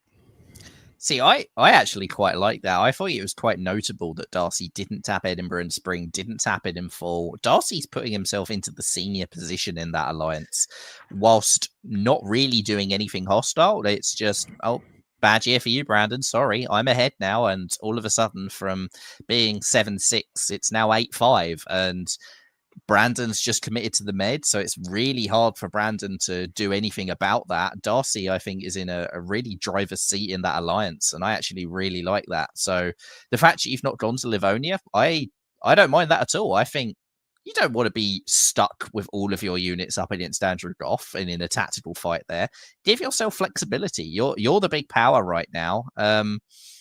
Stay in the center. Make sure nothing else is coming at you. You want to really the catastrophic move for Darcy here would be to lose Munich. So whatever you do next, you have to make sure that Munich doesn't fall. And if you can avoid Munich falling, you've got a really good position here as Germany. So I think don't overstretch yourself. Just play this position as it is. Yeah. Well, let's have a look at the sideline and see if it gives us any insights. It's like it's easy to read. Fall 1904 now. We've got about 2 minutes of deadline. Hector is back. I'm back, hi. What did you listen to in spring of 04? In spring of 04, I can tell you real quick about fall of 03 because I was mostly fixing up the sandbox, but I did get a nice interview with Austria. In that he was really, really worried about Italy's stabbing, and we did get to see that delivered. And that literally happened. That did literally happen. Yeah. Yeah. They have been saying that they want to throw it to Russia, and Yeah. we'll see what happens. Austria in spring of 04 talked to Germany about saying he wanted to give his dots to Darcy in Germany, first choice. Russia in Goffey was his second choice, and nothing to do with Italy or Turkey. And then he went to Goffey and said, I want to throw my dots to you, you're my first choice. And I don't want anything to go to Germany or to Italy. And it seems that Goffey very quickly got on a good page with Stuart in Austria and promised him survival. And that's the deal that Austria's taking, as you can see by the moves that happened in spring, going to Tyrolia at Goffey's request. And now they have pressure on Munich. What else was happening in spring? Germany and Turkey finally, they've been saying for ages that they want to move against Russia. And Germany's finally kind of publicly saying that they're willing to move against Russia. So we might be seeing that happen quite soon. Yeah. There was like a little bit of it. And we did see that happen in the moves ultimately, didn't we? Yes. And then I guess if we go to fall of 04, everything that happened in the east with Turkey taking Serbia was all arranged, basically orchestrated by Goffey.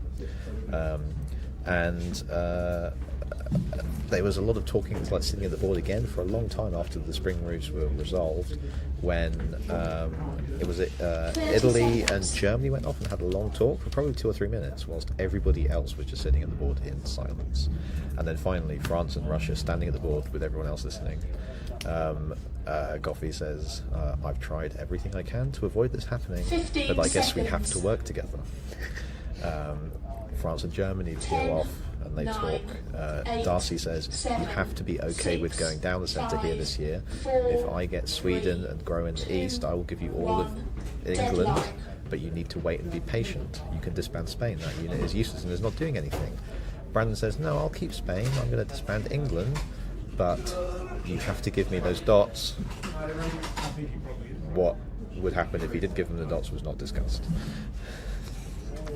I'm gonna go. Yeah, cool.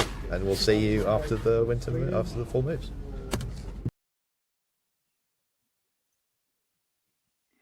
What will happen that is- if he doesn't give him the dots?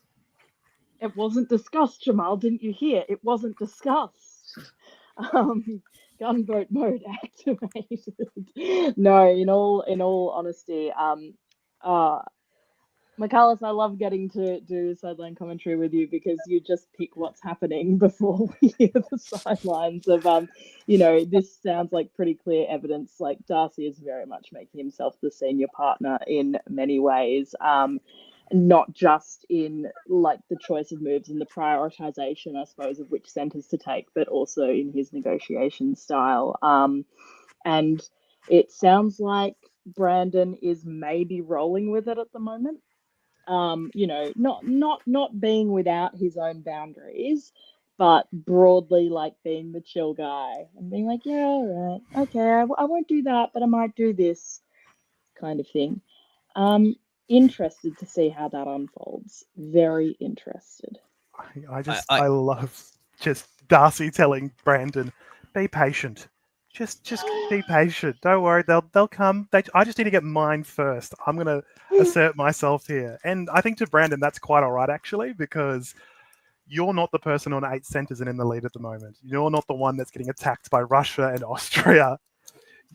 Wait, I think it's they didn't discuss what happens if those centers aren't given, because actually I don't think Brandon has much of a threat on Darcy. It's like the unspoken words at the end of that could really have been from Darcy or what, because what is Brandon going to do against Darcy right now if Darcy does something that Brandon doesn't like? Like, you're probably pulling one of those northern units off the board. The southern units are about as far from Germany as possible. This French position, I actually hate it. It's horrendously split right now. You're entirely reliant on Darcy not just walking to Paris and Brest. And I was going to say, could Darcy happen. has Belgium, and yeah. Like, there is a perfectly good, devastating stab on France here. The problem, of course, is Andrew is there and will probably punish you for it. So I think it's too early, but I don't know. It's there, and it's risky for Brandon. It's even more than now you've pulled Irish Sea. Yeah, keeping Wales rather than Irish Sea, I don't love that one either. Well, Michaelis, actually, Max, how about you talk us through this one for 1905? Well, we've got a whole lot of hubbub. Okay. So, Darcy being a good fellow, he manages to finally move to York, help Brandon get those aforementioned dots that were promised. But in doing so, he also loses Silesia this turn, but I think that's fine because in exchange for losing Silesia, he's walked into Warsaw. That's just, it rolls nicely off the tongue, where you can have a play on Moscow. Moscow's just sitting there now. I mean, I think, by the looks of it, Munich though is vulnerable this turn. Is it? No, because you're still fine there. You've largely, he still seems to have a stronghold in the north to his advantage. It's currently, it's looking like Darcy's game, but I mean, we're only in 1905, and he's only got 1 point lead at this stage, and there's still a lot of play to happen in the south. Even despite my expectations, upon looking at this, it appears Brandon has actually managed to get Venice with Austrian support. I don't know why Stuart has decided to do this, but spite is a great motivator. Big fan of it, and it really opens up the Italian position nicely there, because having armies on the peninsula is never a bad thing as a foreign country trying to invade us. I was about to say, opens up Italy's position. That's brutal. Prize it from its shell.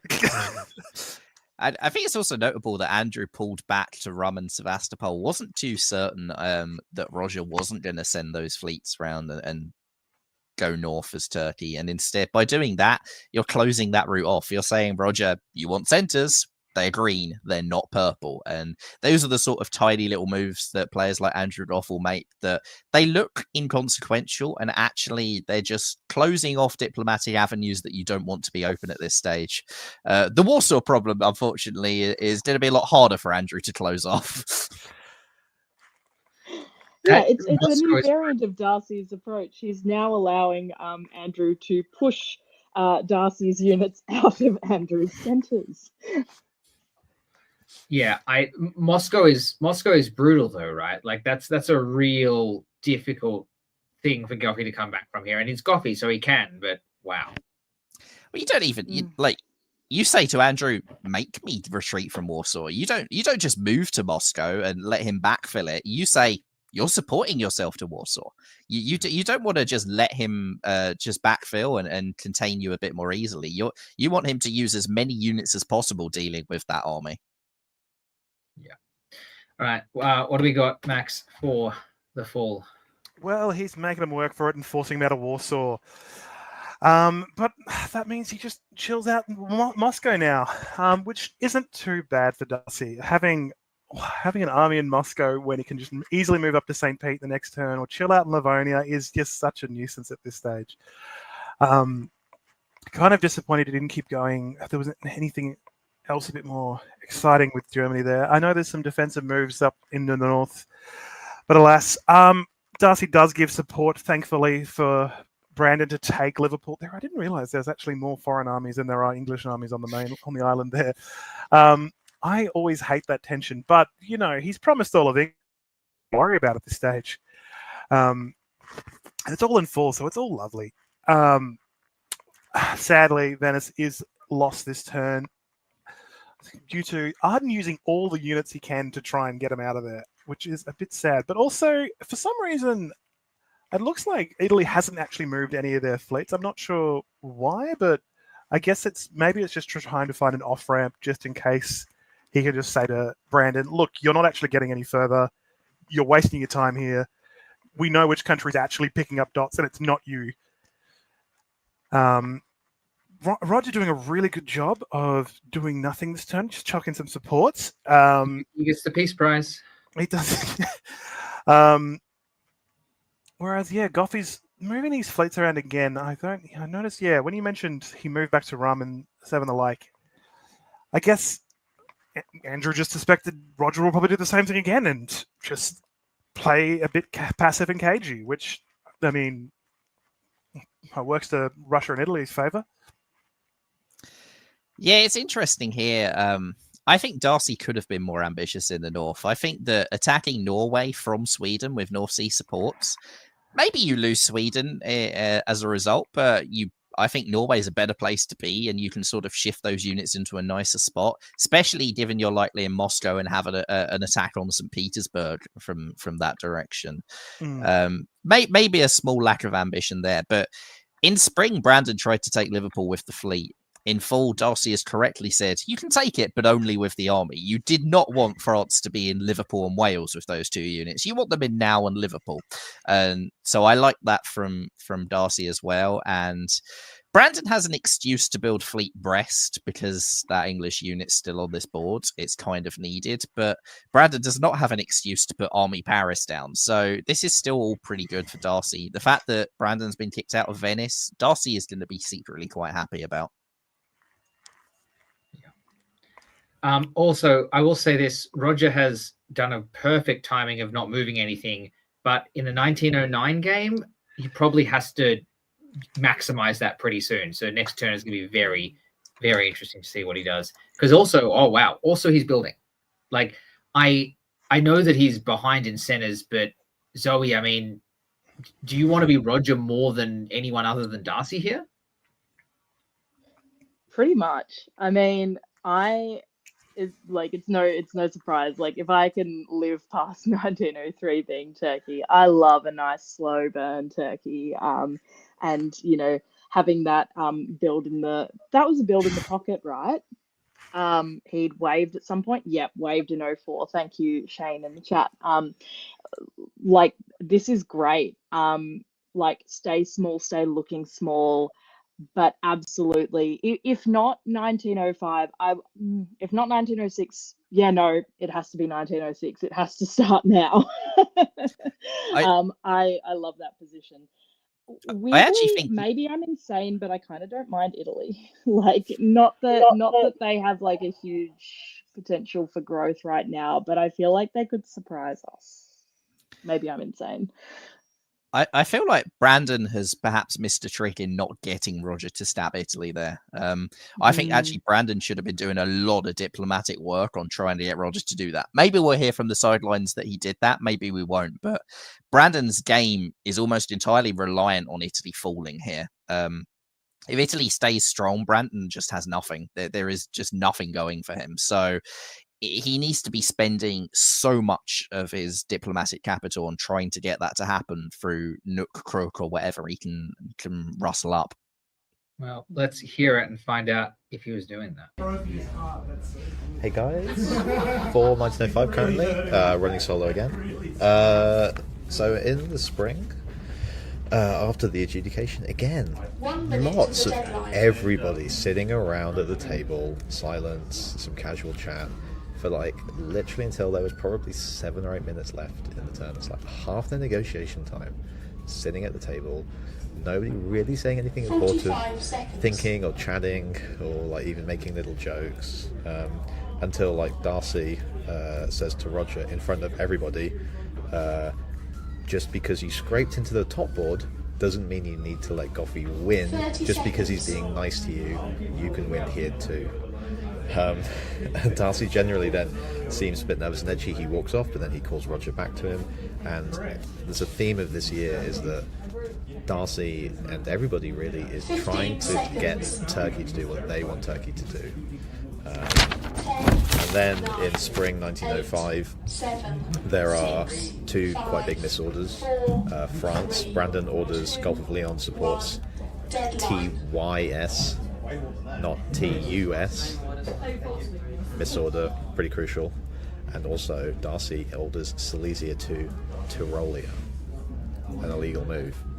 Quite a big effect on the game, and lots of oohing and ahhing when those orders were read out. No disputes on the misorders, both players accepted that they wrote the wrong order down. Fall 05, conversation. France and Turkey immediately have a conversation. Take Greece. We can strip Italy for as many SCs as we want. Turkey says, but then me and you would have a border. And Brandon says, you already have borders with other countries. That's how the game works. You have borders with everyone. Roger doesn't really seem to buy it. And again, it goes back to, people around the board. All the negotiation is happening around the board. Everybody can hear it. Goffey explaining to everybody, to Turkey, if you dot me or if you dot Italy, you are handing the win to France or Germany. And Darcy, very agitated, speaking to Roger, take your destiny into your own hands. Take control here. Go to the Black Sea. Take Romania. You can make a move here. You can even dot Italy. Like, you can compete for the board top here. You don't have to do what Goffey says. Roger says, I don't know if you might find it hard to believe it, but every order I've written has been orders that I've wanted to do in my own self-interest this whole game, fighting back. We will see what they actually do. Everyone's trying to make Turkey their friend.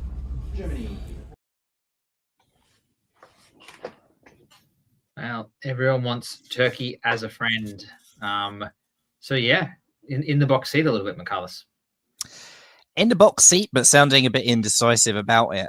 Roger has sort of two alternative options here. There's option one, where you go after Russia, which is what Darcy is pitching.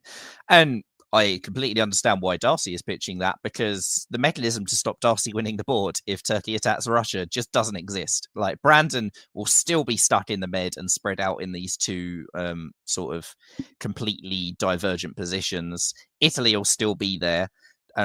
Russia's the only person that Darcy's fighting. So if Russia's losing on another front, Darcy just rolls it. On the other hand, if Russia goes into Italy, you help Brandon, which means Brandon puts more units down, which means there's another mechanism for containing Darcy, which means that Darcy doesn't run away with this. And that is what Roger should really be looking for. I don't think anyone on this board strategically needs Italy at this stage. The people Italy is containing are not the people that are threats to win this game. Like, Turkey and France are not the threats to win this game at the moment. So everybody should really be satisfied with Italy going down, whereas Russia going down, it only benefits Darcy. Roger, you, however, picking up a diplomatic vibe. Oh, that is unfortunate. All right. Oh no, Brandon. Yeah. I'm sorry. Oh no, I was just gonna say that point about France and Turkey talking and Turkey saying, well, I can't do that because then we'll be at each other's borders. It feels like kind of, I remember thinking this way, like honestly around this time last year. Like, I would not want to attack people that someone I wanted to ally with was on the other side, because I was like, oh well, no, because then we'll have to fight. And it doesn't.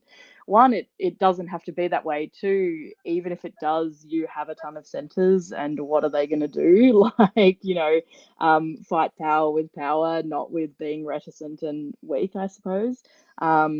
That's probably a bit harsh, but I guess I'm coming up from it from an angle of like, I've 100% been there of like, oh no, we can't have our borders touching. What would it mean for our friendship?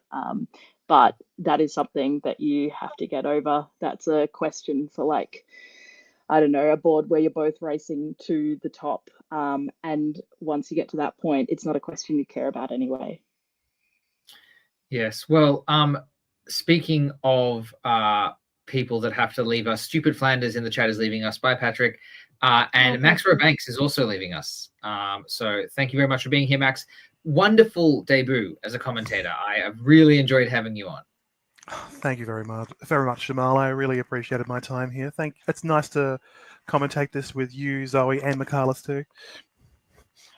Yeah, such a pleasure. Great to have been here to watch the debut. Looking forward to many more hijinks and much more hubbub. Oh, Yeah. superb. Having commentated with you now, I'm looking forward to playing with you at the weekend. It should be fun. Jamal and I will watch somewhat moodily. Yeah, we're gonna watch. Maybe we'll do some sideline. We'll see. Right. See you later, Max.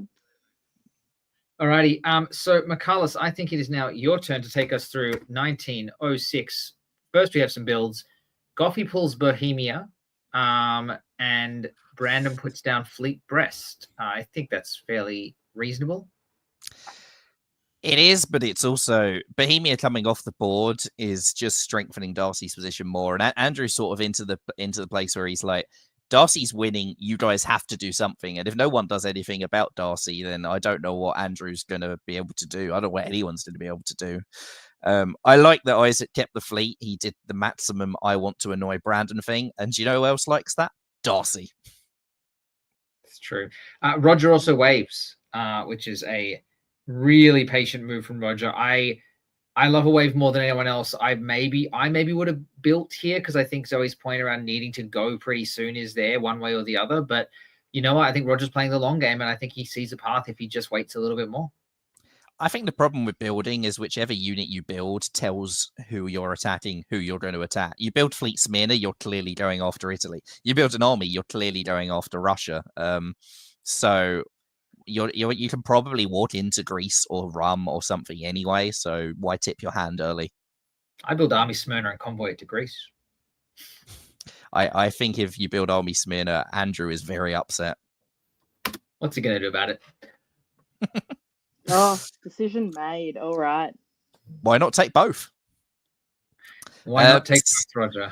Yeah, so Roger takes Greece and goes to Romania. Romania may be by agreement. There's a couple of strange moves going on this board. Conta Smyrna is that's fine. Maybe you weren't. Actually, no. Greece was guaranteed. That's not fine. You should have been in a GNC. But Vienna holds. Goffey comes down. Looks like he's dealing with the Balkans. There's some sort of diplomatic deal made between Andrew and Darcy here, because when Andrew takes Moscow back, it doesn't retreat to the wide open St. Petersburg. Instead, it's pulled off the board. And with Brandon going to North Atlantic to go after Edinburgh and convoying back, giving up on the attack on Italy, maybe Darcy thinks he's got a problem with France, but I don't really understand why you take your foot off the gas there. I think that you just retreat to St. Petersburg, and at worst, you go and take Norway with it. You're in a really nice position as Germany. I don't think letting Andrew have a way back into the game is really in your favor.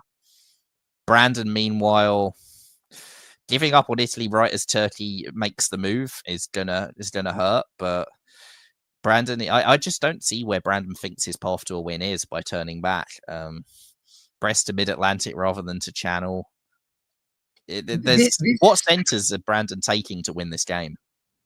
Yeah, this has to be pure Goffey magic, because how are you not pushing Prussia, Silesia, maybe Livonia here? I understand you might think you've kind of just got to defend against Brandon, who might be turning back, but you've got 2 or 3 pickups in the northern Russian centers. You don't need to worry about that. And the other thing is, if you think you've got a problem with France, just go to Burgundy and walk into Paris. That's how you deal with a problem with France. You don't deal with a problem with France by turtling. Turtling is 9 centers might be enough to win this game, but you're losing Moscow, and 8 centers will not be enough to win this game. So this is not a good turn from Darcy, and having had all of the initiative for a number of years, Darcy may have just given it all up.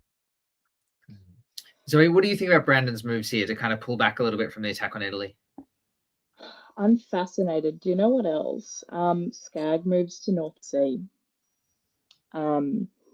Is that that kind of makes the fleets maybe make a bit more sense. I can imagine a world, like, I'm not going to presume to allege what Goffey might have said. I think his negotiation tactics are well beyond mine.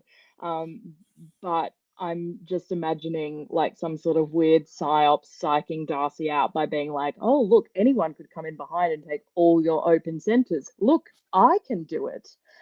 And he's like set up for a convoy potentially if he wants it. And oh yeah, I'm very interested to see what happens in fall. Well, before then, we can actually find out what happened in spring, because we actually have spring sideline for this term. We are talking to you in fall 1906, but it's actually currently the lunch break. They took a half-hour break after the spring orders were written. So the orders are in the box, but we don't know what they're doing, and the players are going off to have something to eat. Mystery for now. Yeah. Spring 1906, again, I have to say, and I think this is the influence, how much influence Andrew Goff has in the Australian hobby, particularly on newer players. So interesting for like American and European players to know how it works in Australia, because I would say from like 1903 onwards, 75 to 80% of the conversation and diplomacy has been done at the board in front of everybody with everybody else listening. Yep. And people will break away for short periods of time and have like literally like 2 or 3 sentences chat and then come back, and then they'll all carry on talking in front of everybody, and then someone will go away and then come back. But the players are spending the majority of the time sitting at the table talking in front of everybody. People don't peel off though. Yeah, and it's not chit-chat. It's like they're talking about substantive things and talking about the tactics and saying, well, you're attacking him, but I can help you, and all this kind of stuff. So the negotiation is happening. It's not all like phatic communication. But it's and that is definitely Andrew Goff's influence on the hobby and how the Australian players, especially the newer players, are playing, trying to emulate his style, which is a good style to try and copy. If you can pull it off. If you're as good as Andrew Goff. Spring 1906, what was interesting is after the moves, and again, as afterwards I was saying, there was like the 3-4 minutes of everybody singing at the table. The first people that go and talk are Russia and Germany, who have been fighting essentially the whole game. And Darcy immediately says to Goffey, I don't want to attack you any further. All I'm doing is I'll get extended, I'll get my units out of position, it'll make it easier for France to come from behind. Andrew says that's exactly what I'd be thinking if I was in your position. And they agree to Darcy says, I want Silesia to go back. Goffey says, I can put Silesia back if you let me take Moscow and you blow it up. And Darcy says, fine, I will take it off the board in spring if you move back to, if you take Silesia away. Goffey says, I can't promise that Silesia will go away from Munich. Maybe it goes to Bohemia, but I'm trying to go to Galicia, but I can't guarantee it'll get into Galicia. He needs to talk to everybody else. But Darcy's like, as long as I don't have 3 on Munich, we're good. I don't need to attack you anymore. I just need to consolidate, and I want a position on the board, and I want to draw. In the meantime, everyone else is sitting around the board, and France and Italy in particular are just kind of watching Germany and Russia. Everybody's watching Russia and Germany kind of talk. watching them in the corner instead of actually talking around the board. And they're getting a little nervous, they're getting a little antsy, and they're starting to talk about draw vote. Like, Goffey has been proposing a draw vote every single turn for the bit, for the meme. But people are seriously discussing it without Germany and Russia. Everyone says that they would be happy to go board. And then, draw. Yeah, and then eventually we actually do get a draw vote with about 5 minutes left in the negotiation period. So like 2/3 of the time is already gone, and then we get a draw vote and the cards come out and there are 3 no's. Everyone said they were happy with the draw. Apparently not. People are thinking that because Russia was the only person who didn't publicly confirm that they were happy with the draw, I assume that people are suspecting Russia. Arden confirmed to me, just as an aside afterwards, that he was one of the vetoes. I think even though he's in a tough spot right now, he knows he's not playing for the top, but I think he can do a little bit better because Brandon said... Fun game. I don't know what Brandon said. Give me Brandon a second. Brandon said that he would back off Italy. That's right. And then Brandon also went to Turkey and said, I'm backing off Italy. So maybe there's an opportunity for you. And again, just like last turn, Darcy especially, but also Brandon, putting a lot of pressure on Roger, saying, take the game into your own hands. You've got an opportunity here. Play like you're trying to top the board, not play like you're just taking part in the game. And there were discussions between Roger and Goffy, saying, you can go do a run, and maybe we try to put you into Galicia in full. And then you're in a better position, and you can take those centres behind you later. But if you want to win the game, don't dot me now. Yeah. You're only going to give it to Germany. So we'll see what happens in the spring moves, and then we'll come back and we'll do a shorter video for fall, and then we'll go back into the regular rotation. Cool. Thank you. Sounds good. Ooh, double Fascinating. sideline. What a treat. Yes. You know, if everyone plays this game as a Wilson game, do you know who that benefits? It benefits the best player at the table, because you're giving him all of the information. Everybody knows who the best player at the table is in this game. It's Andrew Goff. Like, the rest of you can win the game, but Andrew Goff is the best player at this table. Why are you all Wilson? You all Wilson, and things will come up Andrew. Like, this isn't correlation. This is causation. The more information you give to Andrew, that if he has as much information as you do, he's probably going to play better than you. And if you just want to put it down to a tactical gunboat fight, then you're just giving him all the cards. So yeah, this is not surprising that it's coming up Andrew, but it's not good for the rest of them if they keep playing it like that. Yeah, 100%. It's like this weird informer culture where it sounds like everyone's scared to be seen talking together. And that mention of, I think it was it France and Italy or France and Turkey sitting together and just watching Darcy and Andrew talking. That's odd vibes.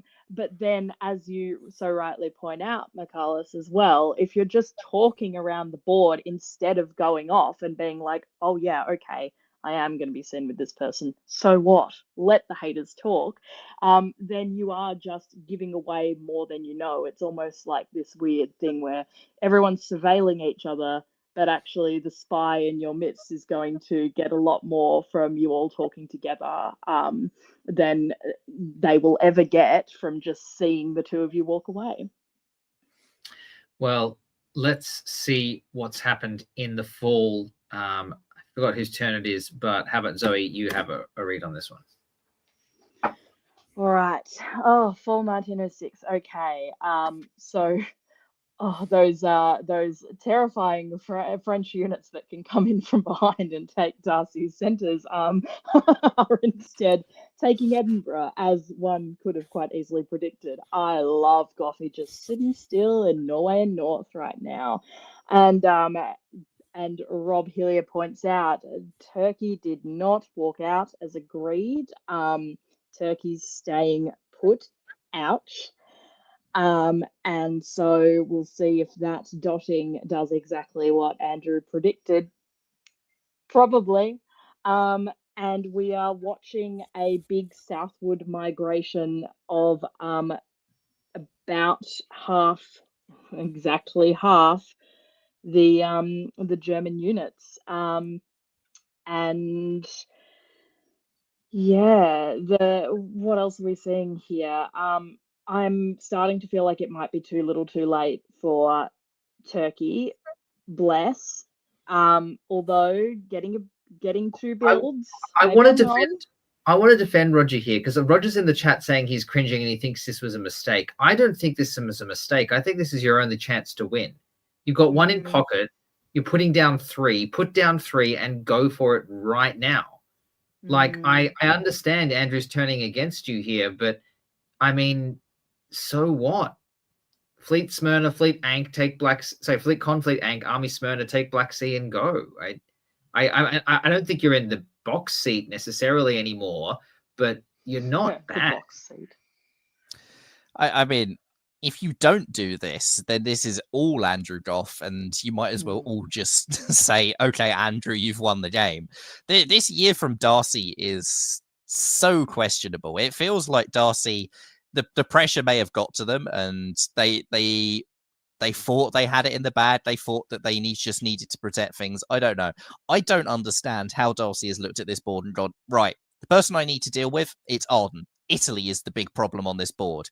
Tyrolia makes no sense to me in any world whatsoever. And if Tyrolia is not hostile to Italy, it's to what? deal with Austria? Is Austria the big threat? No, these are not the players Darcy should be worried about. I think it's France. I think he's going around to Piedmont. Yeah, but if 100%. that's the case, why haven't you gone to Picardy? Why haven't you gone to Burgundy? How is Piedmont better? Like, none of this makes any sense as a year from Darcy. This game was entirely in Darcy's hands, and unfortunately, I think Darcy has fumbled it 2 turns running here, and now it's really Andrew who's got all the initiative on this board. Yes, he might have a Turkey problem, but we can see from the chat that maybe Roger was concerned, but as Italy is now fighting Turkey, I don't think Andrew has that much of a Turkey problem. I really don't think I was just going to say, Michaelis, I think you pointed out Andrew Goff's washing machine tactics in Austria in that previous game. I think this is Darcy's version of a washing machine that's slightly anti-French, but just not anti-French enough that it's obviously anti-French enough to piss off Brandon.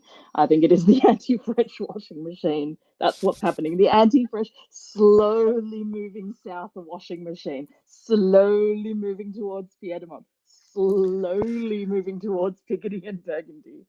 But why? France was so vulnerable. Why go slow? Why let England die? If you want to deal with France, if you're concerned about Brandon, okay, I can respect that. But if that's the problem, just go and kill France. You had the opportunity to gut them. That would have been so much better than consolidating and not doing it. Like, in this world, what you've actually done is you've let France grow and you've let Russia grow, and you've put yourself in a constricted position between the two of them. And that is the worst world you could possibly have had. Because now France and Russia can very viably just work together against you.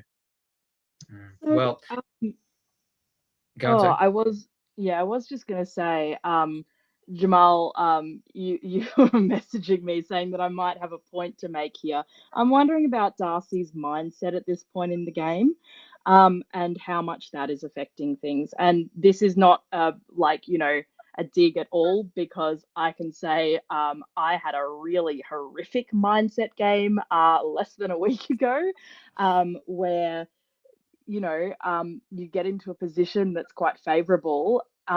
You feel like it's locked away for you, and it's almost like you go, right, well, that's done. And then it feels incredibly painful to realize that it's not done.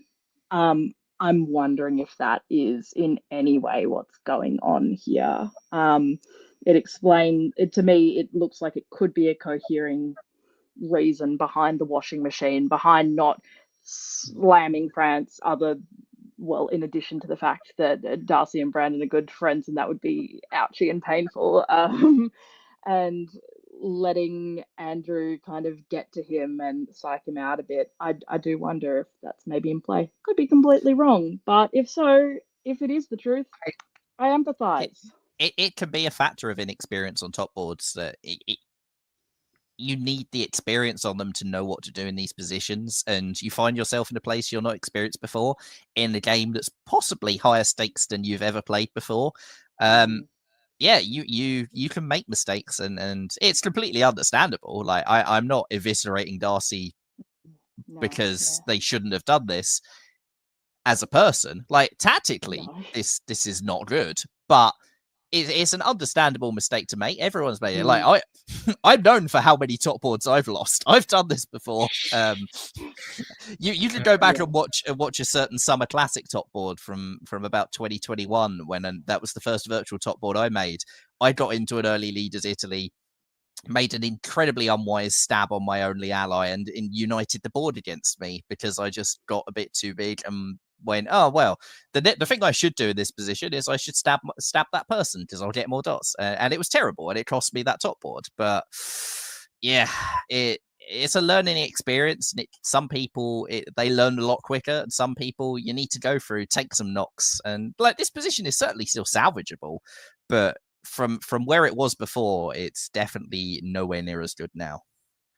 Yeah, and I would also point out here too, right? This is one of the joys of this tournament, is that there are so many players who are really new here, right? You take out Andrew Goff. I mean, I think the rest of this board has like probably less experienced than the three of us, any one of us combined in diplomacy, let alone Andrew Goff by himself, right? Like, there is a huge amount of people who are even players like Darcy and Brandon who've been around for a bit. They've been around for a year. Like, realistically, they've been playing this game for a year. It's not a lot of time. And so the quality of play, I think part of what we do as commentators is try and point out where things could have gone differently or where strategies might be improved. But the quality of play here from everyone on this board is super high level. It's really, really top notch. So, I think, I think everybody on this board can walk away feeling with their head held high about it. Because I think, to even get to this point against someone like Andrew Goff, against this level of play going on, is pretty phenomenal. Yeah, it's no slight on you if you get hoodwinked by a 3-time world champion like Andrew Goff. There are few, if any, better players in the world than him. Yeah. You're not going to be as good as him after 1 year of playing this game. That's just a factual statement. Let's hear what Goffy might have said to Darcy in our fall 1906 sideline. 15 seconds. All right, as you might have just heard, 15 seconds left to go at fall 1906. Brief update because we did the spring one already. 8, 7. Let the countdown finish. 5, 4, 3, 2, 1. Deadline. All right, deadline's just gone in fall 1906, and Turkey is making moves. And I think some of the key conversations here, Germany and Turkey. Now, Roger goes to Darcy and says, "Can I talk to you?" immediately after the moves are made. And Germany says, "Now you want to talk. Not the previous 3 years when I was attacking Russia and we could have done something together." But they do go off and talk anyway. They don't really talk about anything substantial. Goffy at the ball proposes we could just convoy Norway to Portugal with Russia and France helping me. Much laughs, not shot down. He comes back to that again several times during the term. And the big conversation here is that Russia and Germany just confirm that they're all still good, that disband, everyone's happy, they're all thumbs up. And there is a three-way conversation between Russia, Germany and France about confirming what Goffy actually intends to do, because Italy and Turkey are still spreading rumours to them that maybe Russia might still be thinking east. They've got a fleet in the North Sea. What is that going to be doing? Is he going to try and divide and conquer between the two of you? Goffy says, "Don't worry, I'm heading south." And he says, "I want Italy and Turkey to talk as much as possible because," and I will quote, "they're not getting along. Every conversation makes it worse." And later on, Hector, who's just doing the backstabber now, caught Italy and Turkey talking for about 3 or 4 minutes. So the longest conversation that anyone had on this turn, and at the end it was broken off with Arden saying, "This conversation is not going to go anywhere, it's not helpful, it's a waste of time." So once again, Goffy seems to have read the board right, but does he have the right moves? Can anyone catch Darcy? We'll see.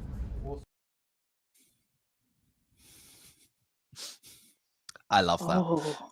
I love that from Andrew. Just those two people, every time they talk, things get worse between them. I'll let them talk as much as possible. That is classic Andrew Goff.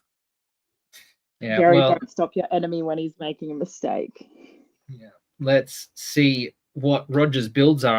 I'm very keen here. I think Roger, for all of his down talk, has a shot here if he builds right and gets the tactics here.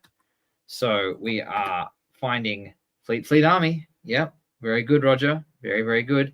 Michaelis, how about you talk us through? And we do say goodbye to Isaac Barrett. Congratulations on making the top board, Isaac. It's a phenomenal achievement in your first tournament. Really, really well done. Michaelis. Okay, so in the East, Black Sea is forced because it can be at the expense of everything in the Balkans. Unfortunately, Italy takes Serbia and Russia takes Romania.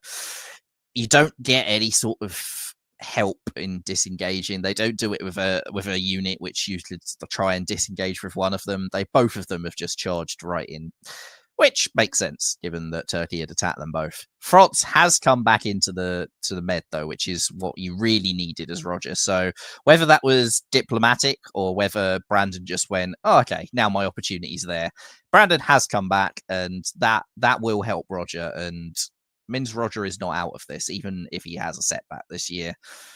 Meanwhile, in the north and the west, nobody does anything.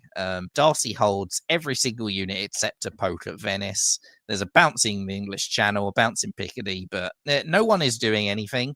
And Darcy might think that that's in their favour because they're winning, but Darcy's just giving opportunities for Russia and France still to catch up. Like at the end of this year, Andrew is possibly going to be on 8 as well. There's a good chance France might be.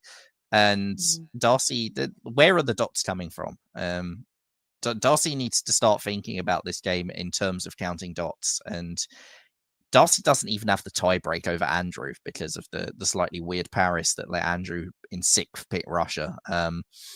So you need to be thinking, I need more centers than Andrew. And at the moment, I don't think 8's going to be enough to win this game. 9 is risky, can be done. 10 is what you should really be thinking about. And at the moment, it doesn't look like Darcy is going after those 9th and 10th dots.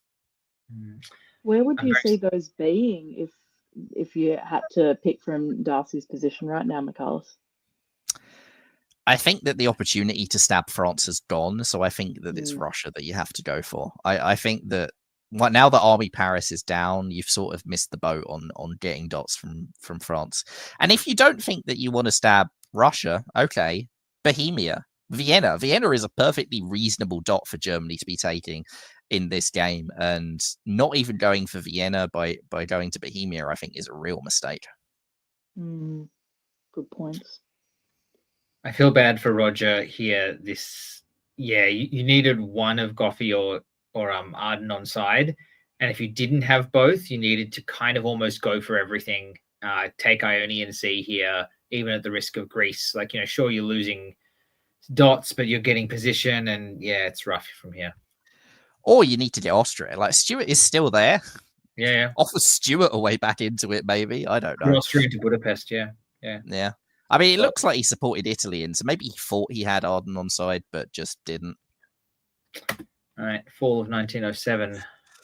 All right, fall of 1907. Okay, Germany gets Trieste. I like that. Yeah, you've got something out of this. Good job, Darcy. That's a big improvement. It's not an easy centre to hold, but it is a step forwards. And the other good news is France hasn't got anything out of Italy. France made the wrong guesses there. Went for both Rome and Venice instead of supporting themselves to Venice. So bad turn for Brandon as a result, and a good turn for Darcy. Meanwhile, elsewhere, Roger does just go down 2 because Arden and Andrew are directly working together at Romania. So good turn for Andrew as a result, who will be building, doesn't really care about Armenia, has Warsaw covered. This is a pretty good turn for Germany and for Russia, who are the 2 big players in this game. Brandon, this may be hard to come back from. There's still centres to be taken in the south, but Turkey's now the one who's going to get the walk to Tunis. Brandon's really on the back foot and is going to need a lot of things to go right in the final 2 years of this game to turn this into a winning position now. Zoe, I'm interested in your thoughts on I don't know why they're not taking Norway here. Yeah, that's like Brandon or Darcy. Like, work it out. Give it to one of you. Yeah, surely. I mean, I feel like it's Darcy's. I don't want to say by right, but like it would make sense. And then you can also, ideally, I was about to say start chewing into Russia, and then I was like, it's not really chewing if it's a fleet St. Pete, is it? But concepts, ideas going against Russia, possibilities, as Michaelis pointed out, that's probably where the dots are now. Now that you don't really have the opportunity on France. Interesting, those weird little bounces. Where was that? Was Norway being sent to North Atlantic Ocean? Yeah, I think it was. Okay. Oh, to Burgundy. It's convoy to Burgundy. Yeah. Oh, Backstabber doesn't even know how to show that. Anyway, all right, let's have a look at the sideline and see if we can find any more information. All right, they're reading out the moves for fall 1907, so I'll just give you an update on what happened in 1907, or at least what we can see was happening. Goffey was not happy after the resolution of fall 1906 because Turkey did not walk out of Rum to Galicia as agreed. He said he thought there was an 80% chance that they would, but I guess the 20% happened. And after building Fleet Ank, Roger openly said to everyone on the board, every time I get nervous in a game, my opportunism gets the better of me, and basically told everybody that he'd made a mistake immediately after stabbing and building 3. Let's see. Germany, Austria and Turkey all got into a bubble. Stuart in Austria promised to put Germany into Trieste. Goffey said that Trieste needs to support Serbia to run, but we can do it in fall. Darcy said, can I get assurance that it will happen in fall? Everyone agreed that they would do it in fall. And then I guess Russia and Turkey had a big chat, which was basically Roger saying, I know that it was stupid, but I have to commit to it now, I can't go back. And Goffey saying, if you want to fight, let's fight. If you want to walk away, you can walk away. You won't walk away for free. I'll take Romania back from you, but that's the best deal that you're going to get. Otherwise, we'll fight, and I'll kill you. Going into the fall of 07, again, Russia, Austria, Germany, or just reconfirm what they're doing with Germany taking Trieste. Stuart pulled me aside after that and said that I think the quote was, it would make me mirthful if I finished on more than Italy. So we know exactly what his goal is from this point in the game. Italy and Turkey. Roger and Arden, Roger obviously supported Italy into I think Budapest in the spring, and Italy didn't believe them. Arden didn't make that order. That relationship is just shot at this point, and in fall 07 they had like a 2-minute chat standing next to the board. People were milling around, but they basically didn't talk about anything substantive, and they weren't even really pretending to cooperate. Just doing like the barest amount of talking. I think neither of them believes what the other one is doing at this point, and even if one reaches out the olive branch, the other one doesn't take it at face value, and so that's all done. And then France and Germany and Russia all putting pressure on Roger to back out of this attack on Russia and go to the Ionian, attack Italy. I think basically everyone at the board at this point wants to see Italy dead. It's just a case of whether Turkey thinks they can commit to that without getting crushed by Russia from behind. So we'll see what the orders are.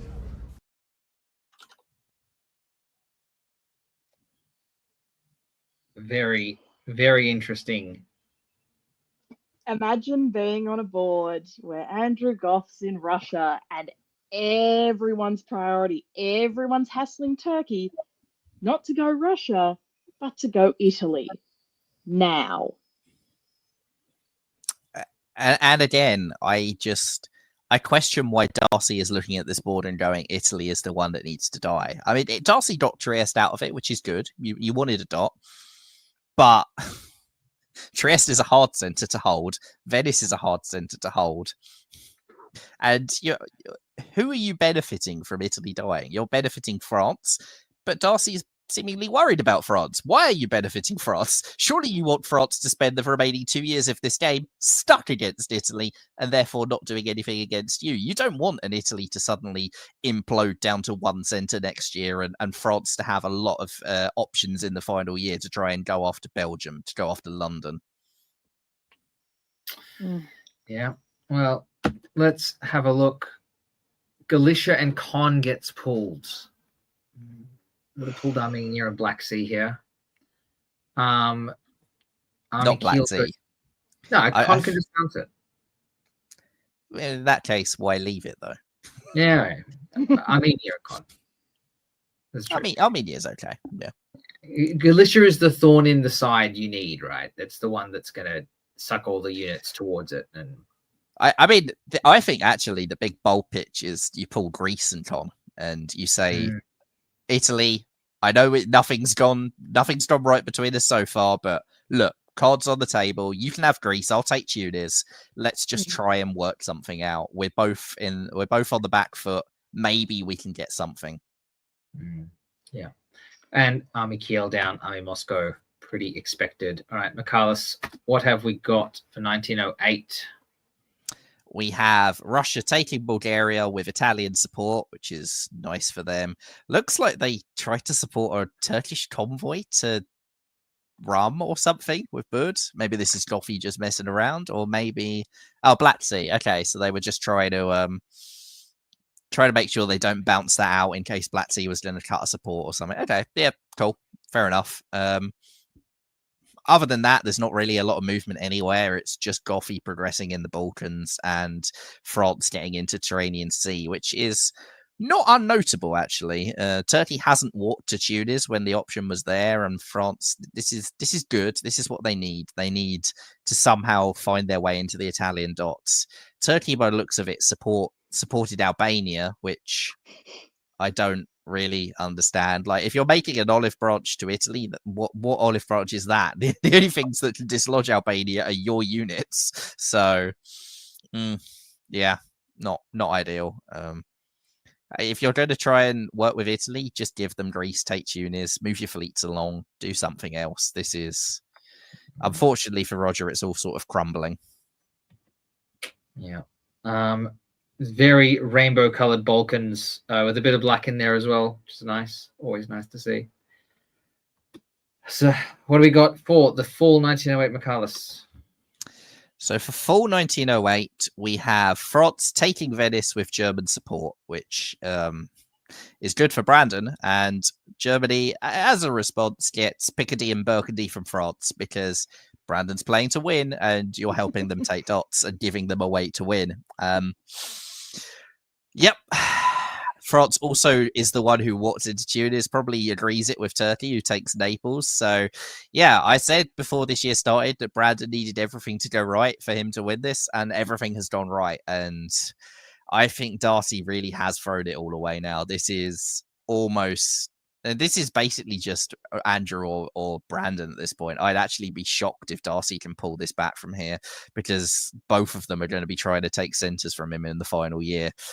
Goffy has not had the best of turns, though, loses Sevastopol and has it blown up, and has Bulgaria blown up as well. Italy gets into Greece, so it's not gone great for Roger. Maybe Andrew supports Moscow to what? Maybe he changed his mind, didn't get an order set in. Doesn't support Moscow to 7, it costs him 7. Oh, yes, meant to do it the other way. Yes, okay. Yeah, that's really costly. This has all come up Brandon this year then. Yeah. So I was wondering about Brandon last year, because I was thinking about, like, you get to this point in the game and the question is who's pissed off who, right? And Brandon hasn't pissed off anybody. Like, Brandon's gone for Italy and then pulled back, and they're kind of okay because they hate Turkey more. Darcy's tried to turn around, but Brandon's kind of stopped the attack on. Like, no one next to Brandon's annoyed at Brandon, and he gets the support into Venice. He gets the walk into Tunis, and he gets to make the move in 1908, and maybe it's the right time. Yeah, the washing machine sort of jutted out of Germany at just the wrong time. Well, the right time to get Trieste, but the wrong time to defend against everything going northeast. Yeah, it is, as you've both said, a pretty incredible turn for Brandon. And I'm so glad that army in Tuscany has now done something other than go back and forth between Spain and Tuscany. Woohoo, the little army that could. No, this is really nice. And I guess it makes me wonder now, like, how much Brandon must have used all the tough talk on Turkey to his advantage, sort of, understanding from that, talking around the table, okay, where can I go that will continue to not have anyone who's going to be able to stop me be pissed off at me? And it's Italy, and then that sneaky up on Belgium and Munich. And getting Tunis. What? As a result, Darcy could have taken Vienna as well, and is instead helping Brandon into Venice. Yeah. He's got things to do, important things to do. he could have taken Vienna, and he could have demanded Brandon give him Norway in exchange for him helping into Venice if they were really going to go that way. Yeah. As a result, Brandon Austin is up 2, now tied with Darcy on 9. Goffey's dropped to 6. He's still building, but it wasn't the best turn for him. And Roger is still not out of it. Gets a build on 6. He's actually, again, hard to see what Roger's picking up, but it's not over until it's over. The Italian disbands are, I think, actually the most important thing on this board right now, because Italy is pulling 2. And depending what they pull, they could be centres that are really easy for Goffey and Roger to walk into, or centres that are really easy for Brandon to walk into. And that could actually make all the difference at the end of this game. It can. Let's see the sideline for 1908 and see if we can get any hints. So we've got about 45 seconds to the orders for 1908. So recap of 408. In spring, Darcy proposed a draw. Goffey vetoes, quote, to save the time of Brandon voting no. I think that, Goffey the whole time has been talking to people saying that France can still definitely win the game. Brandon definitely seems like he's missed his chance and is kind of just accepting of Darcy winning. So I think Goffey is mainly using that as a front because he thinks there's a 5% chance he can pull it out from here. And Andrew Goff, if he's got a 5% chance, he's still going to be playing off for that chance. At the table, Goffey says openly in front of everybody to Italy, to Arden, that he felt really dirty about the take of Trieste. He says he bears no ill will, it's just it was an agreement. Everybody had everything arranged and he was kind of like collateral damage, but he doesn't want to see anything worse happen to him. Possibly that's one of the times that the fabled Andrew Goff actually did tell a lie. We'll see. And Arden goes to Russia and Germany afterwards and said, look, I just want to finish in the top 4. I want to finish ahead of Austria, I want to finish ahead of Turkey. And Russia and Germany both say, we can make that happen for you. And which it's funny because Turkey says, I won't take Tunis and I'll help you take Romania back. Arden at that point says okay. This was in a private conversation, that last bit. And then immediately Arden goes to Goffey and leaks Italy's moves. Leaks Turkey's moves. Only for Roger to then grab Arden and change the order set completely. So as it was, Goffey's guess supporting the fleet into Rum and then going into the Black Sea didn't work, which he was very disappointed about. Denmark supports Sweden. There was a conversation between France, Germany and Russia saying, Darcy saying, I'm going into the last 2 years with a 2-centre lead, but I don't have any growth. You guys both have growth. I'm not in as good a position as you think. Goffey poo-pooing it, basically saying, look, as long as you don't annoy us, you're going to win. We don't have as much growth as you think. Spring Rouge come down. Turkey's obviously in a bit of spot of bother now. It's kind of where the only movement is. Everything in the West seems completely settled and has done for several years at this point. And Russia and France go and have a chat. Brandon's saying Darcy doesn't want me to do anything. He's not helping me take any more dots. And they have a discussion about maybe Goffey could snipe Belgium if they don't bounce in Picardy, so Belgium walks out. Maybe they let someone go to the channel. But do they do that now? Do they do that in 1909? We'll see if they commit to that immediately. And again, Goffey talking openly at the board, with everyone being able to hear, telling Darcy, as long as you don't piss off me and Brandon, you're going to win the game. But if you do, we'll see what happens. And indeed, we will see what happens. It is getting tense. This is an amazing, amazing game to watch. It's great to have the sideline. Thank you so much for Robert without his hat for doing that. Zoe, would you like to take us out on the builds and the pulls, and as Mikala said, pivotal pulls? Oh, okay. Italy's saying, I'm done with that boot. It's an old boot and you guys can duke it out. Builds Fleet Marseille. Interesting. I feel like there was maybe a different choice here. Fleet Smyrna, Army Warsaw, Army Paris. It feels very tense. It was interesting to hear that little tidbit at the end of the sideline about France and Russia talking and maneuvering. And I think I expect that the results of that have resulted in what we've just seen with Picardy and Burgundy. Yeah, I think there's a strong argument for Fleet Brest to go and threaten Belgium and London. Yeah. And if there's 1 year left, Marseille fundamentally cannot get anywhere. The only thing it can do is cover Piedmont if you move that in spring, which, okay, sure, not the end of the world if that's what you choose to do, but you're risking Venice not having easy retreats and horrible things happening there. That pool, though, with the Italian pools, does feel like this is all coming up France. And yes, you've got a 50-50 on if Turkey tries to block you in spring on Turanian or Ionian. If Turkey doesn't try to block you, then even better. Money, money, money. Well, let's see what we do, Zoe. All right. Pick to English Channel, Paris and Munich bounce. Darcy's responding. As you would. Rum takes Bulgaria. Ouch. Good for Goffy. Several treats there though.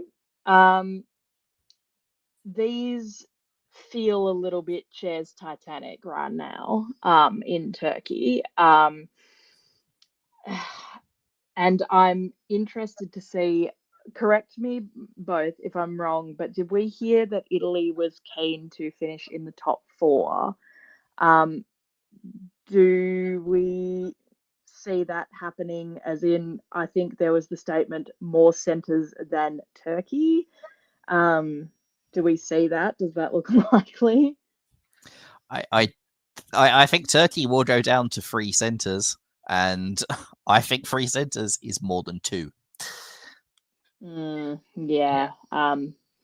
Unless Russia really, I don't know, pulls one out for Italy just on the strength of, you did us a solid.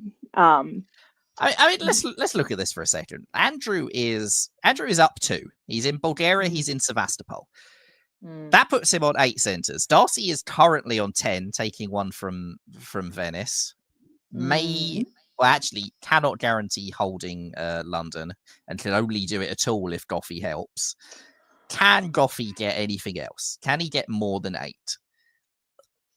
Maybe he can get Austria to throw him Vienna. Maybe he can get Rum back. Probably. This is at most 8, and 8 is not going to win Andrew this game. What can France say? France is on 9, losing Venice, gaining Rome. Probably has Naples. London is guaranteed. You can cut North Sea.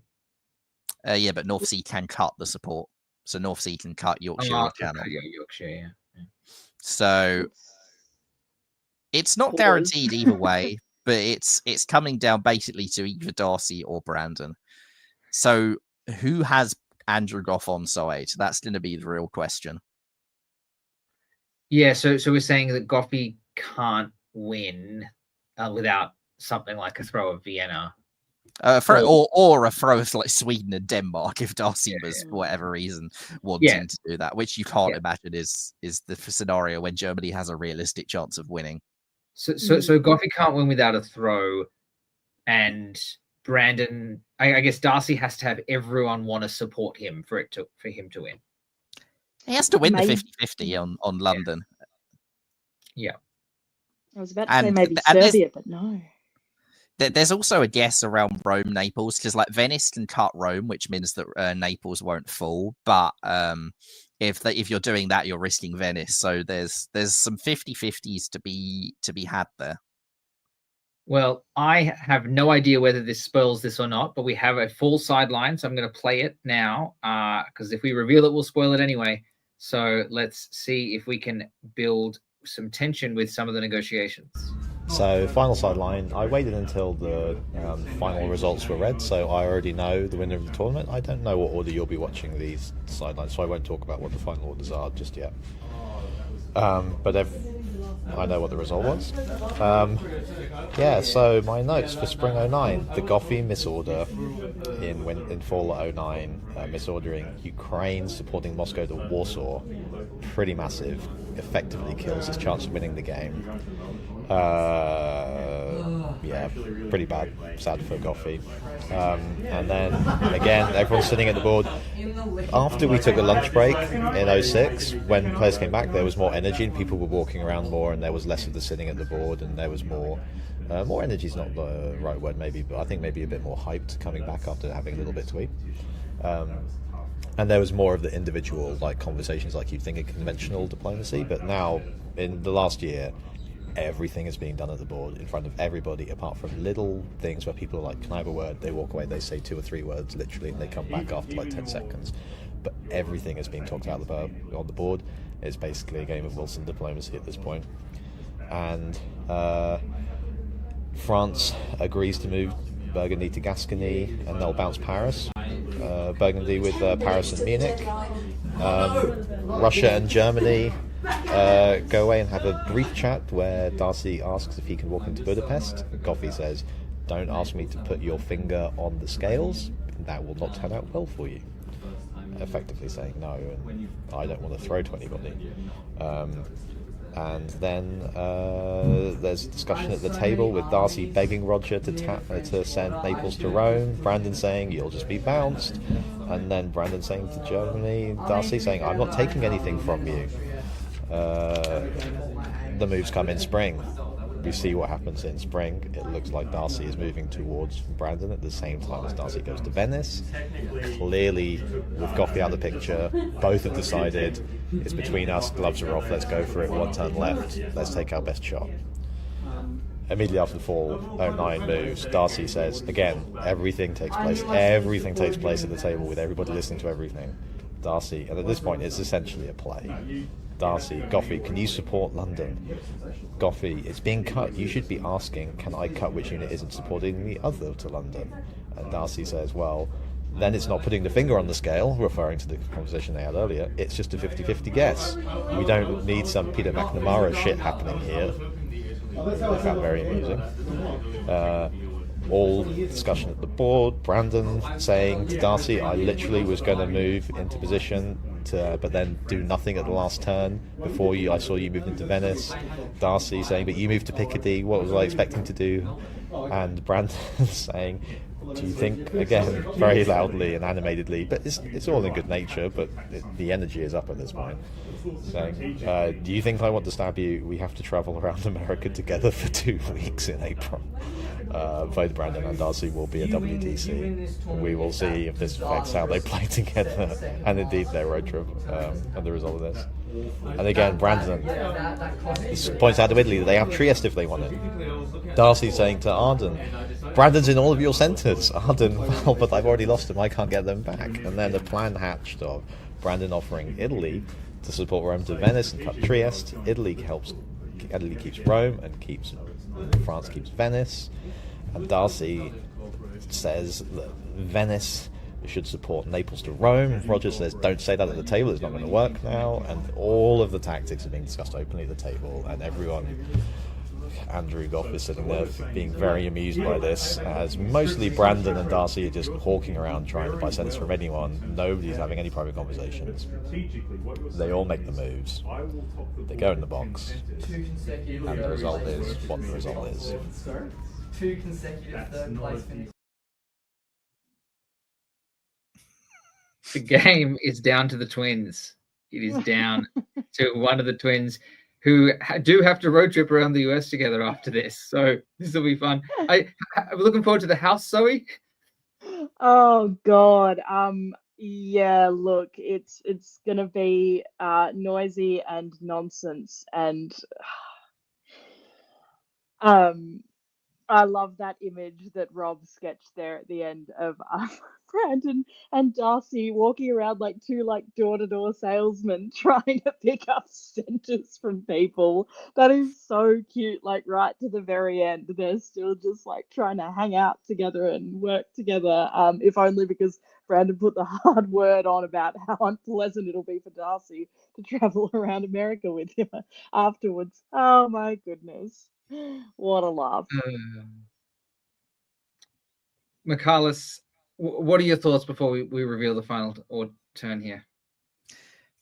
There was some notable conversations there between Brandon and Arden that I heard about trying to get Italy back into dots and things. And this is what could make the difference. We know what Arden's playing for. Arden's trying to get more centers than Turkey and stuff like that. If Brandon can get Arden to do something that helps him, Brandon has a much better chance of winning this. Darcy goes from having 50-50s to having something like 10% chances of getting all of those things to come together. So I would say that's advantage Brandon in the negotiations, and we'll see if he manages to follow it through tactically.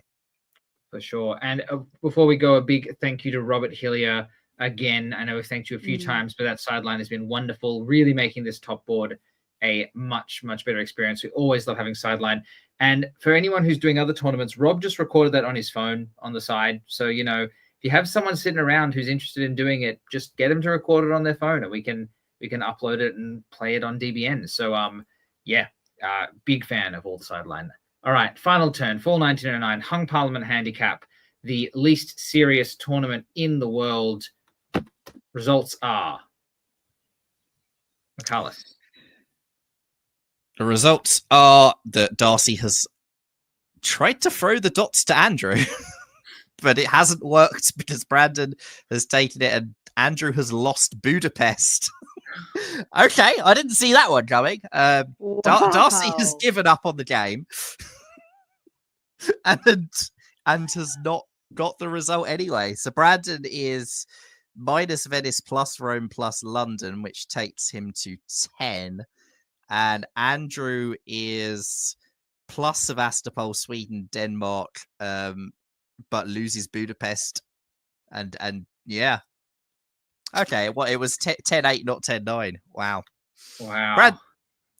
Brandon would have won either way, because Darcy, even without throwing those dots, would still have been 10-9. London was the critical center in the end, but didn't see that one coming. Yeah, so the walkout of Denmark and Sweden is fascinating. I guess they get the guess on. So they prioritize putting Austria into Budapest rather than taking Trieste, which actually kind of turns out to be somewhat important. Wow. Well done to Brandon Austin. Congratulations for, I think this is your debut tournament win. Congratulations, Brandon. Yeah. Also, I would like to make a call out here that Stuart Barton and his line, where he comes back and he finishes equal to Arden in Italy, which is a very, very good fight back to last the entire game pretty much just on Vienna. Where that is brilliantly done by Stuart. But Brandon, really patient game. Really, really well played all the way through there. Zoe, I mean, what are your thoughts? Wax lyrical for us. Yeah, well, I mean, I suppose we could have maybe foreshadowed it with that wave. Was it a wave in 01 or in 02? Where, France just chilled and sat back. And I mean, I think sometimes where there is an intense energy on the board, where people are tense, where there's a, as Michaelis has said, a very experienced, very well-known player in a big, powerful position on the board, and then also you've got people playing really hard all across the board. You've got tension in Italy and Turkey. You've got Austria that's flamed out fast, although, as Jamal noted, like, massive props to Stuart for sitting on one for ages and having that pride to stay right to the end, and then the wherewithal to push into that second center. That is scrappy. I like it. But in the midst of all that chaos, it pays to be the person who's patient, the person who's calm, the person who's not being always the one who's pushing that, trying to be senior in the partnership, or trying to do machinations across the board. In a way, I feel like a lot of the time Brandon really stayed in his lane and tried not to concern himself too much with stuff that he felt shouldn't concern him. And in retrospect, I think it's easy to see that that kind of happened at the right times. Carlos? Yeah, Brandon, he was a very good ally in this game, and that is eventually what's got him over the line. Like, there was a point in this game where Darcy was well ahead, and Brandon didn't react. Brandon didn't do anything to trigger Darcy to come fully into him, even though Darcy got paranoid. Brandon was just calm, sound. I will just go back into Italy. I don't mind. I'll do this, and got some huge diplomatic wins as a result of that. Got Venice, the support into Venice, which in the end was crucial. It just gave Brandon a path to a win that hadn't previously been there. And he made things happen in the final year for himself as well. He jumped up. He went, okay, right.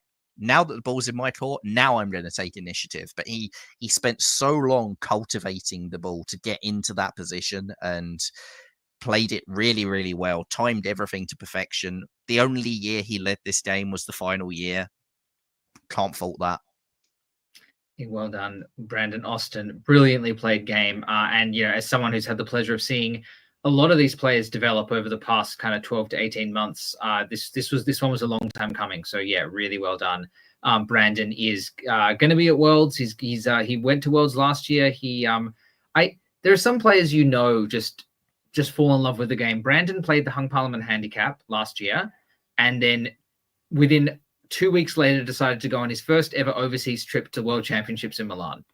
And there's some people you just look at and you go, you have that spirit and that drive and the love of the game, and that it's way more important than any success, but it often pays off in success. So really, really well done, Brandon.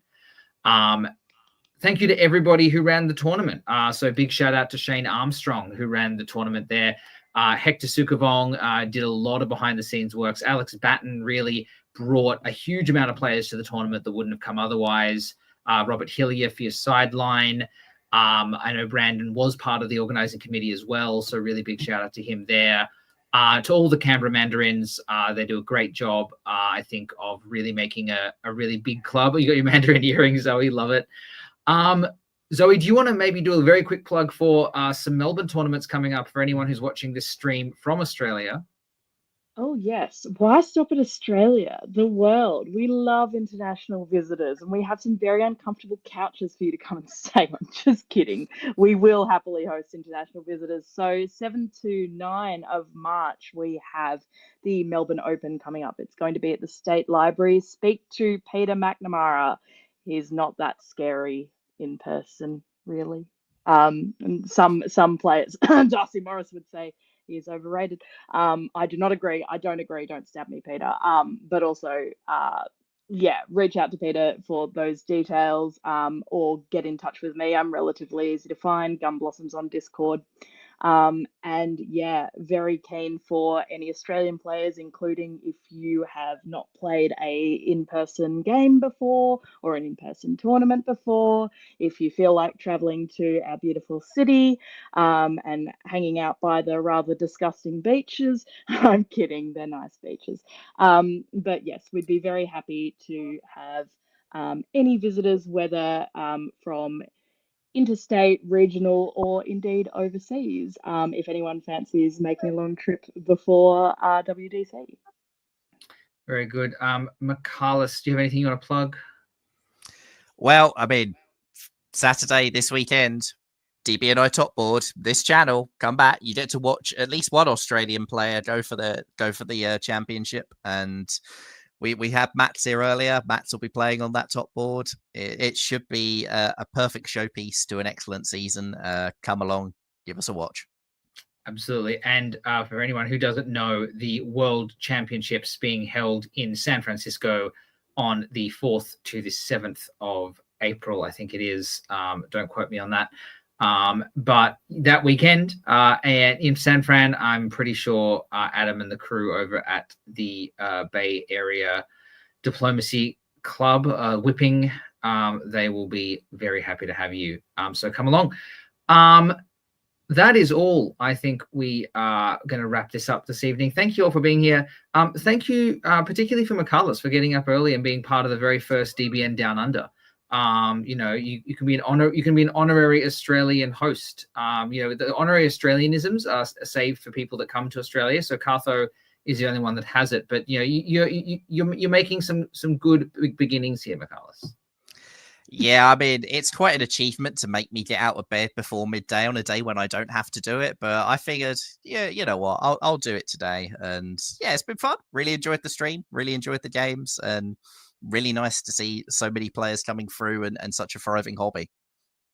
Thank you. Thank you very much for joining us, Zoe Cameron. Don't you sign off, because I've got to say, you know, if no one else is going to say it, Jamal, you've done an incredible job building up the Canberra hobby again in the last couple of years. And, you know, I yap about it all the time, but probably good to do it on the record.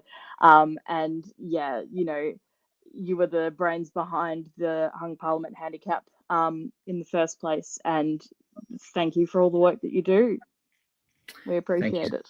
Thank you, Zoe. I appreciate it. And because everything is reverse here in Australia, stab well and stay safe.